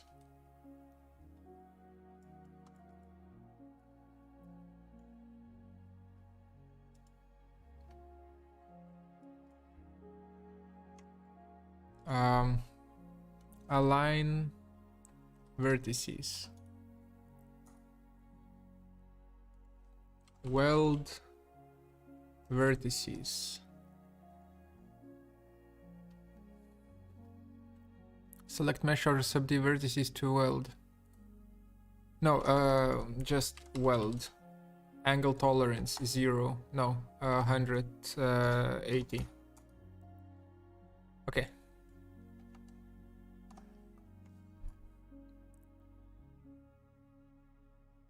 Maybe flare the edges of the panels to make it stand out a little bit more. Flare? What's flare? I don't know what flare is. But what I will do though is create a few guidelines for the mesh topology to follow. So if we do that, then it goes here, then here, sure, whatever, here, like that. And let's log this just so that it's not in the way. Whoopsie. Cell CRV needs to be here. And we go for a ghosted view, of course. And I take it back. I don't want to see the mesh wires because they are very, very, very confusing. Now, with this, we should be able to at least draw where we want the panel lines to be. Or where we want the panels to kind of have the guides. And I'm not going to draw too many. What the hell was that? No. I'm not gonna draw too many. I'm just going to draw a few just to see if it works or not. Oh my god. Snaps to everything. Maybe I do need the mesh wires here. But then I can't see anything. Rhino, why are you like this? Why are you like this? And then like that. Okay, let's just see if this will actually work. Unlock. How's it called? Quad remesh. Select curves. Bam. No, those are all mesh edges. Select curves again. Cell CRV. No, I can't. Okay, that's cool. Cool. Can I can't change the layer, so I do need to click it here. Cool. We try it that way. I pray that it doesn't need to be on the mesh. Okay. It's okay. Let's just see. For some reason it's going real fast. Hide the mesh.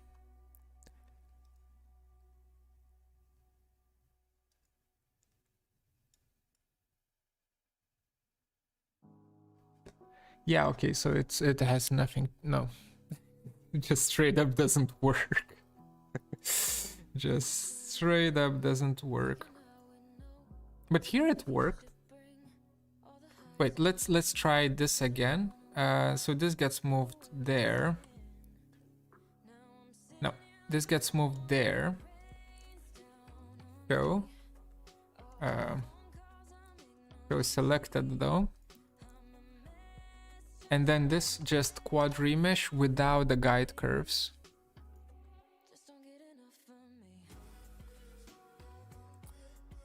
Yeah, what's this music that we're listening to?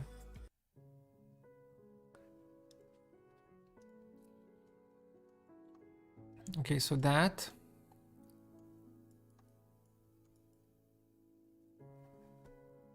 These are identical, right? Identical. Yeah, they seem identical.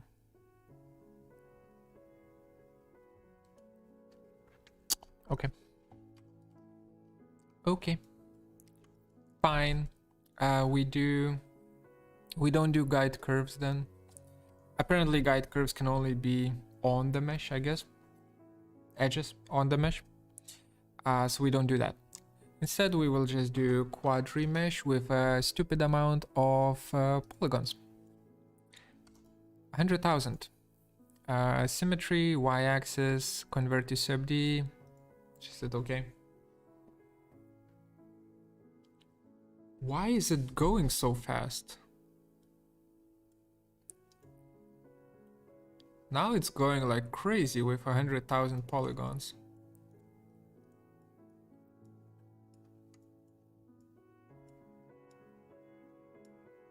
So you can start seeing the panels a little bit. Not great, but sure, whatever. We're gonna make it work. Make it work. Which new features you wish to be implemented in Rhino 8?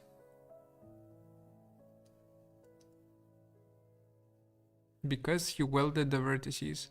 All, but everything was uncreased.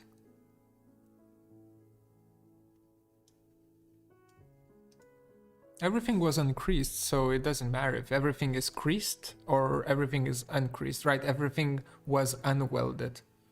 So if I weld everything, then it's the same kind of same input. I would understand if only along the edges it's unwelded, but it wasn't. Or what if we go back here and we then unweld along like this? Looks promising.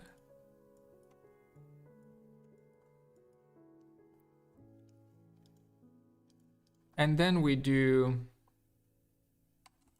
quad remesh, 100,000, detect hard edges, hit OK.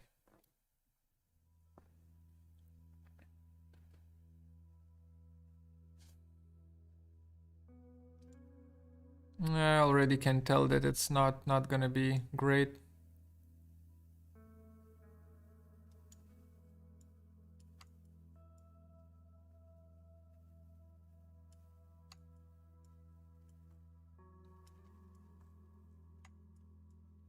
Not sure if it's better or worse. Emap it. Can't even emap it. It's freaking out. Yikes. Oh yeah, which new features in Rhino 8? I really want to see better handling of materials, more subD tools, like comparing Blender's subD modeling or just regular modeling of the handling of the meshes to Rhinos. It's night and day. This looks weird. Tab. There we go.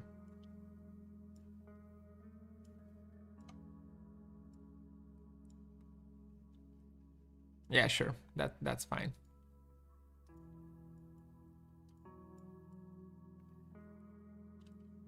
What if we do quad remesh. Adaptive size 90%. Whoa, is it? And target 50,000.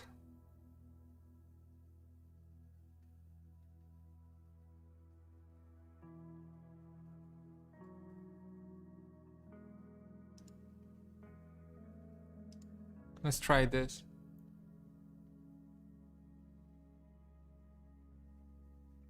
Yeah, I tried detecting hard edges. It's still not, that doesn't work properly.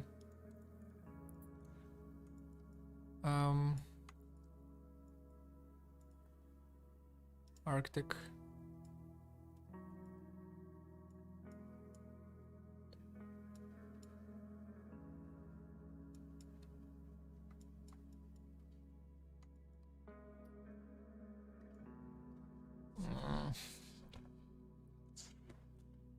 I mean,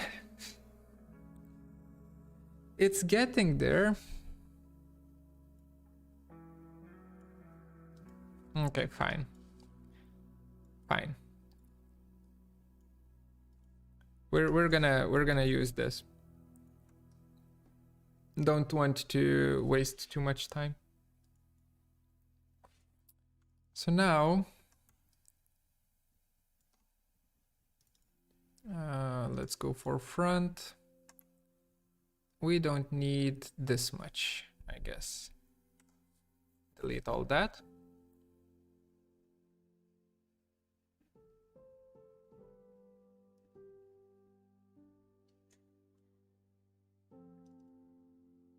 Okay. Then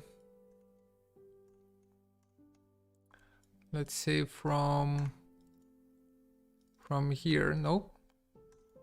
From here, delete that.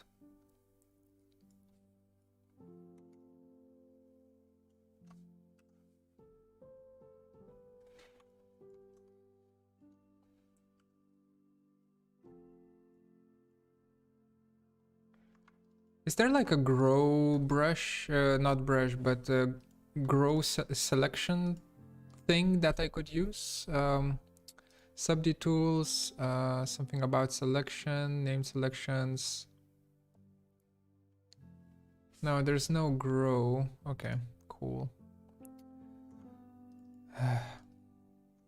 So how do I delete this like fast?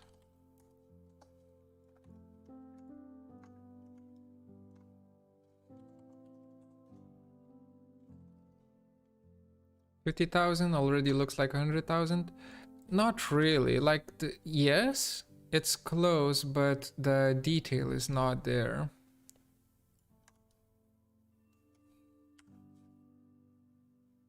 Okay, that's good enough. And then what I want to do with this is take it and extrude SubD.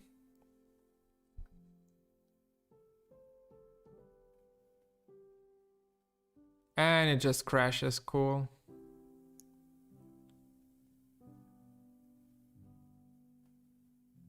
Select loop, then ring, good idea.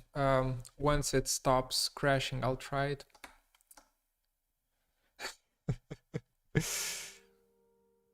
Ugh.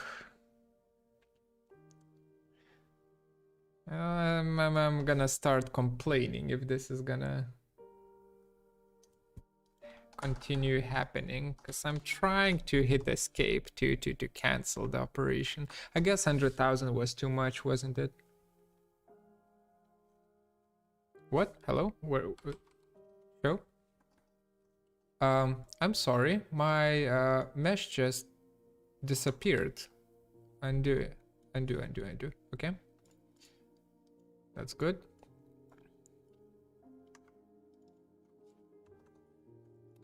So can we...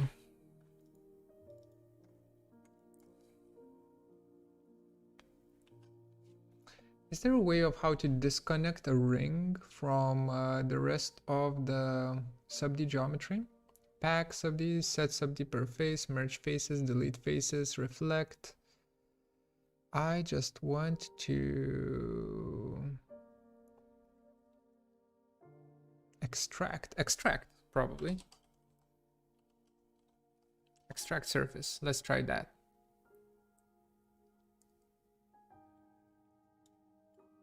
Is this now? Now this is disconnected. Okay, that's good. That means now I can hopefully. Yes, okay, so now that works. 1 second.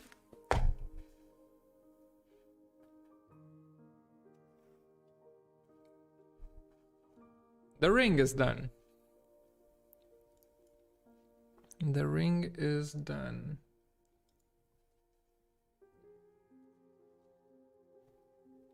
Yay. Let's see.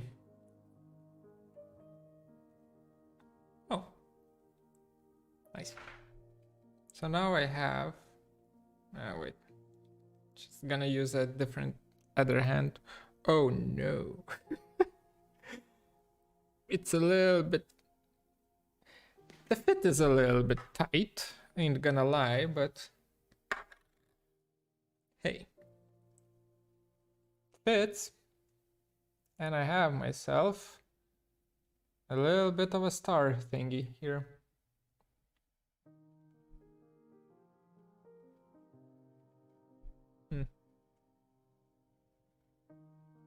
Nice. Okay. So we've made the ring and we printed it out. At least that part of the of the stream was successful.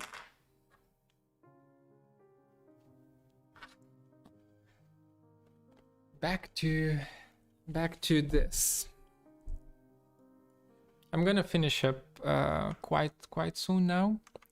Just want to do a few cool things, and then we'll call it a day. Extrude subD.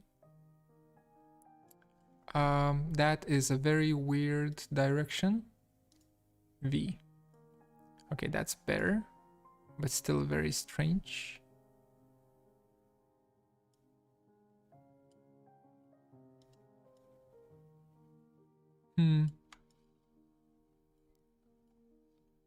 Very strange indeed. Okay, but either way, we can now flatten this out. So I'm going to select these, let's say, this range.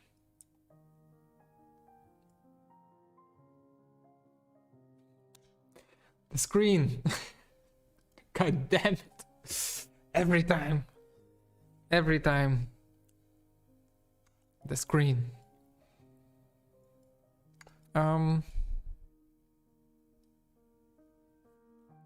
So the question is, how do we flatten this out? According to what do we flatten this out? I guess we can do...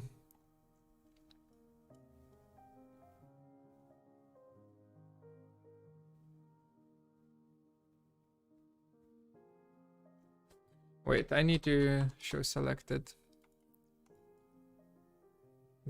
Okay, that's fine.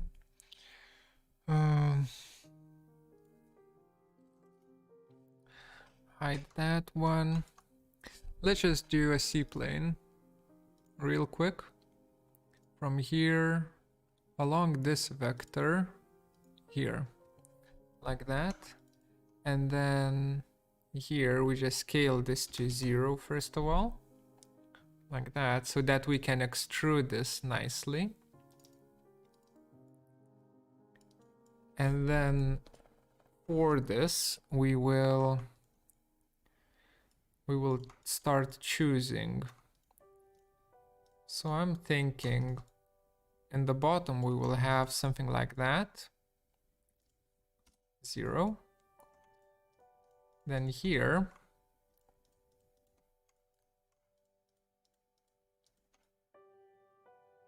we have something like that. And why the gumball? The gumball needs to be aligned to C-plane, but it's not. Align to object. That is a very strange alignment. Align to world. Align to C-plane again. The C-plane reset. What do you mean? Is it only in the top view? Yes, it's only in the top view, huh? I'm stupid. Key. Gumball relocate. The hell is this? Set scale handles. X scale handle length. The hell is that? Okay, origin. I don't know. I guess we do it in the top view. 0. And then x-axis. So like that. But then the gumball just goes to here. Okay, got it. So that's how it works. I don't like it. I don't like it. I want my standard tools to work properly. So all I need to do here is borrow the same named seaplane. I prefer using seaplanes for some reason. I don't know why. Hello? The seaplane doesn't get reoriented though. That's very, very strange. Anyway, we can fix that. Don't need this to be exact. That's good enough.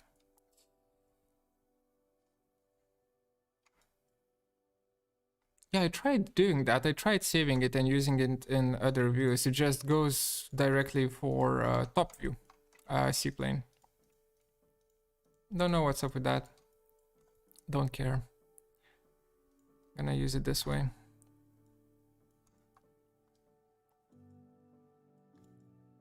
It's good enough. Yeah, that's gonna be good enough. So that and then that. It's good. Why the hell is this? Oh,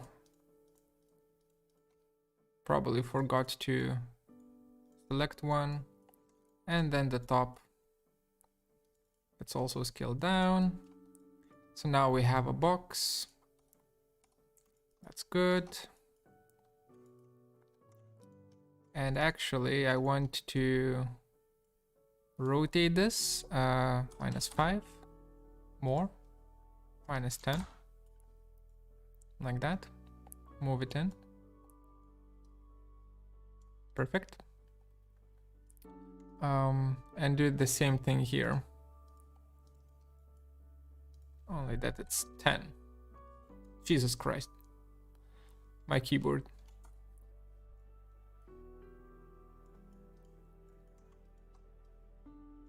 Yeah, usually if I complain, by the way, it's usually because I don't know how to do something. Has nothing to do with Rhino being bad software. Just my way of letting things go. Letting things out. Okay, so at least we now have something like this going on, which means we can do that. Show selected. Let's take a look at this. This is more like my more of a my pace type of a thing. Then here we can scale this down almost to a point, and then maybe do something like that. Rotate it nicely.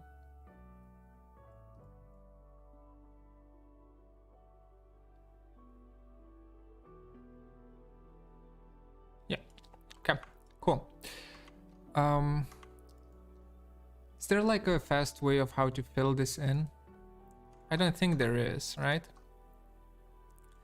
But we can do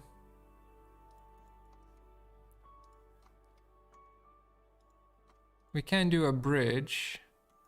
Yeah, let's do a bridge.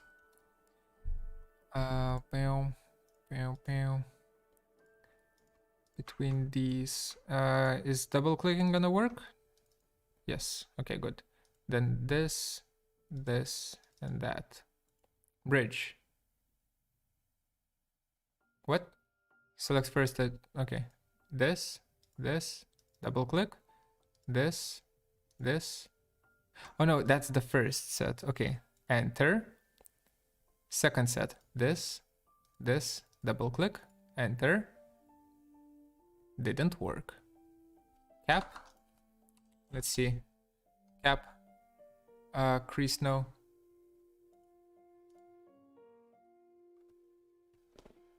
Ew. Are you sure about that? Are you sure about using cap? Not sure if that's the style that I'm after. So. Oh, not the same edge count. That's okay. That's on me then. Let's then. Let's do it real quick then. One by one. That's fine.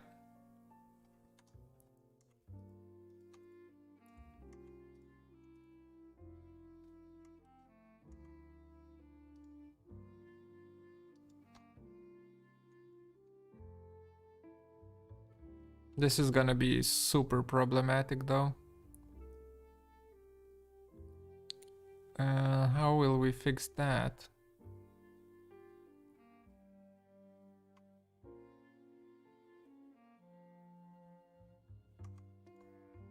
Can we start doing it this way?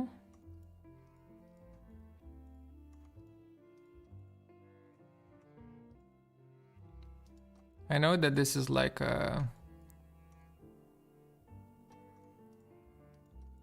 real bad, but hey.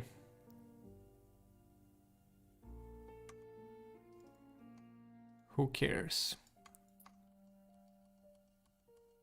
Or we can do, okay, let's first of all, let's protect the perimeter. Inset, not inset. I need to protect this. Insert edge. Okay, let's first do that. Important to insert the edge, and then we do a few crimes against humanity by creating topology that looks like this. And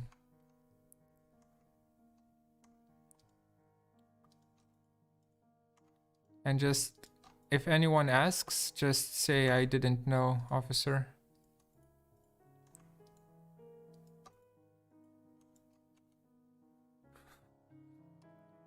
Okay. Okay. That's yep. Yep. Okay, 1 2 3 4 5 6. 1 2 3 4 5 6. Wonderful. Yes, exactly as I planned. Yep. And then we just do this bad boy here. And at that point, we're kind of fucked. Are we not? Fill SubD hole. Okay, let's continue with our crimes. Bevel. Like that. We get one more. So let's delete this. Bevel this bad boy. Like that. Who cares about having quad topology either way, right? Bridge. Okay, that's good. At least that works. That's also good. That's also good. That's good. Okay. Yeah. Perfect. It's beautiful. What do you mean? let's just at least let's move the vertices to be on the line, right? At least that's the least amount of effort that we can put into this. Okay. So we don't talk about those triangles that I've just created. We just look at this and we say, yeah, that seems like it's been done by a 5-year-old. This is bad. Do we just bevel? I really don't want to bevel that. So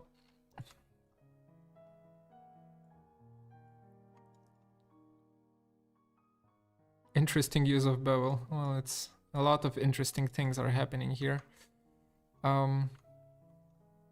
What if we protect the border even more?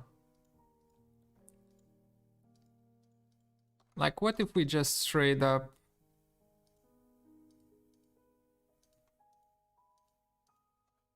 go ballistic on this border and just say it's almost creased but not really. Inset mode group base point 0.01 0.005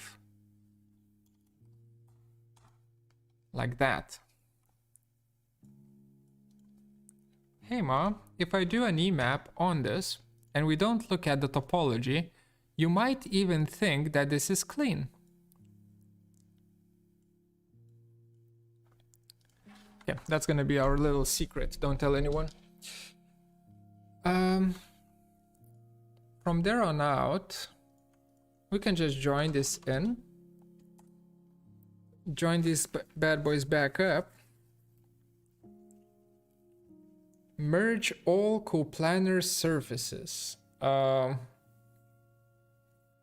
You're thinking about merge all coplanar faces, and this is not NURBS polysurface, so it will not work. It's a sub-D geometry. Okay, let's reset the C-plane to world top. Let's somehow position this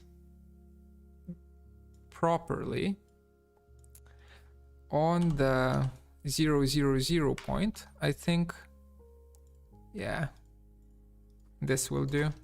This vertex will do. And let's do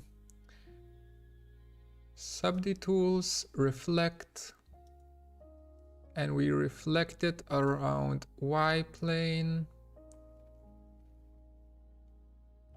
And we look at it. We think that it looks good, and then we remove the symmetry. And now we have the spiky boy on both sides. Yay. Let's render this out and call it a day.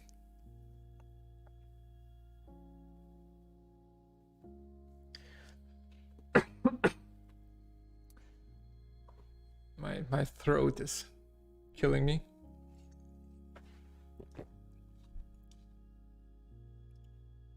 So, how's everyone? Good stream? Bad stream? Okay stream?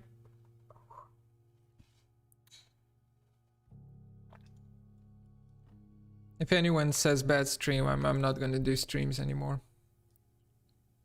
That's gonna hurt my ego too much.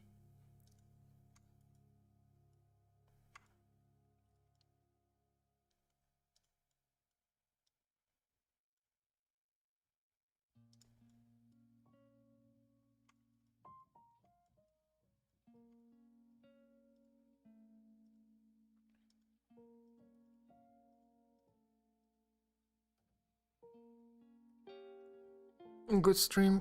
Good. Good, that's what I want to hear.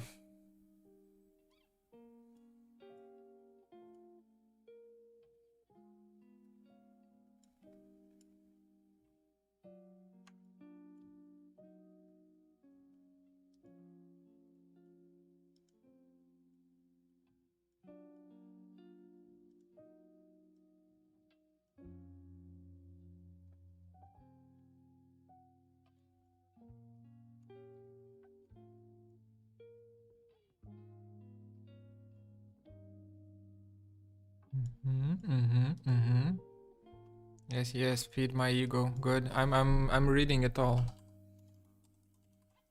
It's very good. You're doing well.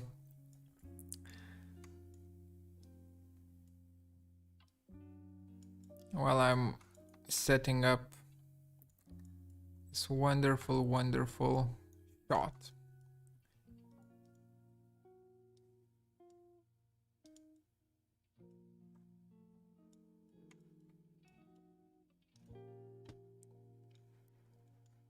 Bum, bum, bum. This goes to 100. Like that.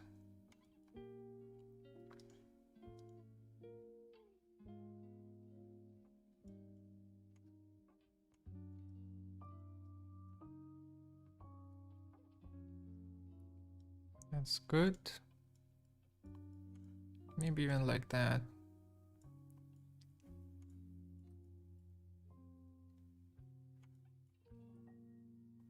Okay.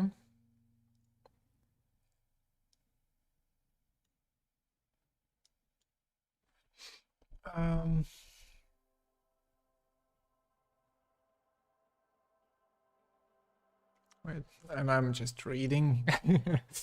Would have dived in earlier if I knew. Oh, more streams doing amazing work. I'll try. I'll try. Thanks for sharing the knowledge. It's my pleasure. What render do you suggest if to pour for V-Ray? Definitely Blender Cycles X. 100%. If you are doing architectural work, check out Unreal, and not Unreal Engine, but Twinmotion for Unreal Engine.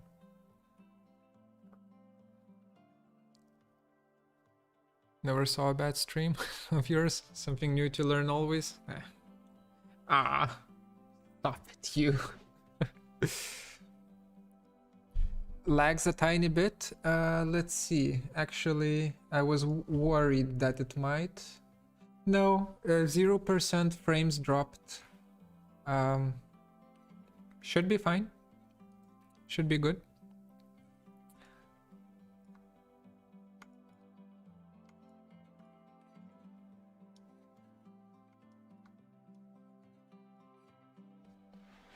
Okay, we're doing that, I guess.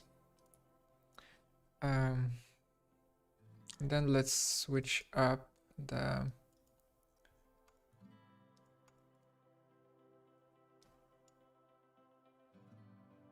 Okay, so this is that one. Yeah, this is the orange one. So the orange one can actually attack from the front.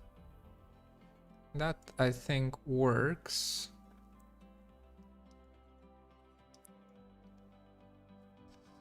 And the thing that doesn't work is...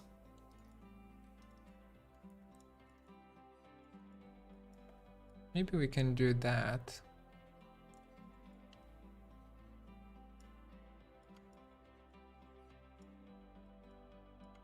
Why are you so unphotogenic?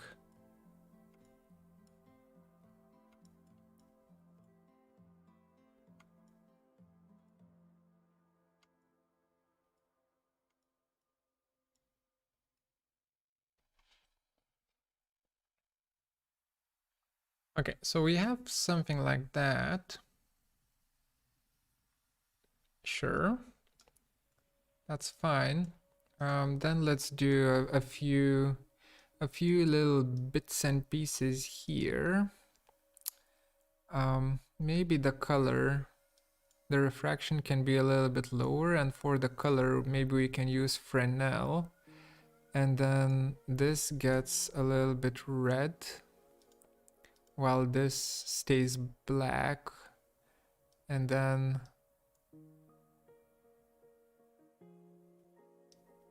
like that. So we get this kind of shimmer around. And maybe not red. Red is a little bit too much.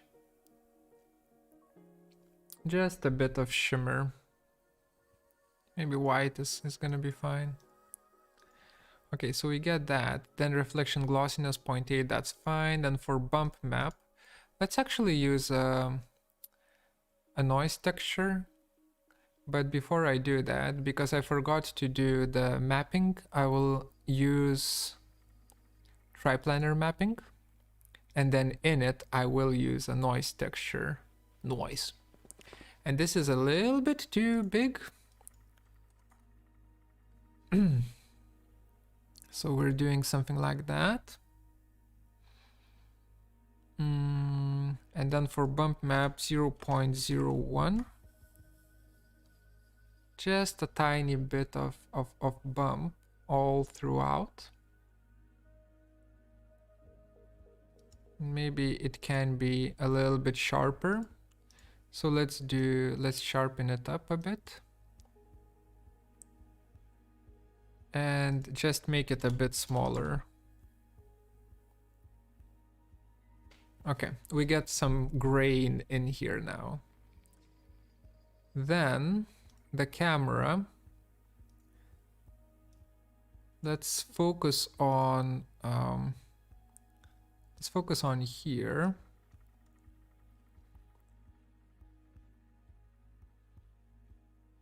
Like that.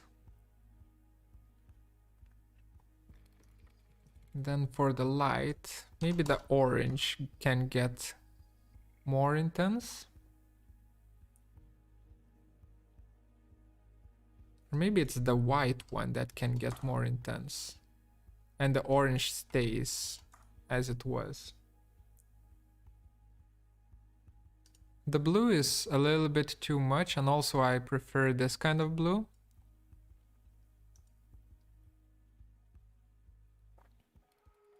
Okay. Now, volumetric environment. Environment fog. Emission multiplier. 2. Scatter GI on.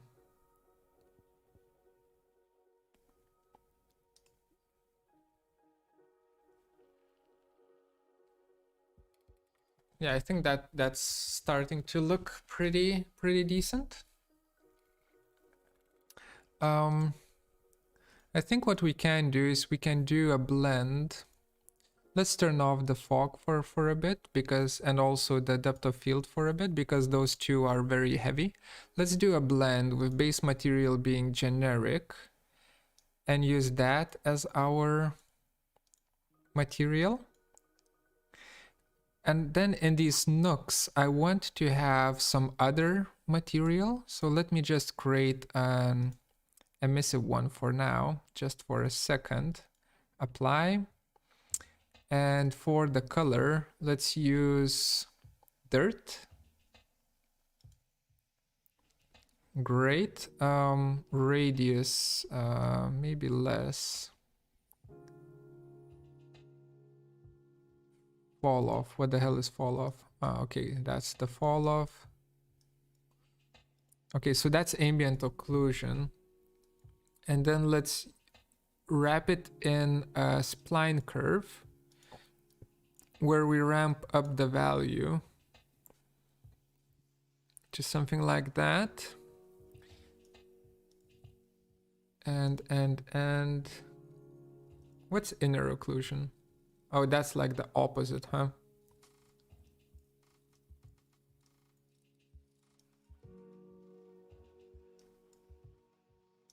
That's pretty cool, but that's not what we want. We want ambient occlusion with these two separated like that. Sharper fall off though. Don't remember the difference between resolution and fall off.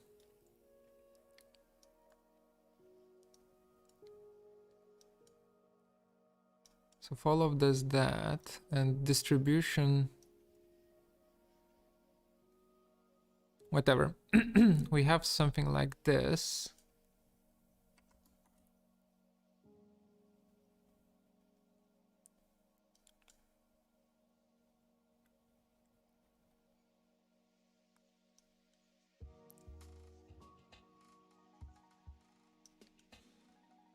What's streaks?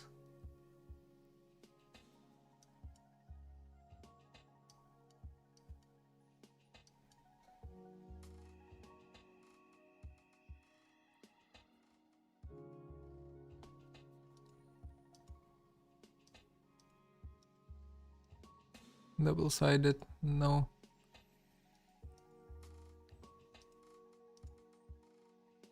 Okay, anyway, that's good. And then here we can do like that, and we can find like the sweet spot.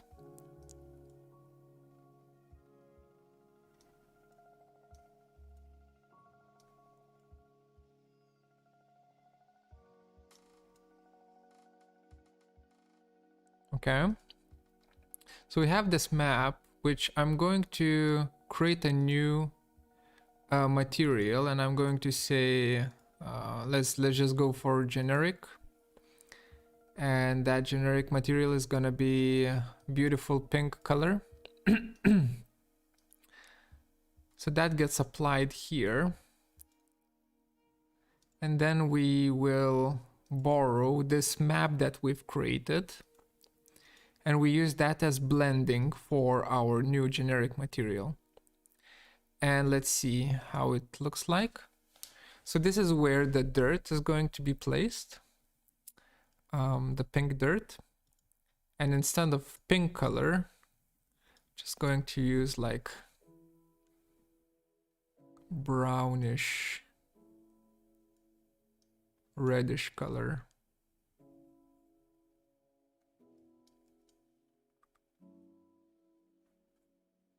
Like that.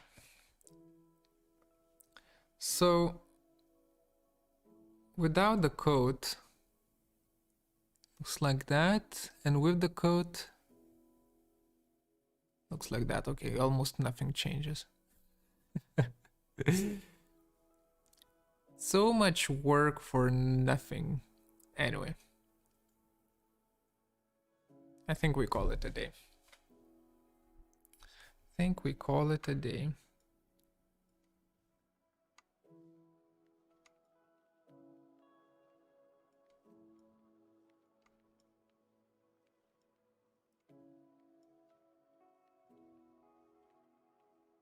Or maybe I can do, where's the camera? What if we do like 80 mil camera angle?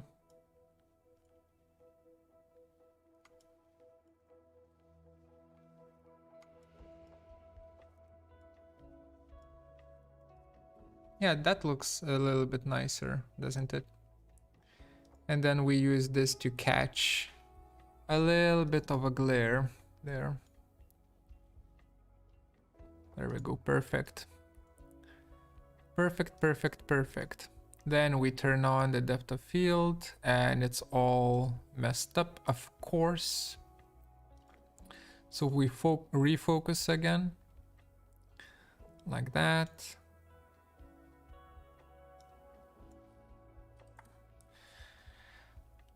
And volumetric environment, that's also turned on.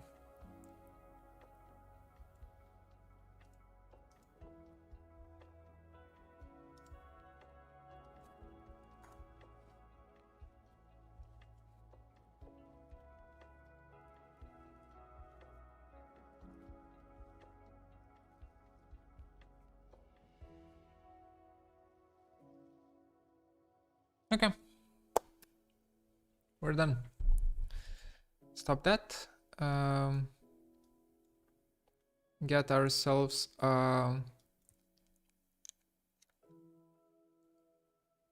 non-interactive render out. Render. Oh wait, it's floating.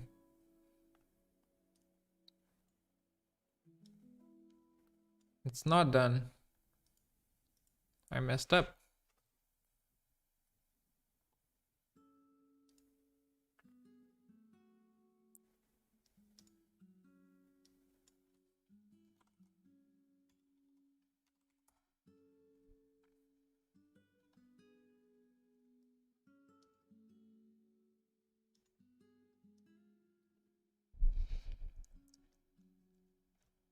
Vectorworks was the best for landscape architecture.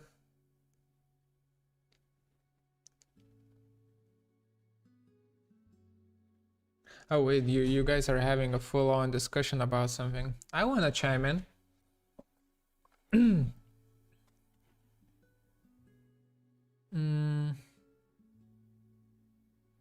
My girlfriend is using AutoCAD and ArcGIS Pro for landscape architecture work and visualization, mostly using SketchUp. Would you recommend her learning Rhino to level up her visualization skills in 3D? Yes. Yes, I would. I think Rhino is really good. That's honestly what. Yeah, I really stand by it. I think Rhino is a great software that any designer should know, at least the basics of. Okay, we try again. Focus.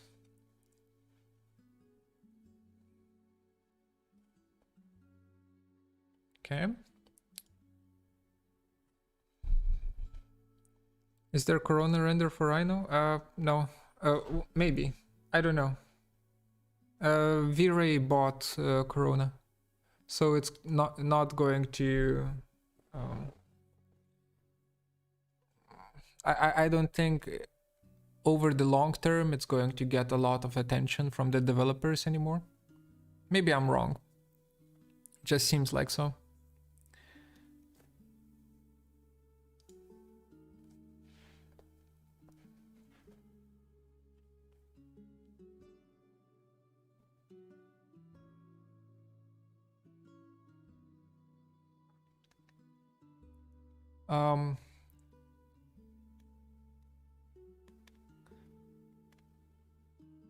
Vectorworks for landscape architecture. I've also heard that, but in the university they use Rhino these days as well for landscape architecture. The computer disconnected. What did I say? Something. Rhino, you should learn it. Rhino's good. Still streaming, yeah, but not for long. I wanna eat.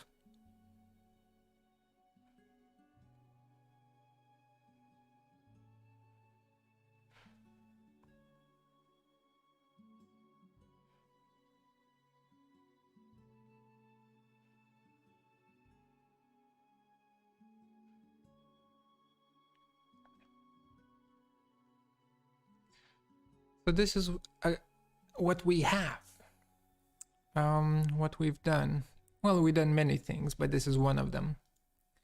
Let's see. What can I do with this so that it's even nicer?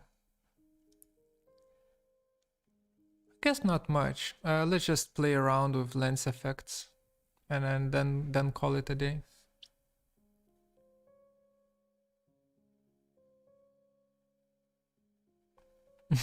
Do you post on Instagram before streaming? And if yes, what's your Instagram? If no, please do. I will. My Instagram is my name. Straight up. Gediminas Kardekis.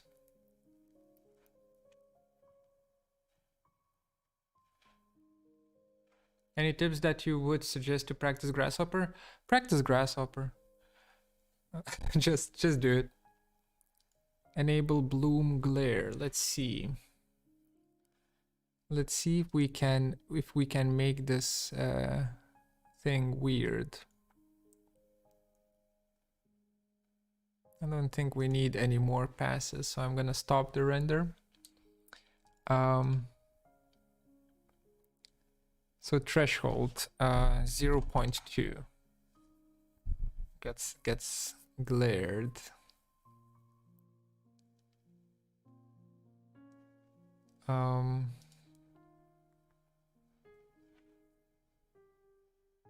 The intensity is too much though.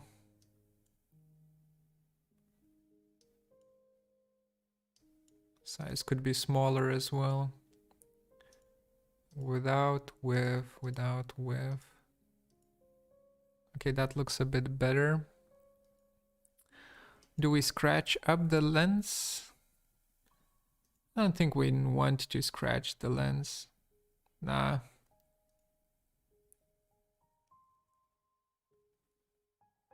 Nah, we keep it. Dust. Nah.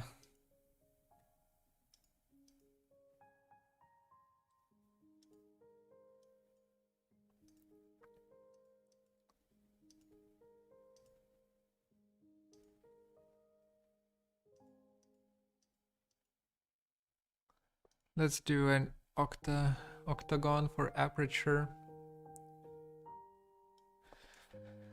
That's it.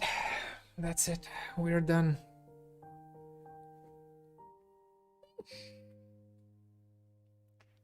We have ourselves a very curious bunny rabbit. And a ring. And a ring.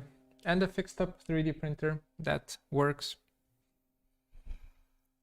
I'll answer more questions in future streams. Right now I really wanna eat. Really wanna eat.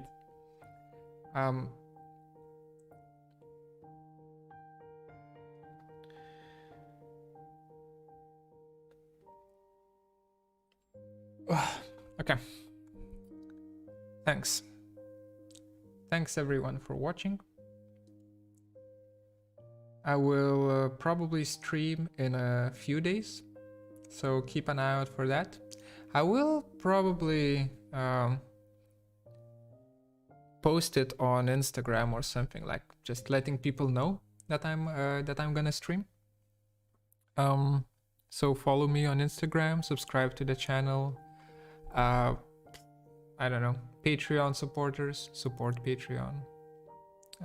You'll get everything that I do for the channel through that.